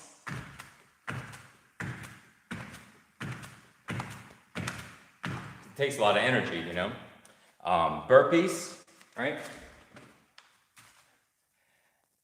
And besides that, I'm really active, and I still like to do dips, pull-ups, and things like that.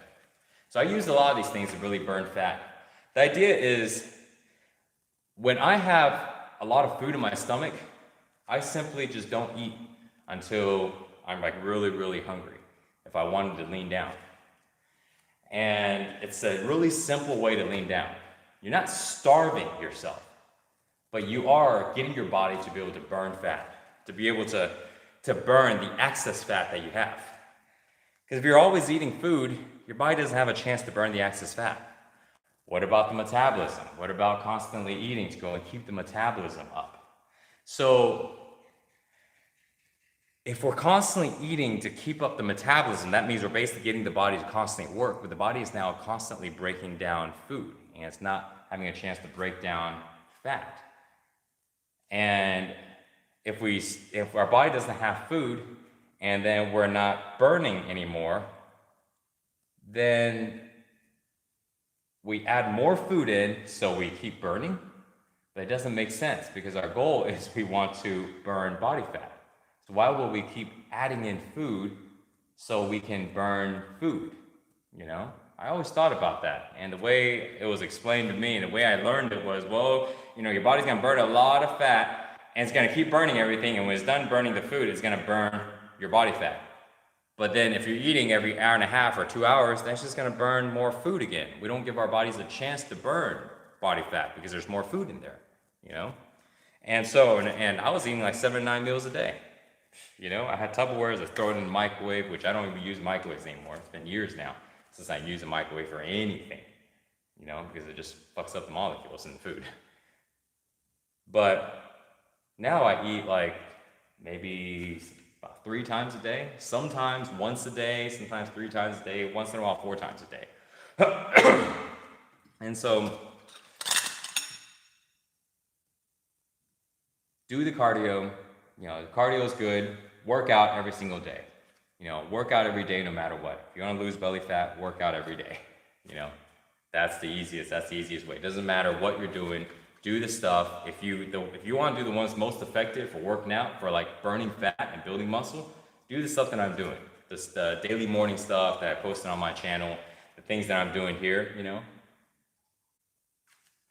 There's a lot of ways to build muscle. but this is the way I'm building muscle. And it's just, and the reason why is because I find it to be the simplest. It's the easiest. And I don't like complicated stuff. I like to keep it simple. So this way it's easy and I have fun and I ain't there, doing all this crazy stuff, so. Your friend who died, is he now burning in hell forever? Nah. No, he's not. Thank you, M-Dog. Drain, Allison, please don't say that. Yeah, thanks, Adrian. But it's okay, I understand. Do you train your arms or no? GK-wise. No, I train my arms, but not in like a regular way. I don't do any curls or anything. For biceps, I get a lot of bicep work from pull-ups, also from punching, because you punch and then you pull back. And all of this right here is building also biceps. Does it build the same type of biceps like before? No, not really. But I'm not doing movements to build certain body parts. I'm doing movements. But because I'm so familiar with how to build muscle, so it's like if I'm doing it this way, it's like, oh, okay, it's working a little bit more of this. So if I want to build this and I like doing this punching movement, for example, I'll do that. And like, let's say I'm doing the punching movement, I feel my core, and I'm like, do I want to work my core? Yeah, I want to work my core. Okay, cool. Well, then I'm just gonna start doing this, and everything, like legs, like I do kicks and stuff like that because kicks work my thighs, kick works my abs, so I just do kicks. And also, I enjoy doing it. So I just do movements that I enjoy moving in, that I find is like the most foundational type of movements for the activities I like. And I just start doing those. And I do those every single day. And eventually what I did is I created a systematic way of doing it. So this way I didn't have to think about what to do all the time. But most of my training, like the ones at night, like the ones I started doing here today, like they're just sporadic. I just kind of play around. One day I wish to see you in person, Mike, but I don't know how to do it. Panko. Oh no, no audio? What, really? No audio? Is there audio? Yeah. Yeah, it's been doing that. Oh. Let me take out the audio this way. Maybe that's a little better. Meet in person, but don't know how. Man, well, maybe we can do like a meetup. I was thinking about that. Doing like a meetup or something like that, and this way, we can see everybody in person. I thought that'd be really cool. I hear you. Sweet. Thanks, Joe. My screen is still split on here. Don't know why. All right, hey guys, for you guys watching, I'm gonna stop Instagram and then jump right back on it because it has a split screen thing and it's giving me this weird thing.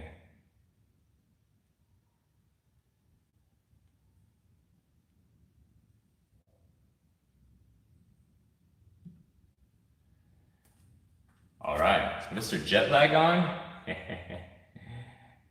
Okay, sweet. All right. So, I am 3 hours and 58 minutes in. Nice, man. Whew. All right. I don't know what time it is. It's probably close to about 2 o'clock now.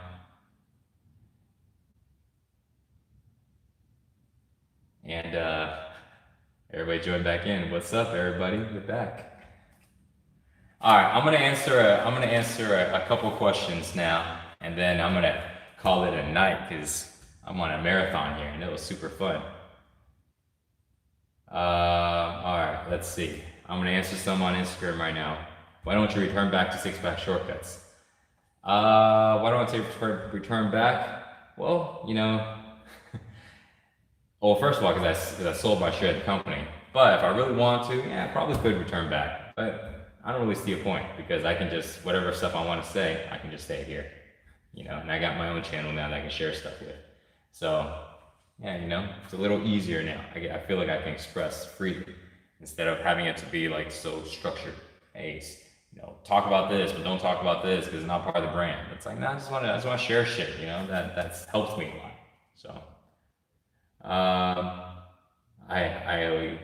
man, just sharing. Host a meetup. Yeah. Man, Fuzz, hey big guy, what's up? Maybe workshop? Yep. What does every meal you have look like? Dairy.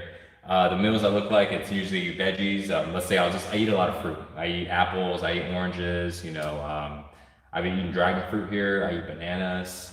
I like fruits, I like nuts. I do a lot of shakes with like berries and cacao, cinnamon. I eat a lot of veggies. The veggies I've been eating has been red peppers a lot, spinach, sometimes eggs. I stopped eating eggs for a couple months, and now I'm eating eggs again. So,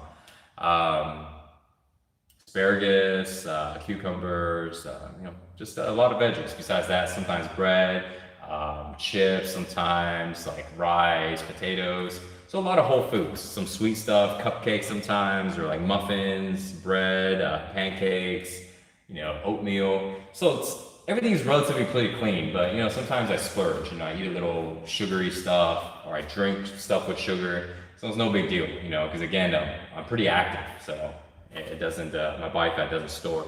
And if I did wanted to lean down, I just eat a little less, or I just stop eating some sweet stuff, and I just lean down really easily.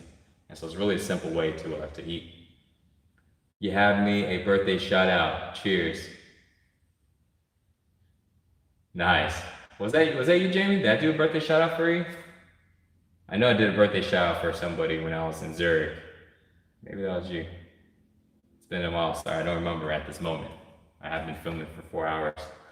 Are you gonna keep this live video? Pancaking. I'll try. Yeah, I'll do my best to it if it stays on here. Where's the best cardio for you?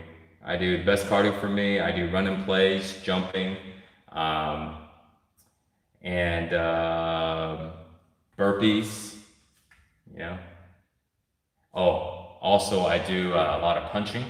That's good cardio for me. Hello from Scotland, King Koopa. Sweet, what's up, what's up? If your body represents your mind, from Darish. If your body represents your mind, what does it say about your mind if you have an inflexible back? That's a good one. So, check this out. Your body believes every word you say, right? So this guy was asking, what do you, or hey, check this out. Here's another one. This will probably help you out right here. Healing back pain, mind, body connection. I've only read a little bit of this. I didn't go through it too much, but I'm sure there are lots of gems in here, So, when our backs are really stiff, let's say if we have lower back pains, then one thing can be, there's a lot of things going on. One thing could be we are having financial worries. We worry about finances, we worry about money and stuff. And so we may experience tenderness or weakness in the lower back. Sometimes if we're very tense in our upper back, we feel like we're carrying a lot of weight, literally carrying a lot of weight. It could be supporting a lot of people, it could be having a lot on our plate, whatever it is, and we sense that in our body. And so we can do things to heal our body. We can relax, we can do self-massage, we can get massages, we can do cold showers, we can go do an ice plunge, cryotherapy, sound healing, whatever it is. There's so much stuff. But if our mind is still thinking of worries, thinking of blaming, if our mind is still thinking about certain problems, or it has so much on its load on our mind, we would just re-injure the back. We would just still create tension in those areas of our back. And then therefore, all the stuff that we do to let it go, it doesn't really last for very long, because we're constantly affecting the body with more tension. So the way I see it is we go with both approaches. We make the body feel better by getting it to let go of all the stress, let go of the fears, let go of the problems. Stop paying attention to the problems, but we can let go of the tension. Our bodies don't know the difference, but it knows tension. If we let go of the tension, our bodies feel better. But then for our mind, we gotta let go of these problems. We gotta stop paying attention to them. We gotta stop looking at them as problems, and let's look at them as opportunities. Let's look at them as ways we can learn, ways we can grow from. Not like, oh crap, I'm so pissed that this thing happened. And when we can look at things differently, we stop feeding our, we stop feeling stress. We stop getting that tension in our body. We stop feeling that tension because we don't tense up anymore. Our energy can flow because our mind is more relaxed. It's more able to receive. It's able to let go. You know, when we have problems and we're like so focused on things, and we keep thinking about it, we can't, you know, we can't let loose. We can't just trust that it'll be okay. We keep worrying about it, thinking about it, you know. Well, now we can kind of chill out.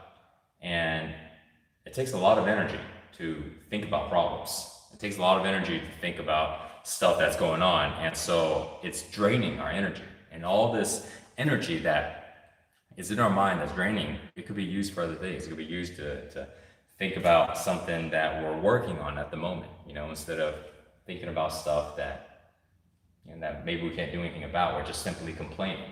A lot of times we complain in our mind, and that's like really draining for our energy, you know. So inflexible back. So yes, that could be those. That could be it. But it could be other stuff too, you know. But the best advice for you, AJ, is start practicing soundness in your mind and start being as positive as possible, and start relaxing the body. You know, start getting your body to be calm. Do a morning practice. Do a morning practice every morning.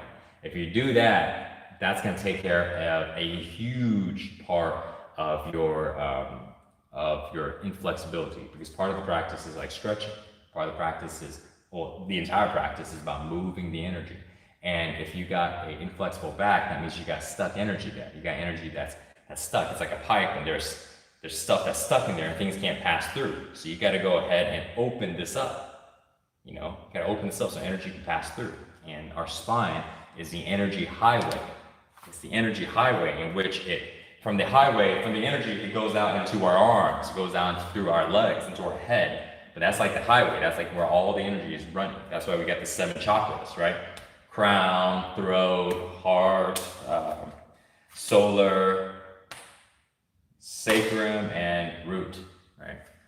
So what about training daily versus a spiritual routine? Brandon, Benares, 78. That's a good question. Training routine versus spiritual routine. The way I see it is both of them aren't the same. We cannot separate spirituality from life, because we are all of that. It's like we can't separate it because there's no difference. You know, when we are living, we are being spiritual because we are spiritual beings. We are not this body. We experience this body. We are not this mind that I'm thinking the thoughts in my head or seeing the images. I can experience this mind. You know, I can use this mind, but I am not the mind. I am not my thoughts. I am not these images. I am the awareness behind it. And so when I'm doing workouts and stuff like that, I'm becoming more present. I'm able to go ahead and move energy around.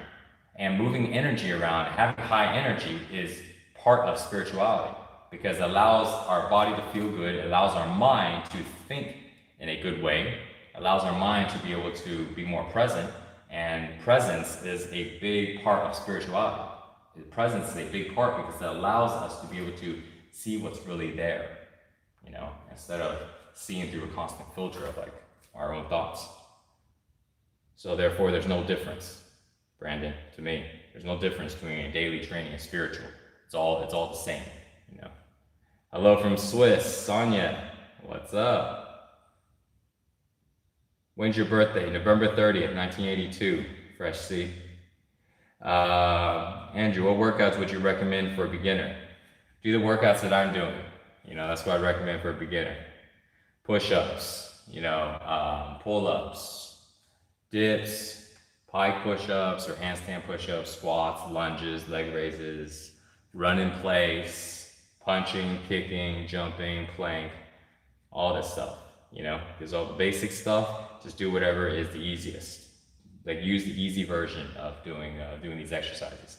And as you become stronger, you will be able to do advanced versions. You know, instead of doing a regular push-up on your knees, you'll be able to do like a clapping push-up, you know, or something fancy. You know, instead of barely getting up and doing 3 pull-ups, you can do like 20 pull-ups without a problem. Your body becomes stronger, you're building all the muscles, and at the same time, you can do a whole bunch of other stuff if you like, but there's no reason, because you're progressing. You're progressing through doing basic stuff. Because when it becomes easy, you start to automatically start to do other stuff that's more funner, because it kind of gets boring doing the same stuff, you know. And so it's fun. Your workouts becomes like enjoyable, you know. Waves, waves, waves, waves. I get pain in my right elbow whenever I train triceps. Lightweight. Is it dangerous? It's not dangerous. If you get pain in your right elbow, you probably want to give it a break a little bit and then still work it. It's like work it, but don't work it with pressure, because you got to get to heal. Because you got to get to heal, but the way it's going to heal is you got to move that elbow, but you can't move it to the point where you're injuring it. Move it so this way you can get circulation in there, you can get energy in there, you get nutrients in there. You can work this area so it can heal. It's like you're forcing your body to heal, but you can't force your triceps too hard when you're working it, because then you're going to re-injure. It's like this balance between moving the part that's injured, so this way we can help it heal, but not pushing it too much to where we end up re-injuring it. You know.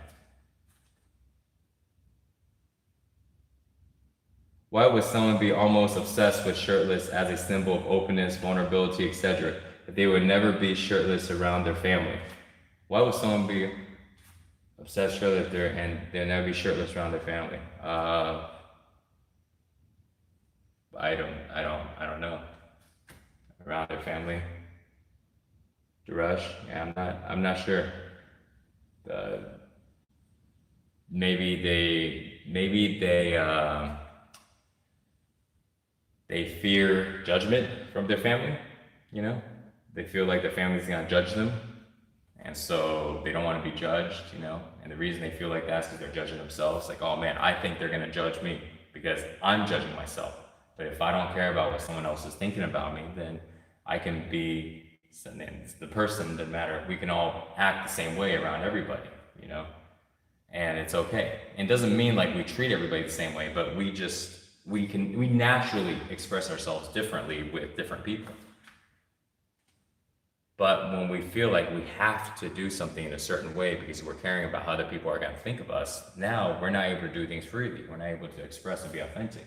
Now we're going to be controlled. Now we feel like, you know, like, man, I can't be myself. You know, like I got to act this way because this person's around. They're going to think this of me. You know, so we just got to let it go. We got to stop caring about how other people are thinking of us and just be happy with who we are. You know, the way we are right now, it's enough. We don't have to go and try to be somebody else. We don't have to go and try to be like this person or be a better version of us. We are good already. That's the thing. And if someone goes, well, I'm not good because I got all these crappy shit going on. I do these bad things. Well, you know what? Nobody's perfect. You want to get better at it? Cool, then get better at it. But this is just where you're at. It's okay. Just get better.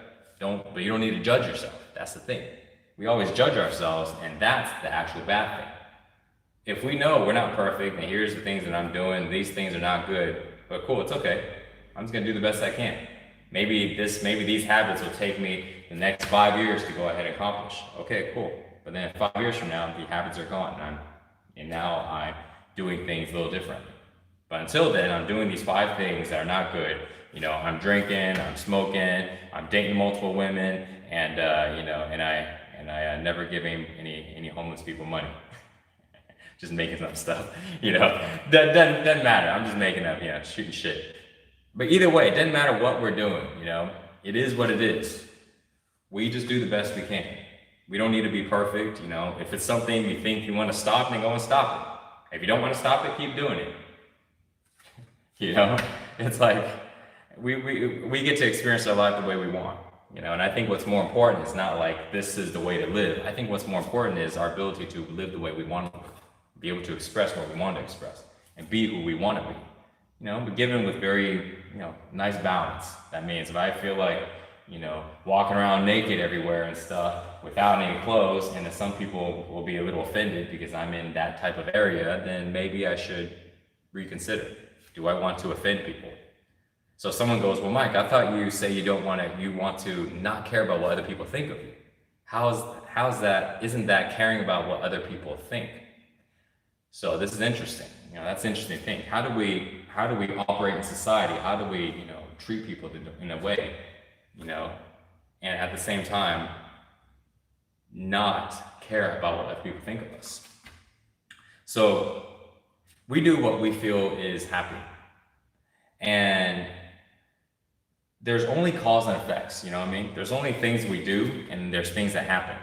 Whether or not it's right or wrong, that's anybody's judgment. But there's only just what we do and there's only effects. If I walk around naked and I go outside in public and I'm naked in a place that's really not supposed to be, and everybody gets a little freaked out, well then the effect is everybody gets a little freaked out. And so if I know that's gonna happen, do I want to experience that thing? If I go, I don't care, cool, okay, cool, then I do it, it happens, and then that's it. But do I care about what other people think? No, I don't care. But again, in the same scenario, that's gonna happen. I know it's gonna happen. Do I want to experience everybody freaking out? Nah, I don't want to experience that. Okay, cool, then I'm gonna have clothes on and I go out there, you know, and I have clothes on. You see? So it's not about like not caring about the effects of everything. It's actually the opposite. We understand, we do the best to know what the effects are when we know it. If we don't know it, we don't know it. But if we know it, we do the best to create the effects that we want. You know, that's how we create our life. Our life doesn't just happen. Our life isn't just happening to us. We are consciously creating our entire life right now. And sometimes we don't connect the dots in how something is created. How did I go from here to here? How did I have this person in my life? How did I end up in this position? How do I end up in this situation? But just because we can't connect the dots doesn't mean that we didn't do it. We just simply can't connect the dots. It's okay. But when we understand that we're creating everything in our life and we're responsible for everything that's happening, we're able to not blame, not complain, and just simply pay attention to what we're doing and just do our best to go ahead and create what it is that we want, you know. But we don't have to, we don't have to feel like we're victims because we're responsible for everything. When we see in that perspective, it gives us this empowered state of consciousness, because we don't think like I have no control, poor old me. We see it as I'm in control of everything, and maybe I just didn't know how to create certain things in my life. Therefore, the situations I have right now is not ideal, but it's okay. I'm gonna figure it out. It's all part of life. No biggie, you know? I'm all right, I trust myself, I'm always gonna be all right. It don't matter, you know? It doesn't matter if this thing ain't gonna happen or that thing ain't gonna happen. It doesn't matter if someone's gonna say this or do this to me. I got this shit, you know? When we have this type of confidence, this type of trust in ourselves, then everything is cool. And one of the fastest ways to do that is to feel strong in our body. Not just be strong. You can be strong, that's fine, but you gotta feel strong in your body. And you gotta feel relaxed. You gotta feel calm in your body. If you feel super strong but you don't feel calm, then your energy is gonna be really, you know, it's not gonna be settled. You know, it could be a little chaotic, it could be a lot. But you gotta be able to be calm and relaxed. You know, so you feel strong and you feel calm and relaxed, so you feel good. When we feel like that, we can now think like that. Now we can create our life, and we have the best of both worlds. We're able to drive something forward when we have the ability to go ahead and drive something forward, and we have the ability to also adapt to whatever is happening. Because sometimes we can't change things. It's just how it is, you know. Government, the law of nature, whatever it is. We can't change things. We can't change people. So we have to accept. And so that's why, by having both aspects of our mind, be able to be strong, create what we want, and be able to adapt, you know, and accept what's happening, especially if we can't change it. That allows us to be able to navigate life, you know, in a happy way. And so, all right, I am literally about to lose my voice, and I am so grateful for you guys jumping on. And this has been so fun. We're going on 4 hours and 18 minutes. And so I am out. I think I'm gonna go to bed. I don't know what time is it, but it's gotta be pretty late. So thank you so much. Thank you guys so much. This was my first time I ever tried this, and I'm gonna do it again. This has been really, really fun. I got YouTube live right here. I got Instagram live right here. And I'm just kind of shooting this shit, talk to you guys, doing my best to read some comments and conversate, do a little training. So it's been great, you know, but I'm like half asleep now. It's tired, it's my bedtime. My body's aching, so. Love you guys, man. Love you guys. You know, thanks for following me. I've been reading all the comments, and I'm gonna have more of these coming soon. And I'm doing best to post out all the videos, you know, start sharing more. So, peace out, guys. Have a good night. For some of you guys, have a good morning, good afternoon. All right. Later, y'all. Bye-bye, bye-bye. Come back 6 Best Shortcuts. Go to Mike Shane. YouTube channel instead. All right. See you later, Brandy.